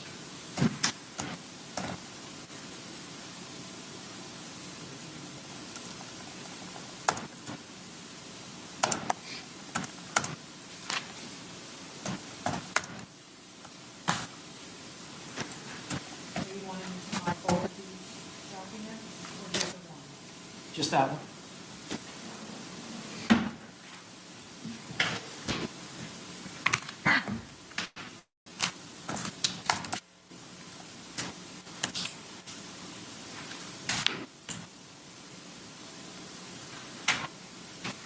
And what is it that's been marked as Defense Exhibit B? Judge, it's the,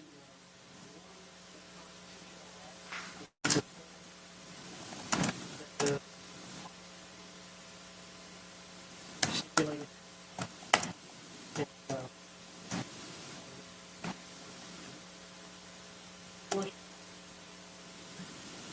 Any objection? Same objection. It's irrelevant.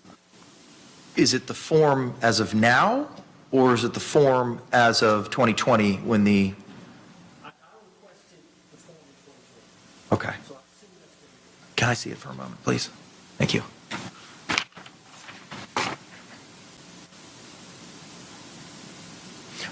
Any additional argument with regard to the state's relevance objection? Same argument. No, I'm sorry, Mr. J, I wasn't specific enough. Mr. Owens, to you. Any additional argument? Same argument, something. All right, I'm going to sustain the relevancy objection for the same reasons the court articulated previously.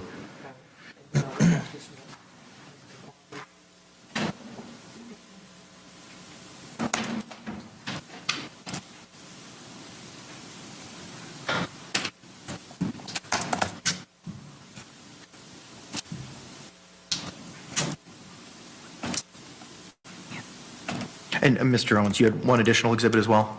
This is a composite exhibit, Judge. It's the policy of the Sheriff's Department. And it's a general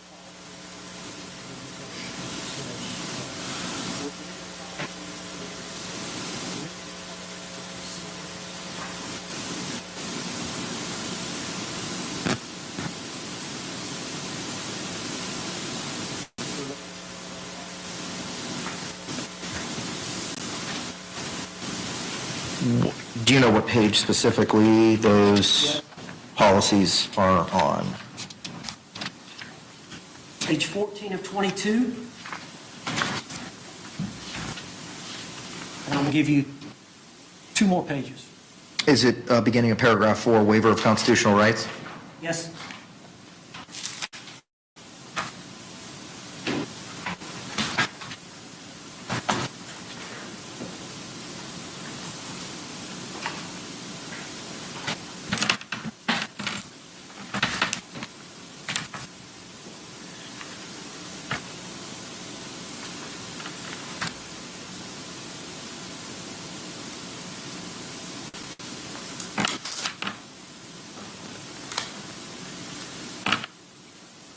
Okay, I've read pages 14 and 15. All right, Judge, and then if you go to 13 of 28. 13? 13, well, it's the next. Oh, there's 2 different sets. It's a Split up. composite. My apologies. It's split up. Got it. 13 of 28 at the bottom, P. And then it goes on to the next page, 14 of 28. Specifically 2A on 14.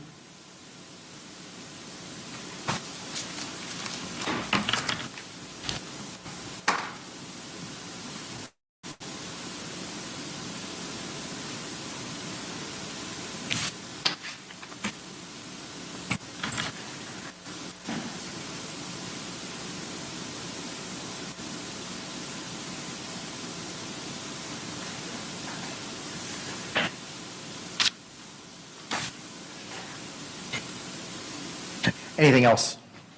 No other argument, Judge, Okay. other than what we talked about. Anything further? Same arguments. Okay, all right. I'm going to overrule the objection as to relevance as to what was pre-marked as composite C, and that'll be received into evidence. Over objection is states 1. I'm sorry, defense is 1.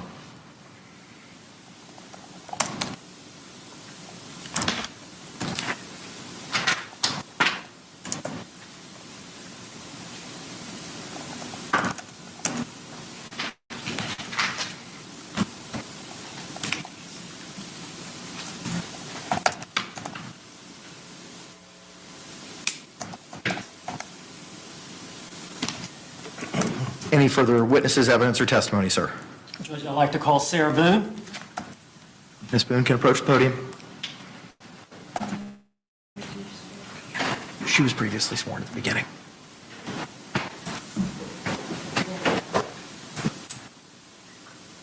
Judge, I'll be here. We're good? Yes, sir. Hang on, the deputy's got to move her.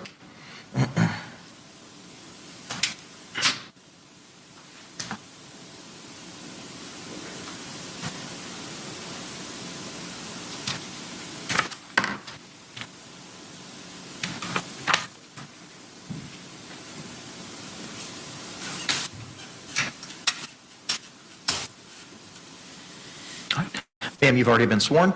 Counselor, you may proceed. Ma'am, would you please state your full name? Sarah Boone. Well, you're going to have to speak up or move the mic. Sarah Boone. Yes.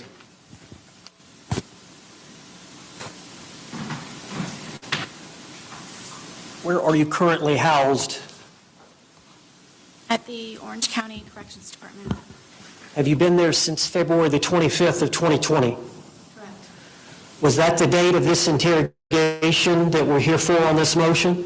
Yes. All right. Let me take you back to the morning of finding George Torres in the suitcase.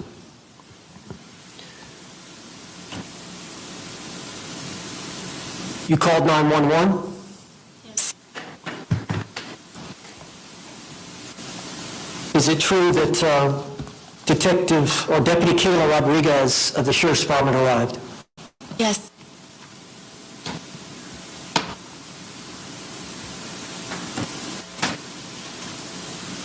What mental state did you have at that time? I was very confused.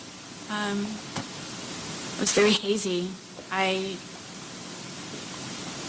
didn't understand the monumental amount of people that were there and what they were doing with taking things from my home. I was worried about my dogs. I was worried about my son. I was in shock. I was traumatized by the situation and then trying to focus on everything that was going on at my home. I was hungover. I was still, I believe, intoxicated to a degree. Objection, Judge. Move to strike. This is outside their motion to suppress. They have not made any allegations that her statement was involuntary because of her mental state or state of intoxication. Response? Judge, we're talking about, I'm just getting some preliminary information. But Her interrogation is the next day. the state has an obligation, and the case law cited by the state requires specificity in the motions. So it's not a game of 20 questions and a surprise. Okay, this is the day before the interrogation. I understand that. We're not talking about an intoxication. But are you going to be arguing anything in conclusion as to what happened on February 24th led to any coercive or coercion behavior on behalf of the Orange County Sheriff's Office on February 25? Are you going to bootstrap or link any of those things together? The interrogation in the squad car and what was said to her prior to getting in the squad car that relates to what she said about it being routine protocol, yes. All right, I'm going to sustain the state's objection. Relating to the intoxication? Yes. It wasn't raised in any of the 3 motions that have been filed. Judge, I didn't ask her that. She volunteered that. I understand it. Okay. Objection sustained and it's stricken. Did you speak to the deputy about what had happened? Yes. Okay. And then, were you asked to stay on scene? By both, yes. By both detectives, yes. Okay. How long did it take the detectives to arrive after you had spoken initially with Deputy Rodriguez? It was not right away. I don't know specifically, but it was not quickly. Okay. Did the two detectives, when they arrived, did they take over the investigation? It was my understanding, yes. No foundation for her to conclude anything? Sustained. At some point, were the detectives directing you what to do and where to go? Yes. Okay. Can you explain what the detectives told you as it relates to you getting in the car? Was the phone issue before the car? Yes. Sustained. Let me ask you about the phone. When were you first asked about your phone? From my remembering, it was once they arrived, one of the first questions that Hopesell asked me was if I owned a phone. And what did you tell her? I told her it was on the kitchen counter. All right. And what happened next as it relates to the phone? I believe that it was brought to her with someone else. I don't remember. Sustained. What was the next thing that you were told or talked to about as it relates to the phone? Unlock it. Who told you that? Detective Hopesell. How did you unlock it? She handed it to me, and I unlocked it. How do you unlock your phone? It was with a passcode. Okay. And when you unlocked it, did you give it back to the detective? I did. All right. Did you ever see the phone again? I did not. Okay. After that incident, was the next time you were spoken to by Detective Hopesell was in relation to the interview in the squad car? Yes, she told me I needed to go with her and Detective Lowen to her unmarked vehicle. Right. And did she tell you anything about what was going to take place once y'all got inside the vehicle? That she was just going to be asking me general questions. All right. Was there ever any mention about normal protocol? Not that I can recall. Okay. What about once you got in the squad car? I don't recall the squad car. Okay. And that was recorded for the court to consider. And so she read you your Miranda rights? Yes. All right.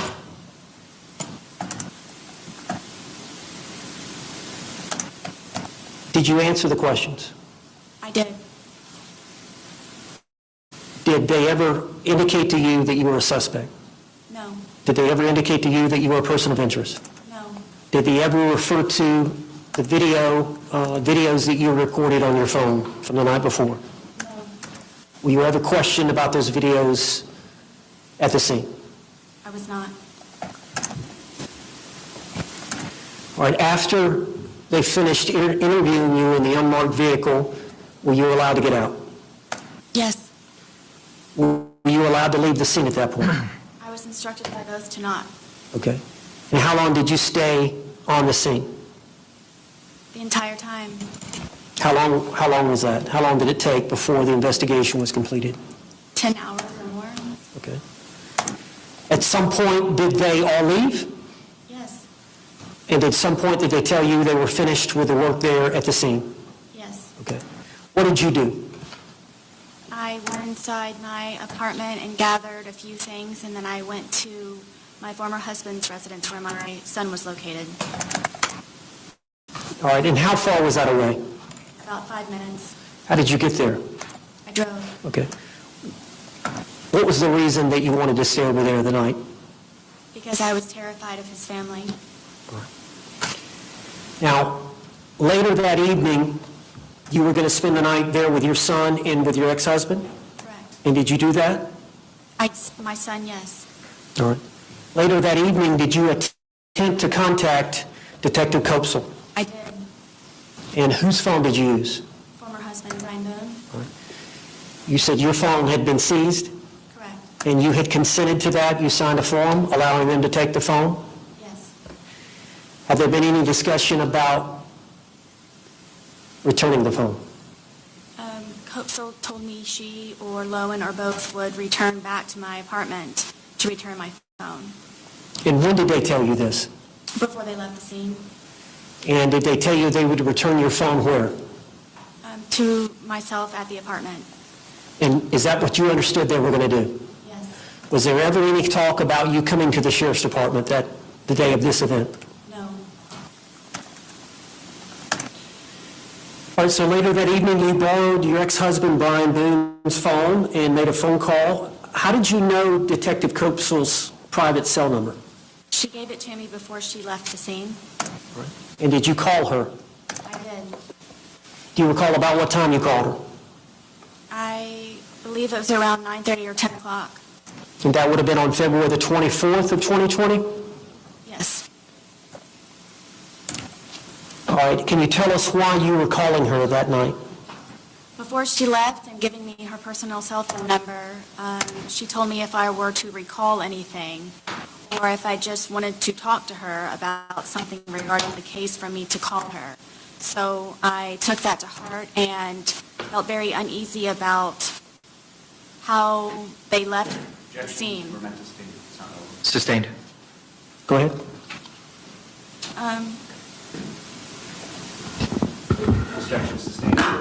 There's no pending question at this time. Okay. You were concerned about the case and you wanted to call her? Yes. And did you talk to her? Yes. What did you say to her? I told her, in all honesty, that I felt that she was trying to trick me. You're relevant what her statement is. Sustained.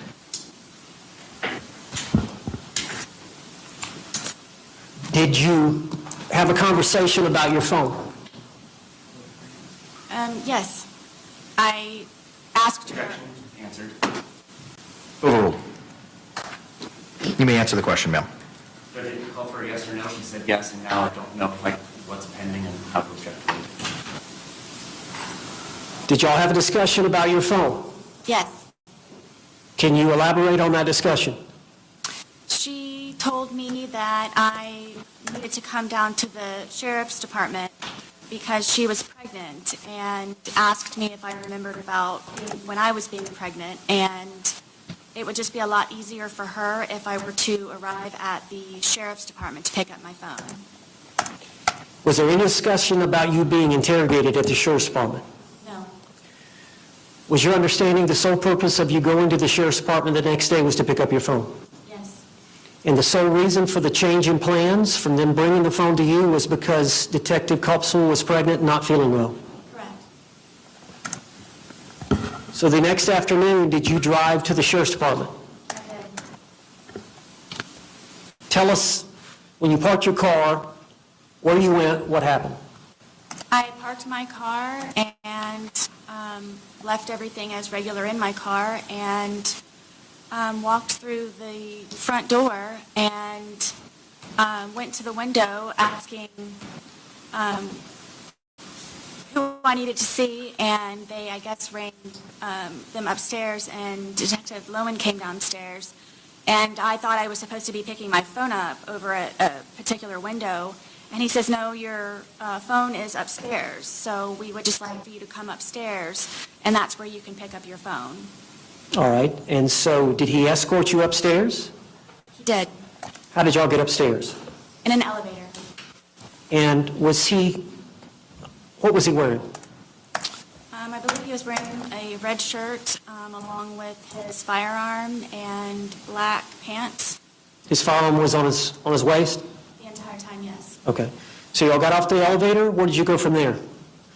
He brought me into a very small room, and they had me sit down, and then from there I had a list of things that I was going to ask them that I might need to do or that I could do. Okay.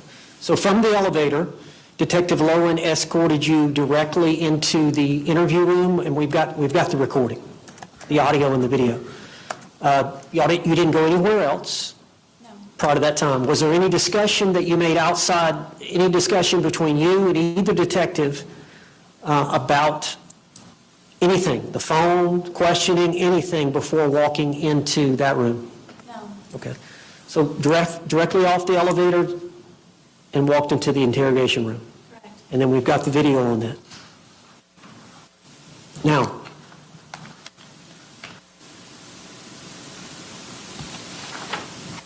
you and I have watched the video. correct? And you've seen the motion where I've referred to the questioning, where she asked you to sit down? Yes. Do you recall that happening?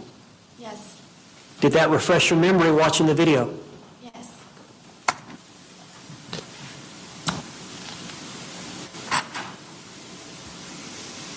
Do you recall her saying that she had received the autopsy?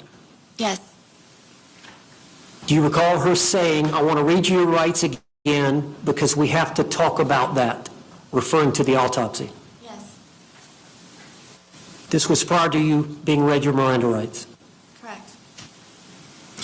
And she also said, we're not done talking about the incident. You recall that? Yes. And then she said, we just have to do it. Yes. How did that make you feel? Sustained. Were you trying to comply with the officer's demands? Overruled. In every way. Were you trying to cooperate? In every way. Were you polite with them? Very. And when she said that, we just have to do it, you said just like we did yesterday. Yes. And then you said normal protocol. Yes. Is that what she had said the day before? What do you mean? Normal protocol. Yes. Had she said the same word? You said normal protocol to her. I was reiterating to her what she had said to me the day before.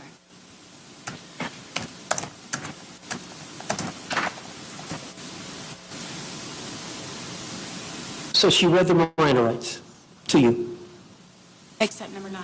except number 9. She read the rights, and then she said, do you understand what I've just read to you? And you agreed that you had. Yes. But you were not read having these rights in mind. Do you agree to speak to me now? Overruled. I was not asked that question. Is it fair to say that after she read the Miranda rights, and after she said, do you understand the rights that I've just read to you, that she read right into the questioning? She did, correct. So she never got the answer from you, do you agree to speak to us now? I was never asked that.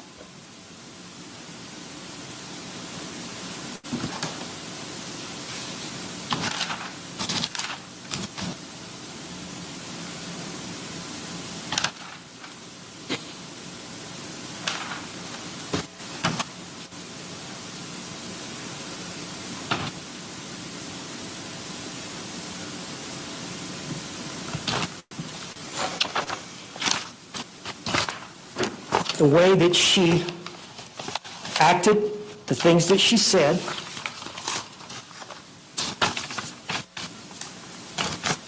the fact that they had your phone. Did you get the impression you were not getting your phone back if you didn't answer the questions? Objection, irrelevant. She's in custody. Sustained. She was in custody? Yeah, it's been conceded by the state in their response that it was a custodial interrogation. Okay, but she wasn't aware of it. She wasn't aware she was in custody. What does her subjective perception matter? Well, under the circumstances, it would matter. I mean, she didn't feel she was free to leave. She was in an enclosed, small space.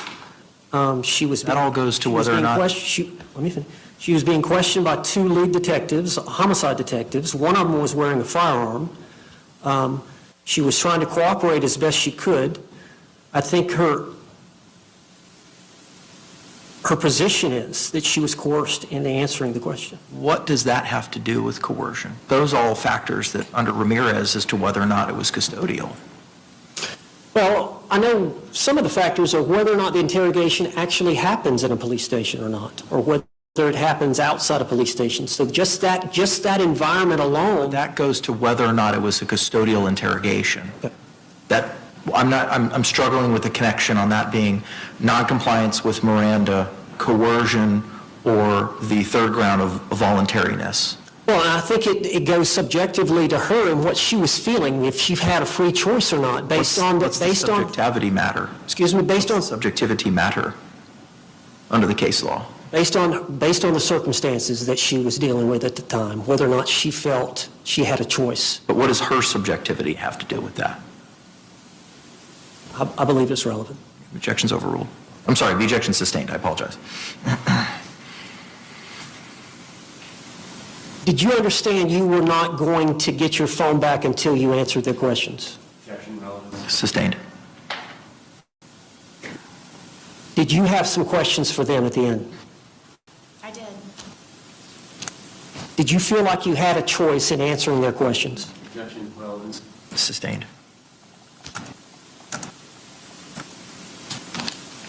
Ma'am, that day, you came to the sheriff's department to get your phone?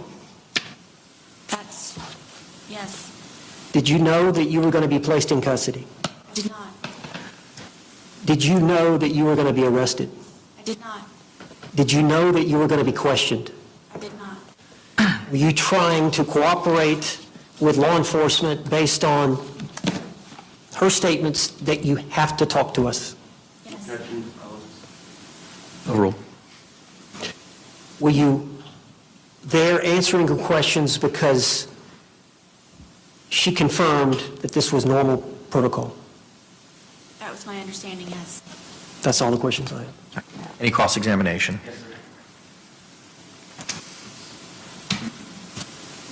So that afternoon on February 24th of 2020, when Deputy Kayla Rodriguez arrived at your residence shortly after 1 p.m., you were under the influence of alcohol, correct? Yes. You were impaired by alcohol, correct? I don't know as much as impaired means. It did affect, yes. Okay. And that was consumption from the night before, correct? Yes. So you did not go to brunch that morning and have mimosas or anything else to drink, correct? And you consumed no alcohol in your home that morning, correct? So does that affect in any way your memory when you testify about the events that transpired between you and Detective Copesel that afternoon?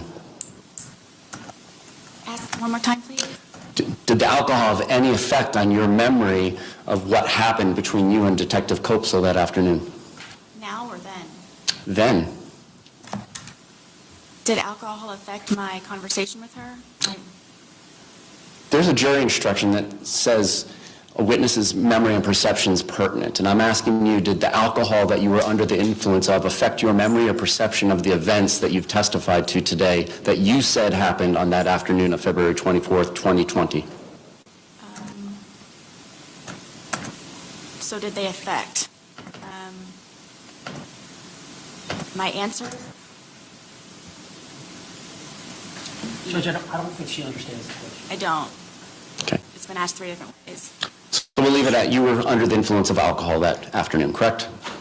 Judge, I think she said that she doesn't know what, she said that she had alcohol under the influence or impaired. The objection is, the court does not entertain speaking objections. The legal grounds need to be provided.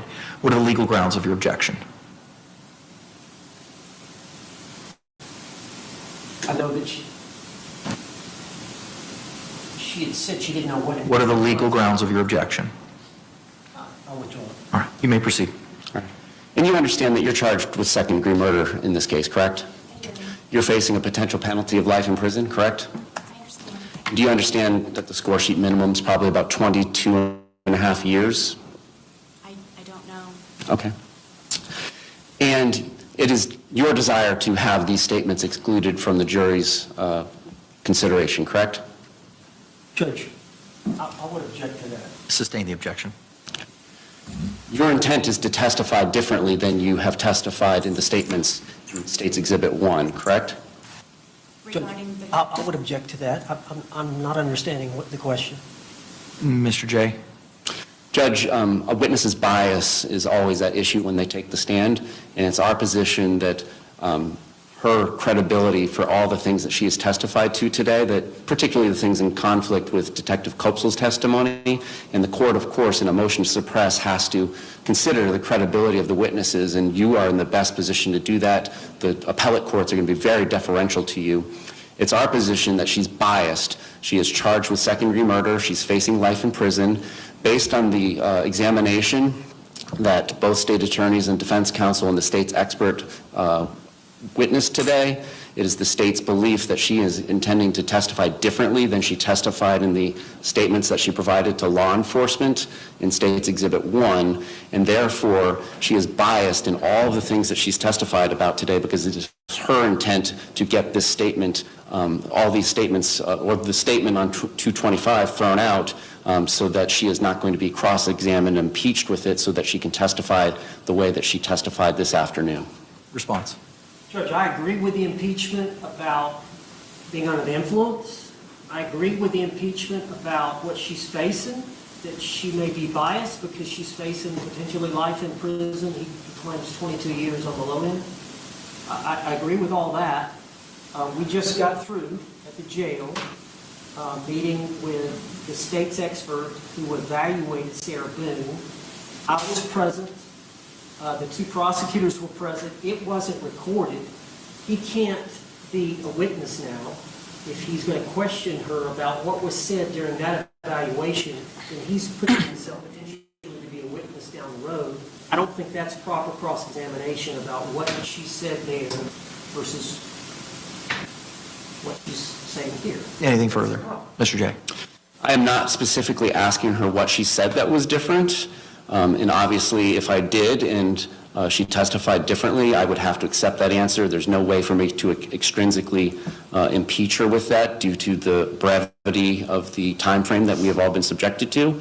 But I do believe it's a fair question to ask her whether or not she intends to testify differently than her statements that are in State's Exhibit 1 and consistently with how she testified this afternoon, and that she understands it would benefit her if these statements are excluded. So I'm going to sustain the objection based on how the question was asked. I'll allow you to revisit it based on how you just explained it to me.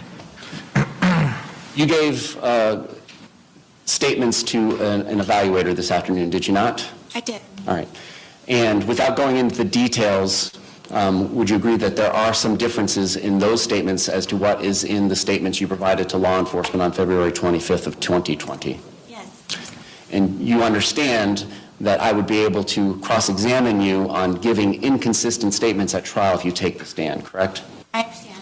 And so you understand the benefit of this motion to suppress being granted? Of course. No other questions? Any redirect examination? Okay.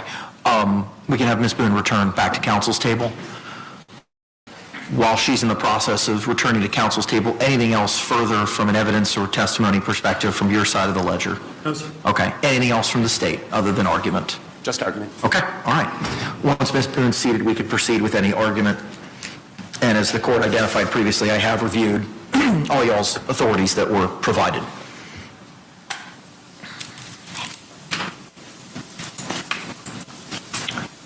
Mr. Owens, it's your motion, sir. You may proceed.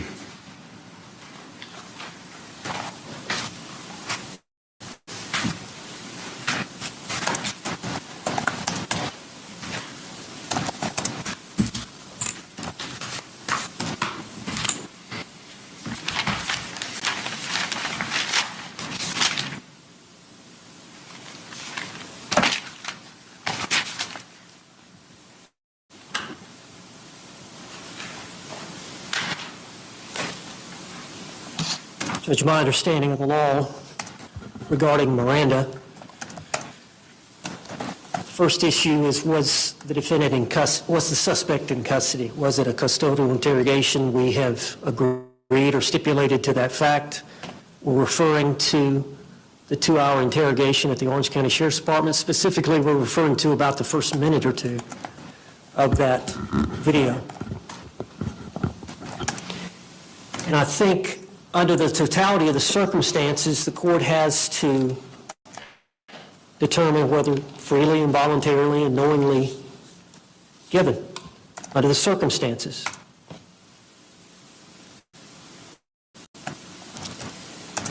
Judge, law enforcement, after they get a valid waiver of rights, that I'm not going to be silent, that I'm going to answer questions, go ahead, ask me and I'll answer the questions.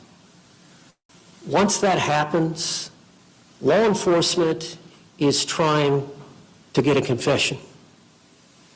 Law enforcement is trying to get admissions that they can later use at trial to impeach the defendant and convict him. The law allows law enforcement at that stage to use deception,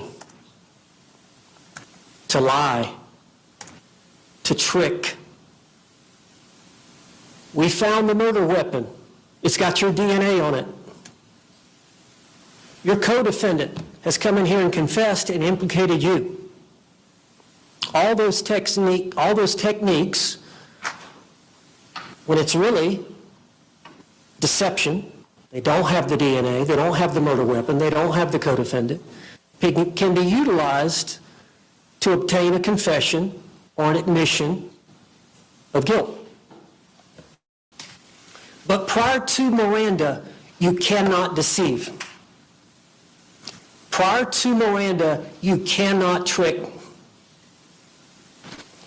That right is fundamental. You cannot be compelled to incriminate yourself. You cannot be forced to talk. It's got to be free will and a choice. And so you can't seduce or coerce someone into giving a statement. And the law is clear. When that happens, we've got to punish law enforcement to correct that type of misuse behavior. It's illegal. So you got Detective Kopsel on the one hand,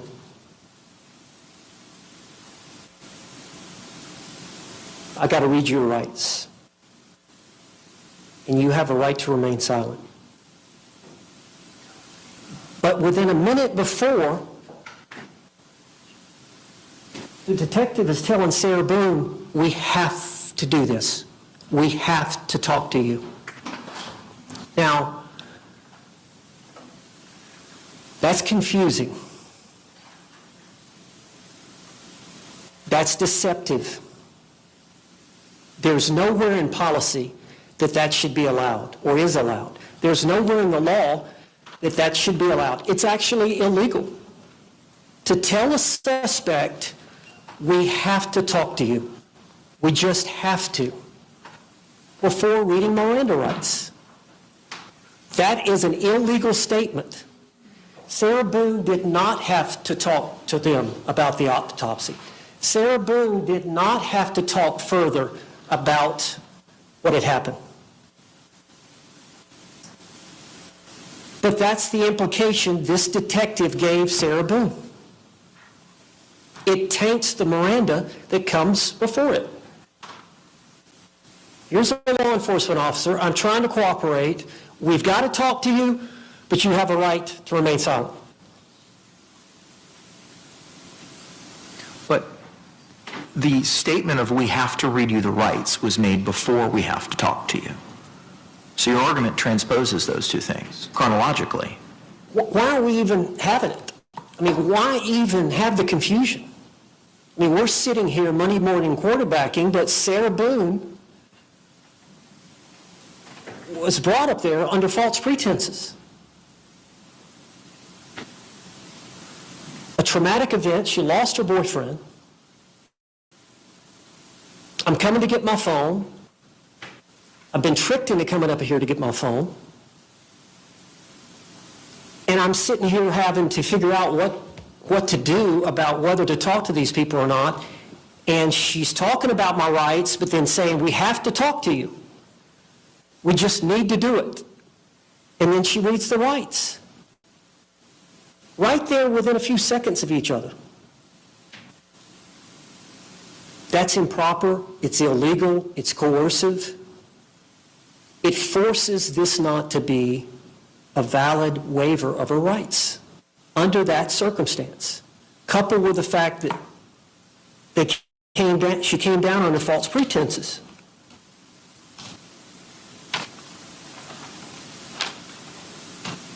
Coupled with the fact she doesn't have the ninth question.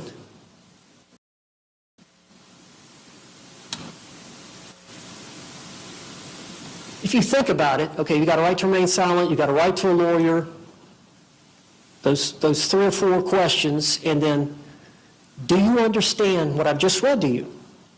I'm paraphrasing. But then Detective Kopsel goes right into questioning. Once Sarah says, yes, I understand, it's an acquiesce to authority. Okay, let me start asking her questions. The critical question is, having these rights in mind, do you agree to speak with us? That is the time of free choice. That is the time of decision for Sarah, to be given that opportunity. But the way I understand, Detective Kopsel had the autopsy. She had the blunt force trauma. Those were not questioned. Sarah Boone was not questioned about that. They didn't know about that until the medical examiner. So she had additional information that she wanted from Sarah Boone. She had the 2 videos from Sarah Boone's phone. She had additional information from the phone that was inconsistent with the statement that Sarah had given the day before. So sure, any detective worth their salt would want a statement. She'd already said we had probable cause. We'd already made our mind up that we were going to arrest her. If she didn't come, they were going to go get her. If she came and said, I want to invoke my rights, she was going to be arrested. They wanted to get some type of admission, confession, statement that they could later use, which they're trying to do now. But under the circumstances, the totality of the circumstances about how she was induced to come down there, about telling them that she had to talk, Judge, it was coercive. We would ask that you suppress the evidence. Any response? Judge, the United States Supreme Court has said that confessions are good. They're good for society. It is good when guilty people are convicted. We stand by all the case law that we've cited, and you have reviewed the evidence from start to finish. Under the totality of the circumstances of that 2-hour and 6-minute statement that she gave to law enforcement, she knowingly and intelligently and voluntarily waived her Miranda rights. And under the case law, it was done perfectly fine. There is no requirement that that question number 9 get read. And as far as any credibility issues that are pertinent to the court's analysis, which the state would submit there is not, because we are conceding there was custody on February 25th. They are allowed to use subterfuge and deception to get somebody to come to the police station under the case law and authority cited. But if there is anything that is dependent upon the credibility of either the defendant's testimony or Detective Kopsel's testimony, the state would argue for the reasons of her being impaired by her own admission on the afternoon of February 24th, still from the night before, that her credibility is less than Detective Kopsel's, and of course she has a bias and interest in the outcome of the case, whereas Detective Kopsel has no motivation to not tell the truth about whether she used deception to bring the defendant down to the police station, because that's perfectly acceptable. So we're asking you, for the reasons that we stated in our multiple responses to their multiple amended motions, to deny their motion to suppress. Thank you. Any further argument, Mr. Owens? No, Judge. All right. Tomorrow is a court holiday. The court has had the opportunity to review all the case law. The court's going to prepare a written order, and you'll have it before the close of business tomorrow. Courthouse may be closed, but I'll be here working. Judge, and for the record, there's 2 exhibits that I tried to introduce. They will be admitted to the record? Yes, of course. They were pre-marked. Moving now to the defendant's motion for a right to hair, cosmetics, and civilian clothing without restraints for trial. State, what, if any, positions do you have with regard to the restraints? Again, we've already decided that issue. I don't know that there's been any new allegations alleged in the motions by Mr. Owens on behalf of the defendant, but the court has decided that already, and unless there was some sort of change in position or authority, then the court should maintain the law of the case. Response. And Judge, I just want clarification, but, you know, she's here today and she's in handcuffs, so she has difficulty writing. Let me just interject for 1 second. She will be hands-free. Okay. So the issue is the leg restraints. And Judge, she's presumed innocent. I understand security has an obligation. There's 3 doors. I assume we're going to be trying the case in this Yes, sir. courtroom. There's 3 doors. I know that we've got several security officers here in case she were to try to flee. But she's got no access to weapons or anything of that nature. She has a fundamental right to a fair trial. She has the fundamental right to a presumption of innocence.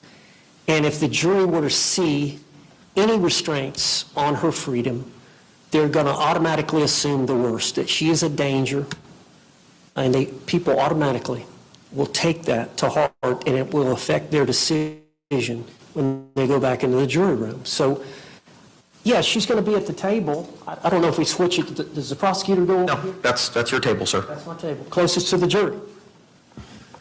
So she'll be sitting here with the other 2 lawyers and I, and the only time they're going to see her walk in and out is she's always going to be in the courtroom. They're never going to see her walk in and out. So the only time is when she testifies.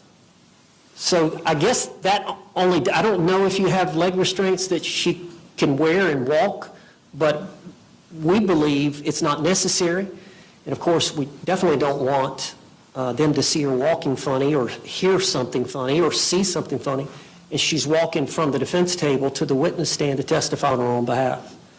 But I don't think it's necessary to have leg restraints. I think once she gets in here in the trial, beginning Monday, jury selection, and I assume the tables are going to stay here? The privacy panels will be located in front as well, which will prohibit our jury from being able to see any of the leg restraints that she has. I don't think it's necessary to have the leg restraints, Judge. I think you can bring her in with the leg restraints, but take them off right before we get started. I don't see a problem with that. I don't think she's a threat. You know, there are times when criminal defendants are in a trial and they misbehave in the middle of the trial, so they have to be restrained. But Sarah Boone, as far as I've been involved, and I think prior to that time, has always been polite and cooperative, and she understands the importance of behaving, and I have every intent that she will comply with the court's directive and she will act appropriately throughout the trial. I do not believe any restraints are necessary during this trial. Anything further as to that issue? I don't believe that's case law authority on the issue. Okay. Beliefs. All right, thank you very much. With regard to your request for clothing in that, you could certainly go to the jail and provide, have whoever it is that you want to meet with her in the meeting area to get measurements from her and provide clothing. The clothing for trial will have to be provided to her at the Orange County Jail. That will be brought over with her in the morning, and then she'll be able to be dressed out downstairs. So your motion will be granted with regard to the clothing. You'll have to address with the jail, having a person come in there to take her measurements. They may have to be with you, counselor, in order to facilitate that. But the clothing will have to be dropped off at the jail. And it will be transported with her in the morning each day of trial. Okay. With regard to the appearance issue, do you have any other further argument as to that? Judge, just what's stated in the, I made some legal arguments in the defendant's motion for the right to hair, cosmetics, civilian clothing without restraints for trial, just the arguments in there.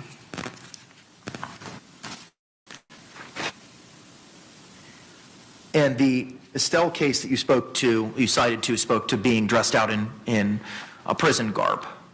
Doesn't really address a prison guard in shackles. It doesn't address any beautification or anything along those lines. I just think it's just part of a fair trial.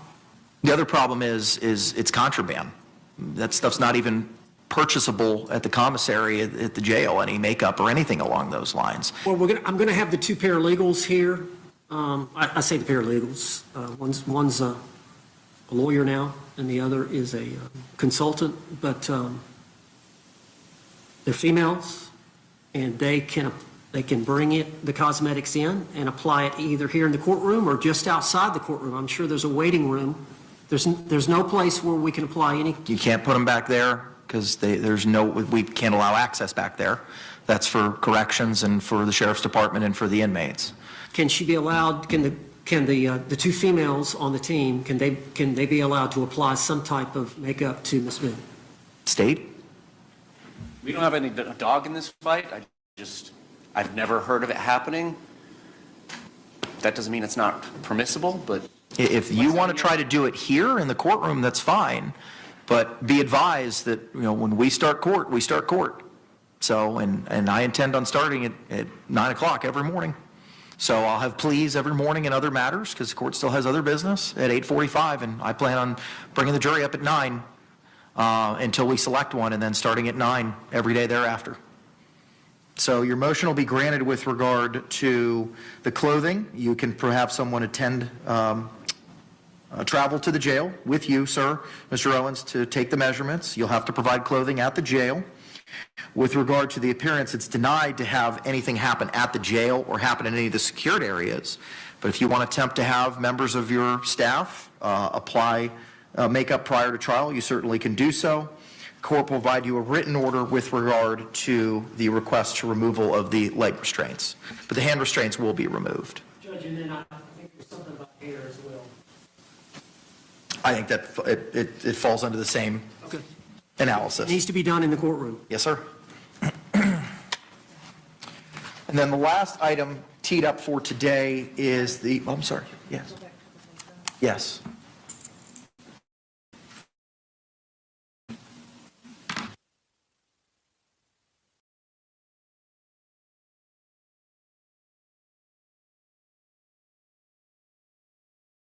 So corrections in the Orange County Sheriff's Office have just advised me that the concern is if makeup is affixed and then she's taken back downstairs and then taken back to the Orange County Jail, they don't know if it's contraband, they don't know what's placed on her person. That's the concern. It's just going to be some facial makeup. I understand, but I don't see. DOC and Sheriff's Office are telling me they can't do it because of the concerns that were just outlined after she's returned to the Orange County Jail facility. Okay. Okay. All right. You'll get an order with regard to the restraints no later than tomorrow. Moving now to the state's request for protective order. I've reviewed that.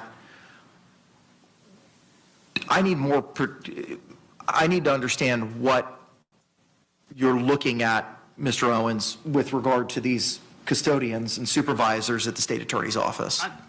I did not realize that was going to be addressed today. Yes, my JA had emailed all y'all, I think last week after it was filed, that said this would be added to the hearing for, I guess that was filed on Monday, forgive me.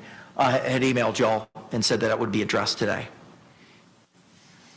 That was relating to me subpoenaing and listing the I think it was it's the third amended witness list lists certain people as witnesses: custodian of records, Orange County Office of State Attorney, domestic violence supervisor for the Office of the State Attorney, victim advocate supervisor for the Office of the State Attorney, and misdemeanor supervisor for the Office of the State Attorney. And the state is seeking a protective order on the grounds that it's work product or opinion product, and requiring prosecutors to disclose work product and impede criminal prosecutions is violative of Florida law. Judge, as you know, we have filed our notice of intent for battered spouse syndrome in conjunction with self-defense, and we have listed and plan to introduce the fact that George Torres had been arrested, I think, 3 or 4 times prior to this event. And I think on 3 of those cases, the case was dismissed against Mr. Torres. And it's going to come out that Sarah Boone had requested the charges to be dismissed. And I believe it's going to come out probably through expert testimony that that's one of the conditions, or that's one of the things that they try to do, bond you out of jail and then get the charges dismissed as a battered spouse.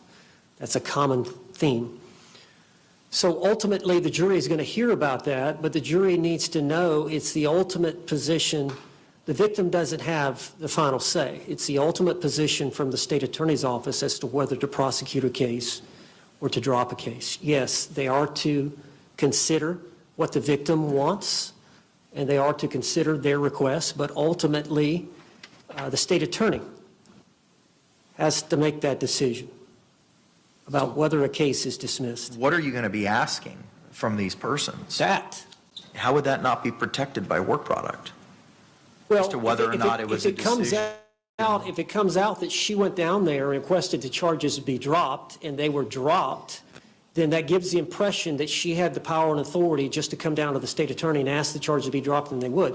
When in fact, the ultimate call is the state attorney's office. They don't have to drop cases, even if a victim claims they do. So just that decision by the state attorney to drop it was their decision. They considered the victims, but it was their decision to drop it, and their power and authority to do so, not the victim's authority.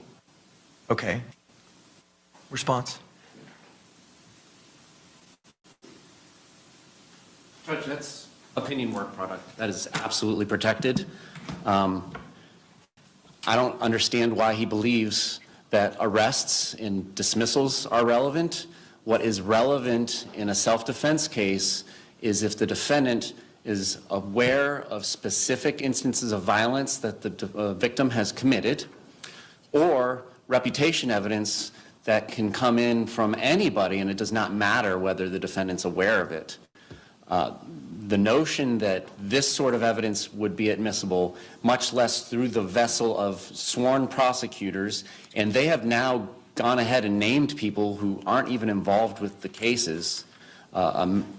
Matthew Storch, Christina Mills, and Aaron McCullough, our head victim advocate, have all now, I learned while we were at the jail this afternoon, been served with subpoenas by the defense, and we are moving to quash those. Prosecutors and victim advocates and other support staff cannot be forced to come in and say why they dropped a case. That is opinion work product. And if they want to get public records about these cases and try to get them moved into evidence, then they have to do public records requests or compel discovery from the state attorney's office, which I believe we all have. The state has just been dropped with her medical records that Investigator Lane got in 2021, even though they keep on saying in their amended discovery exhibits that they don't even have this evidence. We got dropped last Friday, the Aspire records and the Advent Health records that have documentation that Billy Lane picked them up in 2021. So the defendants had these things that are getting dropped on the state for years, and we're just getting dropped on us this Friday. And now we are having to combat subpoenas and requests for documents. It is opinion work product. The people that they have listed didn't handle those cases or make those decisions, but that is the ultimate protection, is why we drop these cases. And it's up to the defendant if she wants to come in and say, yeah, I asked to get these cases dropped. I mean, that evidence is coming in anyways through her phone extraction. She is immediately working to bail the victim out. She's immediately working on dropping charges. In fact, there's a video of her coaching the victim on how to drop charges against her on her phone. So all that evidence is going to come in, but it cannot be coming in through opinion work product of the assistant state attorneys and our support staff. Any further argument? I didn't make the argument. I did not make the argument that the state attorney was going to be called to ask why they dropped it, as he just referred to, where they had to explain why the case was dismissed. No, the reason for that is just to explain that they have the ultimate power to dismiss, not the victim in a case. Not why we chose to drop 3 cases against George Torres, but they have the ultimate authority. The victim does not control the case, the state attorney does. You'll have a written order on the motion, protective order for tomorrow, as by tomorrow as well. Anything else, state, we need to address? It appears, and again, been conducting motions all afternoon, it appears that we are set to allow the defense to depose our battered spouse syndrome expert at 10 a.m. tomorrow? Yeah. And that will be done virtually? With regard to the deposition of Dr. Brannon, the deadline is tomorrow. That's set at 3 p.m. Okay, that's still set at 3 p.m. Yes. There will likely be a pending motion to strike if his testimony is duplicative with Dr. Harper's. My understanding from the defense is he's just going to explain what battered spouse syndrome is. It's unclear why or how that would be different than Dr. Harper explaining that. Is that taking place here, or is that taking place in South Florida? Virtually? Unfortunately, due to time constraints, I cannot be everywhere at all times. Okay. All right. Judge, and then on Dr. Brannon's deposition, yes, it's set for 3. I'm just learning now that the expert is going to be available at 10, y'all's expert, by Zoom. And we did talk about that at the jail, trying to schedule something for tomorrow.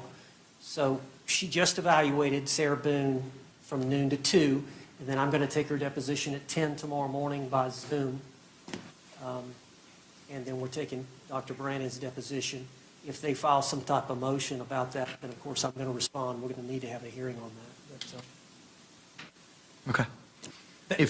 Go ahead, I'm sorry. those 2 things are the only 2 things that I believe we have left prior to jury selection on Monday. Okay. If any motions are filed by anyone moving forward, please favor a copy to my judicial assistant upon filing. And if there's any authority that you intend on arguing that's not cited in the motion, please provide me that authority as well. Although it is a court holiday, the court will be working tomorrow. I will endeavor to get you written orders on all of these things no later than the close of business, hopefully earlier than that by tomorrow. On Monday morning, State, if you could please bring a copy of the score sheet so that when I colloquy Ms. Boone prior to trial about the charge, the potential penalties, everybody's on the same page as to what those are. Okay? Yes. And if y'all could send me that, I'll go out to the jail. I'm going to be here. If you could favor him a copy of that tomorrow or Friday so that he has the opportunity to review that score sheet with Ms. Boone in advance. Yes, and we're going to be filing a motion in limine to exclude the battered spouse syndrome testimony that will need to be addressed. Just waiting to see now how the depositions pan out tomorrow, but based on what we witnessed this afternoon, it's the state's position that we're going to need to file a motion in limine. Okay. All right. Appreciate it. All right. Thank you all very much. We'll address scheduling of any motions on Monday, and it may be a circumstance where, as the court had identified earlier, that we're just going to be looking at cause issues and what people may know about this case. That'll be happening before we turn it over to you all, which would include, Mr. Owens, your opportunity to voir dire on any defenses that may be being raised in this case. So it may be we may get a panel and then ask them to come back later in the week so that we can have those motions after we get that panel of 50, once we deal with all the cause challenges. Okay? All right. Thank you all very much. We'll see you Monday morning at 9 a.m. Court's in recess. Thank you.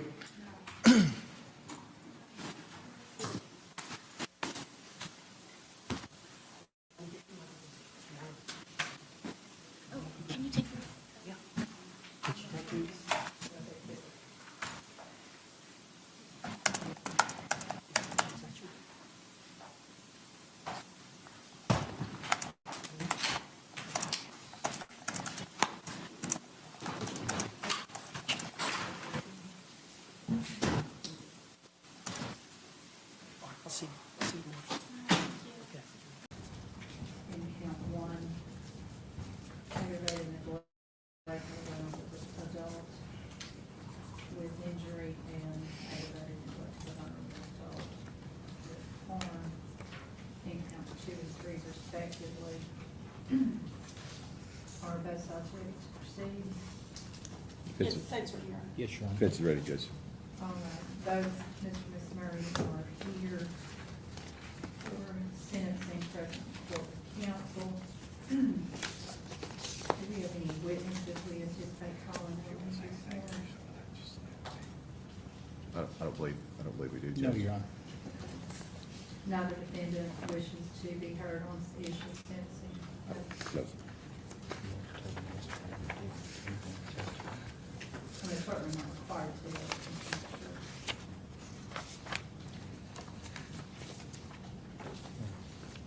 No, Your Honor.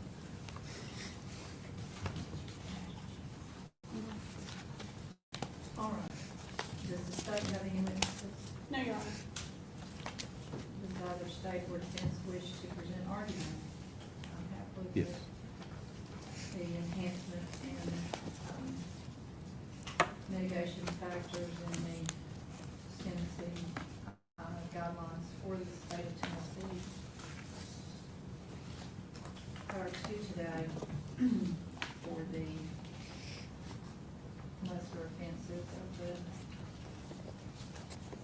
neglect of a minor adult and the issue of consecutive versus concurrent sentencing.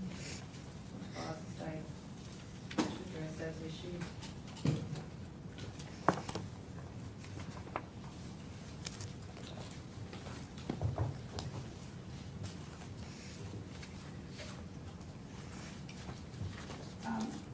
with regard, the state's limited to count 2.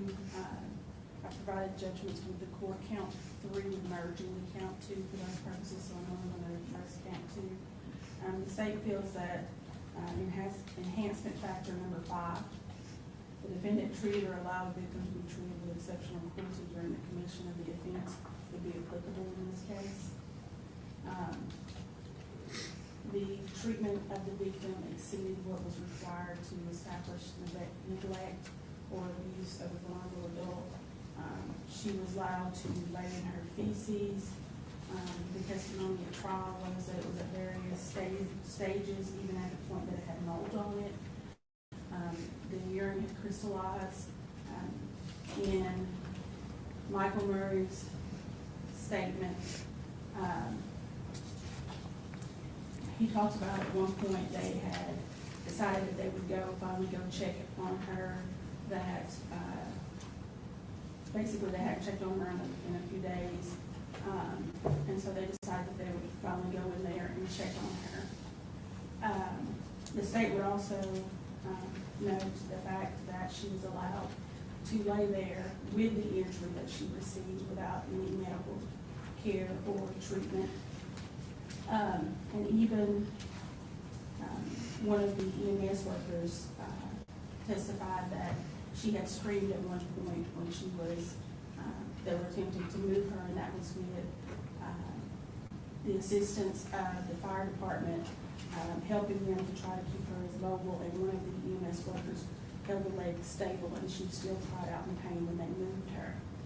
There was testimony from the treating physician that at the point to where they tried to remove, try to clean her up when she was at the hospital, that in her efforts to do that, some of her skin came away.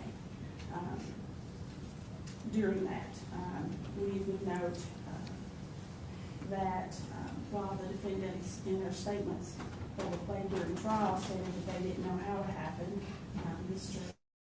Michael Murray said that somebody would have had to come in, a burglar or something, and he didn't do that. He didn't know how it happened. Karen Murray stated that she thought that it was just her regular edema, I think I'm not pronouncing that right, but swelling of her legs from before, and that she didn't think it was anything of that.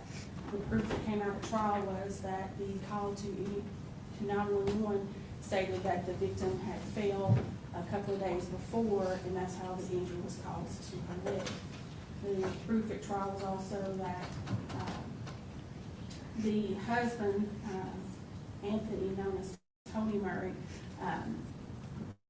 by the defendant's own admissions, was mostly at work most of the time. The care of their mother, Sheila Murray, was basically pretty much in the hands of both of these defendants, with the primary care being that of Karen Murray. So the state feels that the conditions she was left in exceeded what was required to establish the elements of the offense. It was particularly cruel. And in fact, Karen Murray stopped medical treatment from coming to Sheila Murray, who was non-communicative at the time.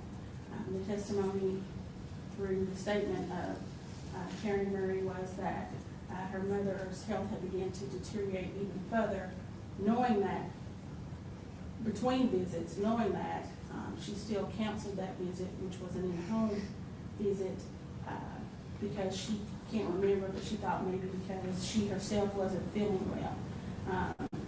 And she never rescheduled that. So people who would have been coming into the home who would have access to the victim to be able to assess her and actually provide help was kept away by the actions of Sheila Murray. Not Sheila Murray, excuse me, Karen Murray. So we would say that enhancement factor number 5 is applicable with regard to enhancement, with regard to that count. Mr. Byrd, on behalf of Ms. Murray. Thank you, Judge. I'll address the enhancements, and mitigation evidence in a moment, but I'd also like to discuss the sentencing considerations before this.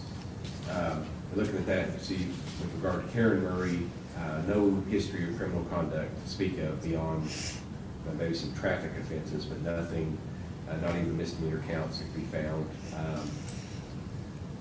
You know, she's not somebody that's in and out of jail. She is, before this, wasn't somebody that was even on the radar of law enforcement for doing anything. You look at confinement being necessary to avoid appreciating the seriousness of the offense. The minimum sentence in this, which would be 8 years to serve on that, wouldn't be appreciating the seriousness of the offense, given the position that Karen Murray was in. These are poor people that were put in the worst circumstances, something that they were completely unqualified to handle. Their mother gets sick in a way they think they can handle. Clearly, things got beyond their ability to do so. Karen Murray doesn't have financial resources, doesn't have the knowledge, doesn't have the autonomy apart from her father's direction to do things differently. Now, would she if she'd had those things? I mean, we'll never know exactly. But this kind of gets to the state's argument with regard to the enhancement factor of cruelty. I don't believe, cruelty, I believe, implies an intentional action of some sort. Cruelty is showing something towards someone. They're charged with neglect here. These are two people that clearly didn't know how to handle the situation that they were in. Did they know how bad things were? Did they see like the broken bone in their mother's ankle? I know that it's implied, and some through the state's argument today, it's implied that there's something to Karen Murray canceling that in-home visit, as though somehow that's some kind of cover-up or something. But there's no evidence to say that. There's nothing to say that she was lying about not feeling well on the day that somebody was going to come in, and why she rescheduled things. There's no evidence that came out of trial that appointment was not rescheduled through any sort of intent to cover something up or through any sort of maliciousness. There was no evidence come out at trial to indicate that she was lying when she said she thought that they were going to reschedule with her.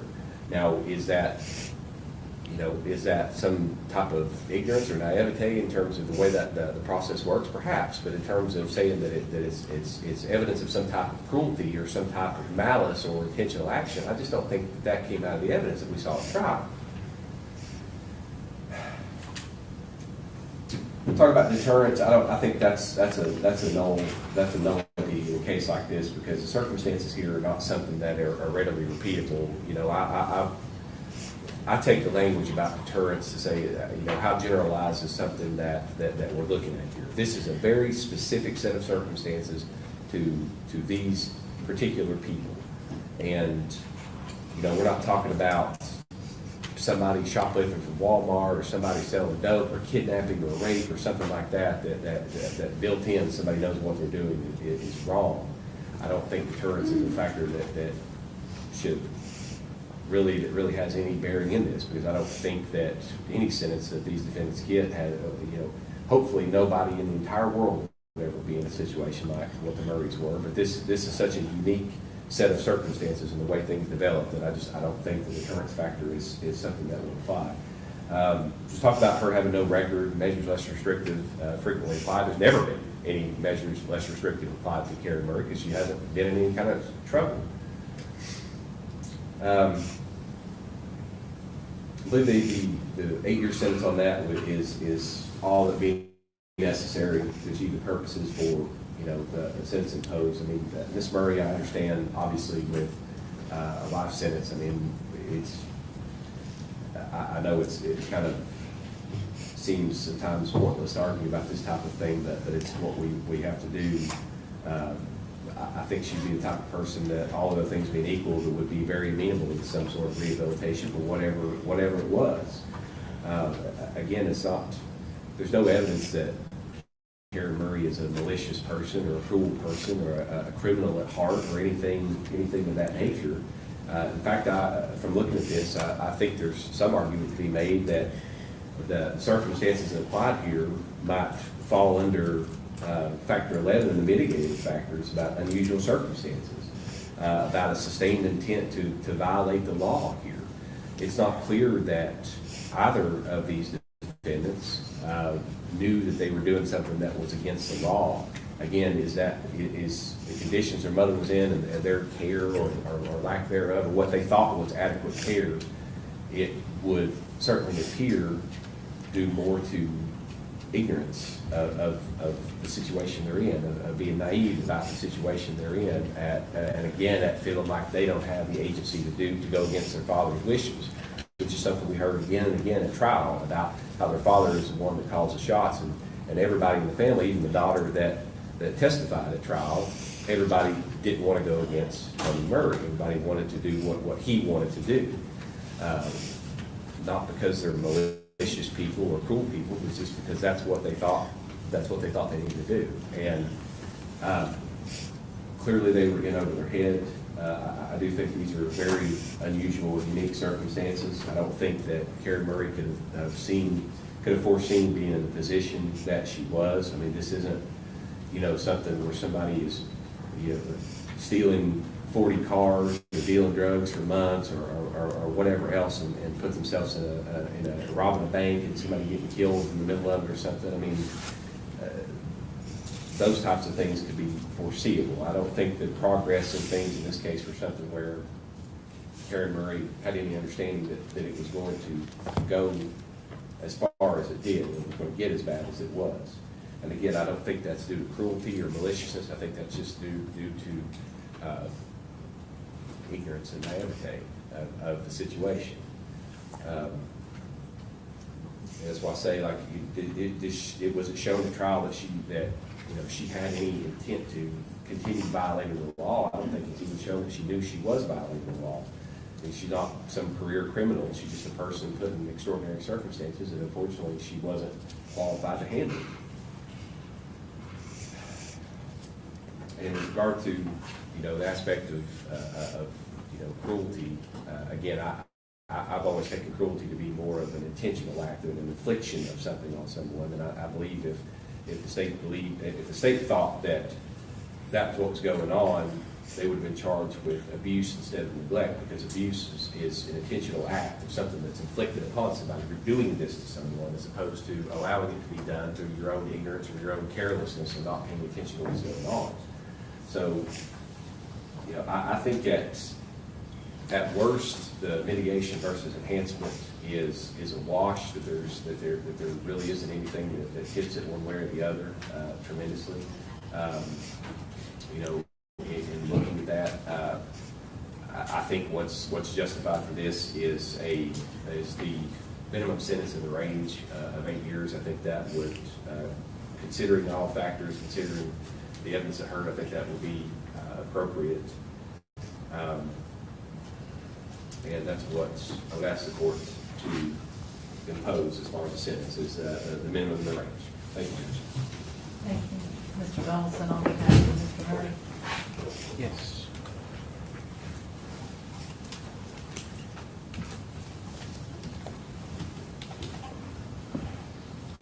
Judge, I'm going to be very brief. I agree with what Mr. Byrd has said 100%. Both of these defendants, they didn't know that they were violating the law. They thought that they were doing what their parents wanted. They had a father. As was testified, there was a hierarchy concerning the care that was given to Miss Murray. Nobody had any intent to hurt Miss Murray at all. And it was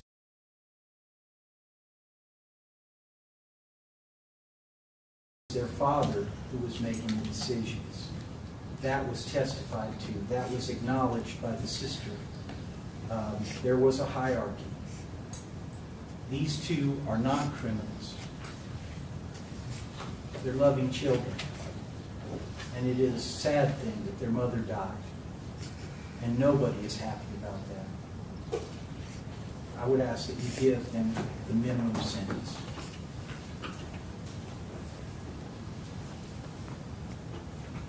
take response?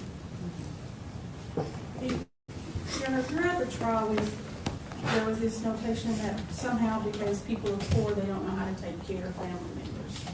I think that does a disservice to people that somehow because they're poor, they can't take care of people when every day, all across the world, people who are poor and impoverished are taking care of people, how people should be treated. Also a theme for defense throughout the trial was somehow that they were following what their father asked them to do, that somehow this was all Toni Murray's fault. But what he asked them to do was to take care of their mother while they sat at home and didn't work. Their testimony through their own statements indicated that they took turns leaving when they wanted to, that Karen Murray had been had assisted her mother when she needed to have her legs taken care of prior to this. There was testimony from the nurse who came out for the doctor's office that instructions were given, that they were following those instructions. There was testimony from the sister that, well, let me go back to the nurse. There was testimony that in previous occasions when something had happened with Miss Murray, whether she had a bruise or something like that, that Miss Karen Murray spoke up. She mentioned those things. In her own statements, she stated that she knew both her and Michael Murray knew they needed to be careful with their mother's skin. That's why they use a special soap, is because they knew that they had to be careful with her skin. It was sensitive. And to not know that there is an infection, a huge infection, that is rotting through their mother's back, if they are taking care of her and cleaning her like they say they are, there's no way you miss that and don't know that she needs medical attention. By their own testimony, they had phones and stuff. They could access the outside world. They could have called 911. They could have done anything, but they chose not to. The defense says that this is a unique set of circumstances. No, it's not. Every day, people are taking care or failing to take care of relatives. They know the means for which they could have got assistance, but they chose not to do it. And an indicator of their guilty conscience is the fact that they gave the story to law enforcement, but they didn't know how it happened. But yet 911 was called because she had fallen earlier in the week and had injured herself. So if you know you didn't do anything wrong, why change the story and say you don't know how it happened? There was feces in the wound. She was laying in feces. There's nothing in the record that says that they weren't taking care of themselves, wasn't cleaning up after themselves. So they knew that they weren't taking care of her. In the words of Karen Murray, they had their own lives to live. That's true. But if they didn't want to take care of her mother, you don't leave her laying in her feces, knowing that she doesn't have the ability to get out of bed by herself, she can't move by herself, she doesn't have the present ability to contact anybody for herself. And as I stated in the closing arguments, yes, there is something wrong with the fact that you know someone's health is deteriorating, and you know that if you know that you can't take care of them, you cancel an appointment. You don't really remember why you canceled it, but you think it was because you were sick. You can't recall exactly whether they told you they were going to call you back or not, but as she continued to deteriorate, they did nothing.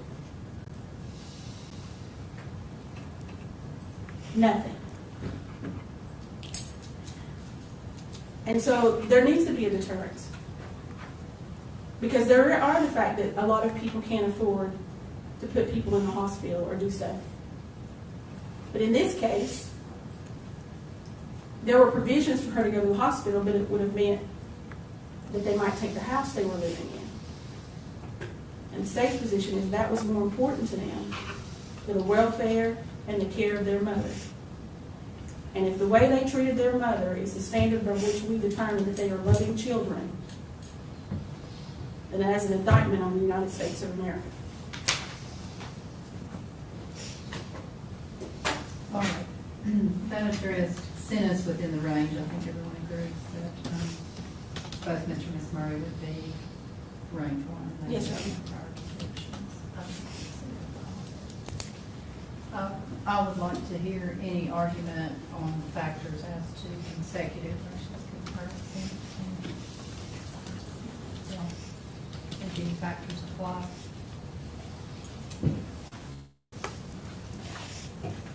For consecutive sentencing. I didn't really see any that applied, Your Honor. The state did not see any. All right. I agree with that. All right, anything else? Thank you. All right. You're welcome. Thank you. All right, on June 28th, 2024, both Michael A. Murray and Karen W. Murray were convicted of first-degree murder in count one of this indictment as co-defendants. In count 2, the jury found them guilty of aggravated neglect of an elder or vulnerable adult. And in count 3, they were each found guilty of aggravated neglect of an elderly or vulnerable adult. The victim being their mother with whom they lived here in Johnson City, Washington County, Tennessee, and were charged with being her caregivers. The jury imposed a fine in counts 1 and 2 of $12,500 each. Count 3, I believe, was a Class C felony, so not that it makes that much difference, but I'll amend the fine. Thank you, Judge. The fine imposed in count 1 was $25,000. The only sentence that is available, the state did not seek life without parole or the death penalty in this case. So the sentence for first-degree murder during the commission of a felony, which would have been the aggravated neglect of a vulnerable adult, is life in prison, and that is a 51-year sentence, a little bit more than that, probably 51.4 years at this point. The sentence range for count 2 for each defendant would be 8 to 12 years, and for count 3 would be 3 to 6 years, which there's no dispute that from the state that those counts would merge as the elements are similar. And under 40-35-115, the sentencing guidelines on multiple convictions, consecutive versus concurrent sentencing, the state does not argue that consecutive sentencing apply for these particular counts 2 and 3 that would obviously merge. The court therefore will run the sentence to be imposed in counts 2 and 3 concurrent with the life sentence. Both defendants are, based on their dates of birth, are in their late to mid-40s. I think Ms. Murray is about 49 years old. Mr. Murray is about 44, 45 years old. So this is truly, absent action on appeal that would bring this case back, is a life sentence for these people. And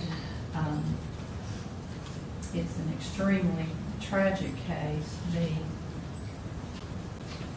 court has reviewed the notes I took during the trial, and I will note that since they had no prior record, that was stipulated to and the only sentence applicable in count one would be a life sentence. A sentencing report was not prepared. There's no enhancement in terms of, in the range, no prior convictions to review.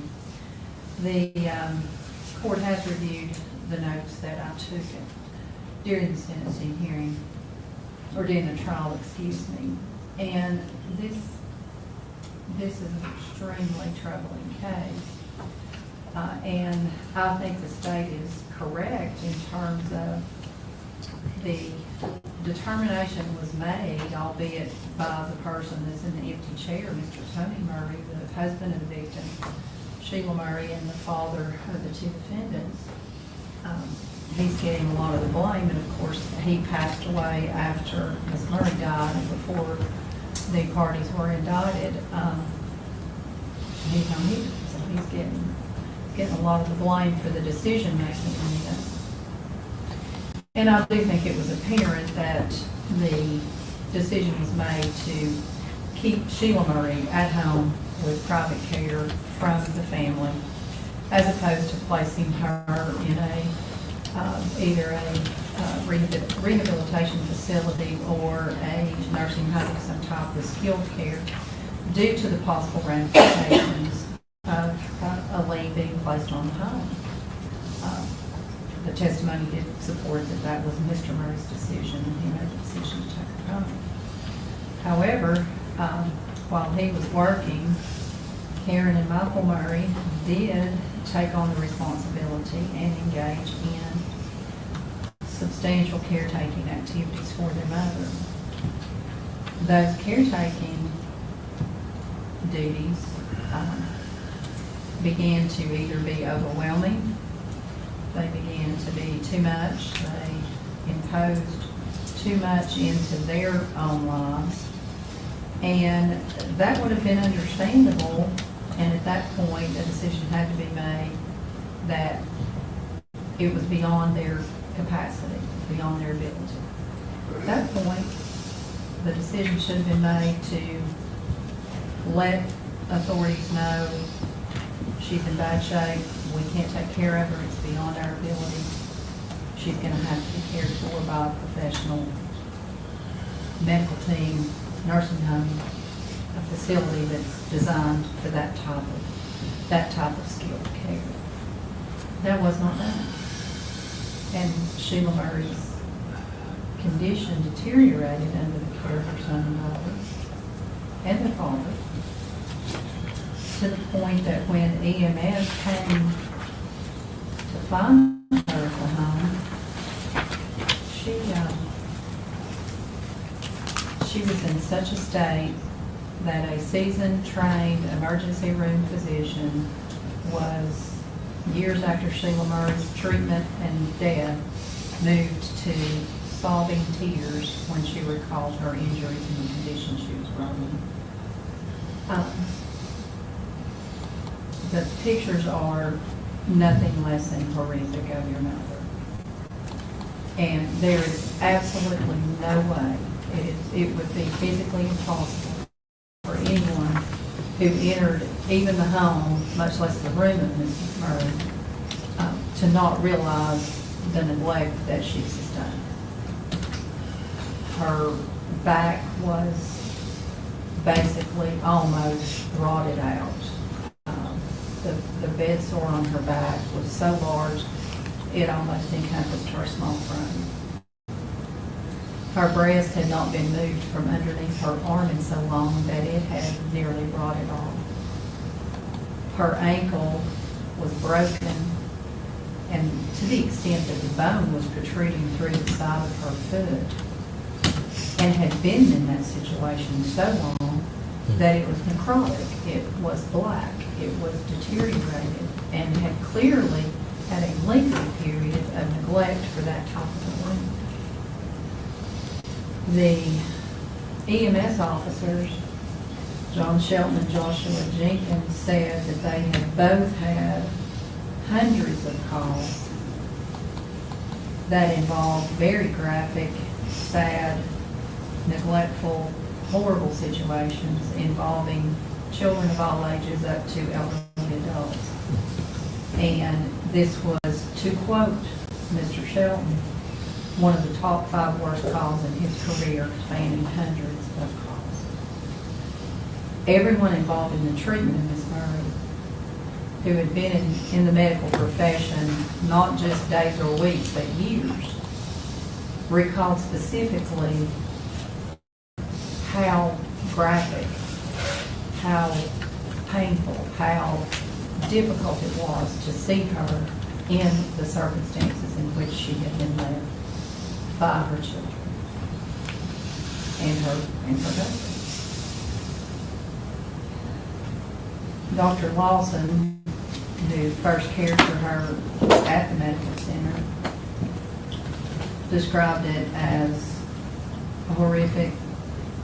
The conditions didn't occur overnight, and that she had a very clear memory of what Ms. Murray appeared like in the emergency room. She was covered in fecal matter, she smelled of urine. Her room was described as having those same smell by the EMS personnel who transported her from the home to the hospital. And again, these bodily fluids and bodily substances had been there a long time, to the extent that when she was attempted to be clean, her skin kept. Again, this did not happen overnight. Dr. Cook, the medical examiner, the forensic pathologist, who described her wounds as, again, not being able to happen in just a very short period of time, said the sores could have been prevented, the necrotic tissue could have been treated. Her wounds were something that could have been taken care of had she received the appropriate medical care. This is a horrible case for people who should never be in a courtroom. They don't have a criminal record. The defense counsel is right. I don't think you're thieves or thugs or probably anyone that would likely hurt someone in the future. However, you let your mother deteriorate to such a condition that it caused her death, and that condition had to result in terrible pain, indescribable suffering, and humiliation of a medieval type that no human should have to endure. Basically, she was nearly thrown in a dungeon and left to rot, and that's exactly what. All that had to happen was a phone call be made for somebody to come get her. And rather than do that, she was left in that dungeon, in that cell, and the only crime she committed was having 2 children who didn't care enough about her to take care of her and prevent her. And she was not an elderly lady. She had had a horrible stroke, a debilitating stroke that left her as vulnerable as a newborn. And that was bartered for financial reasons to keep the house. It's unforgivable. And it can't be fixed. You may not be horrible people, but the way you treated your mother was horrible. And the jury found exactly that. Having said that, the state is right, a lot of people are being charged these days with neglecting elderly adults. We have an aging population, especially in this region, and we're seeing more and more of these cases. Deterrence might be a factor, but I think people just decide they're not going to do it. They're not going to take care of this. It's just too much, too hard. But whether it be for reasons similar to what Karen and Michael Murray did, along with the decision making of their father to, well, we're just going to keep the house and we'll do what we can.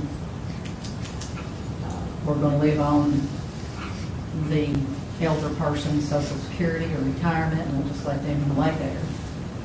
However it be, these people are completely vulnerable. And I wish I thought this crime could be deterred, but I don't think deterrence is a factor that would apply in this case. So in terms of the factors that would apply for enhancement in range, the state argued factor 5, the defendant allowed treated or allowed victims to be treated with exceptional cruelty during the commission of offense. The court finds that that really brushes very closely to the elements of the offense of counts 2 and/or 3 on the aggravated neglect of a vulnerable adult with injury or harm. While any one of her injuries that the court has detailed could have been considered sufficient for those particular crimes, the court has no way of knowing what ones or if the overall injuries were considered by the jury as an element of those offenses. So, out of abundance of caution, the court will not enhance the range on those, and that would be the only factor that would apply. The mitigation factors, the court does not find that any of those necessarily applied. Both defendants were equally responsible for the care of another, even though Karen Murray may have handled more sensitive areas of her body, both of them being females. Still, there was plenty of wounds on her body that were not in private or intimate areas that were clearly visible concerns. The court, again, finds that consecutive sentencing would not apply. So the court in count 1 sentences Karen Murray as defendant A in case number 47002A to life in prison for the first-degree murder of her mother. And he will serve that sentence in custody of the Department of Corrections until that sentence expires. In count 2, the court will impose the sentence of 8 years concurrent with the life sentence. And in count 3, 3 years, which will merge with count 2. The court. I'm sorry. With regard to the fines, I believe we thought the jury hadn't set a fine, so. It's on the judgment form. It's on the verdict form. It was, but we didn't have the verdict form because there was a question about whether they had to set a fine, and we thought they hadn't, and the defense agreed to waive that, but then we actually got the judgment forms that it actually had yeah, I do recall that.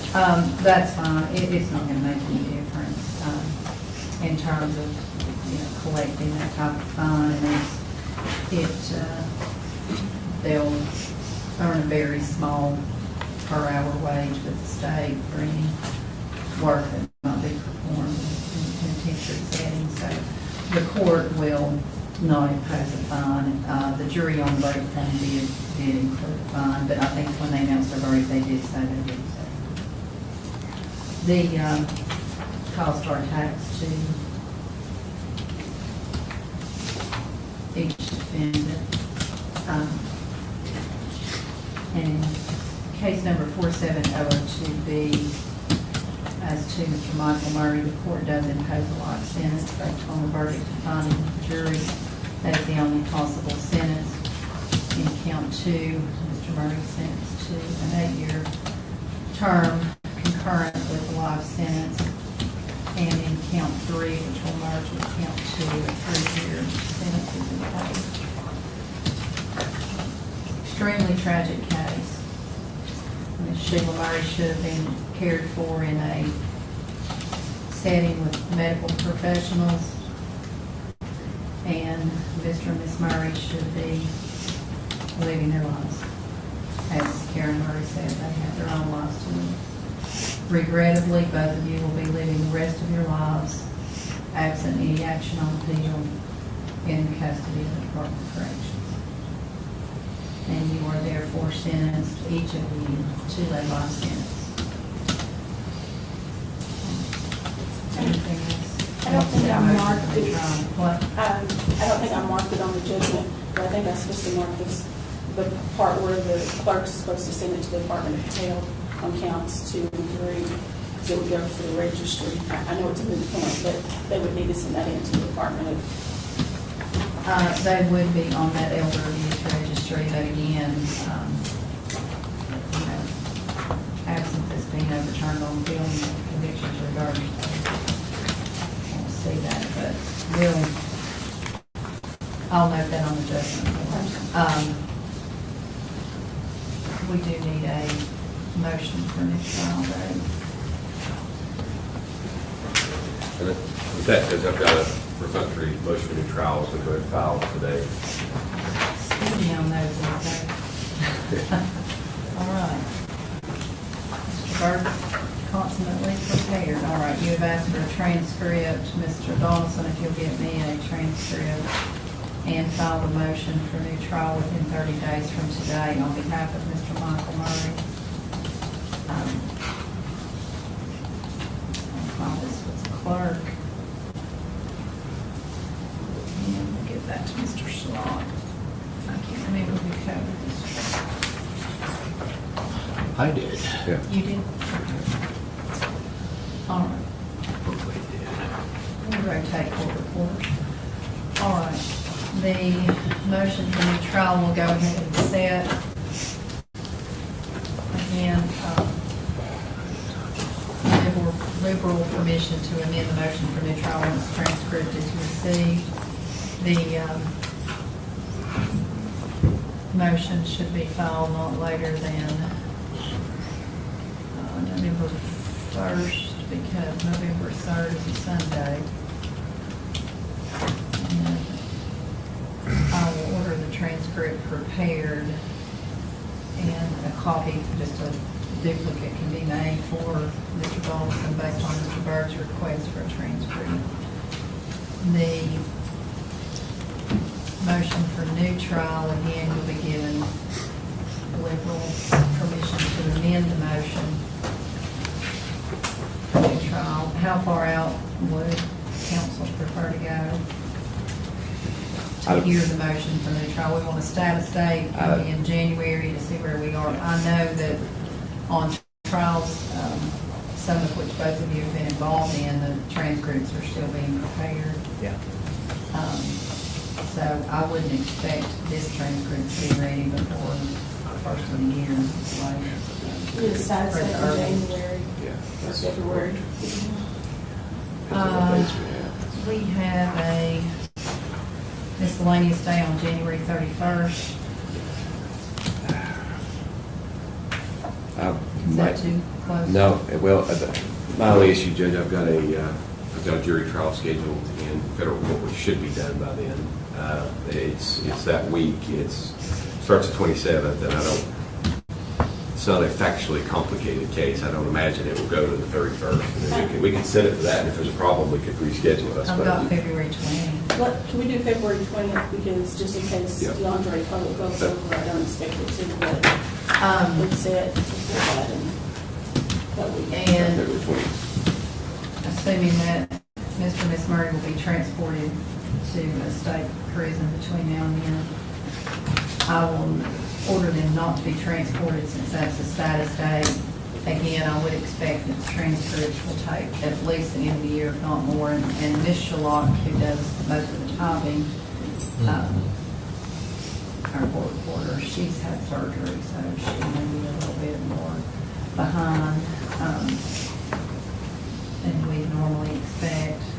She had a rough go of it there for a bit.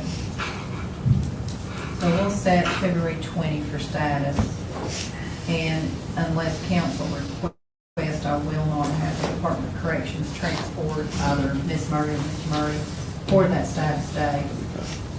On February 20, we'll select a motion for new trial based upon whether you have already received the transcript and had an opportunity to review it in its entirety and prepare an amended motion for new trial.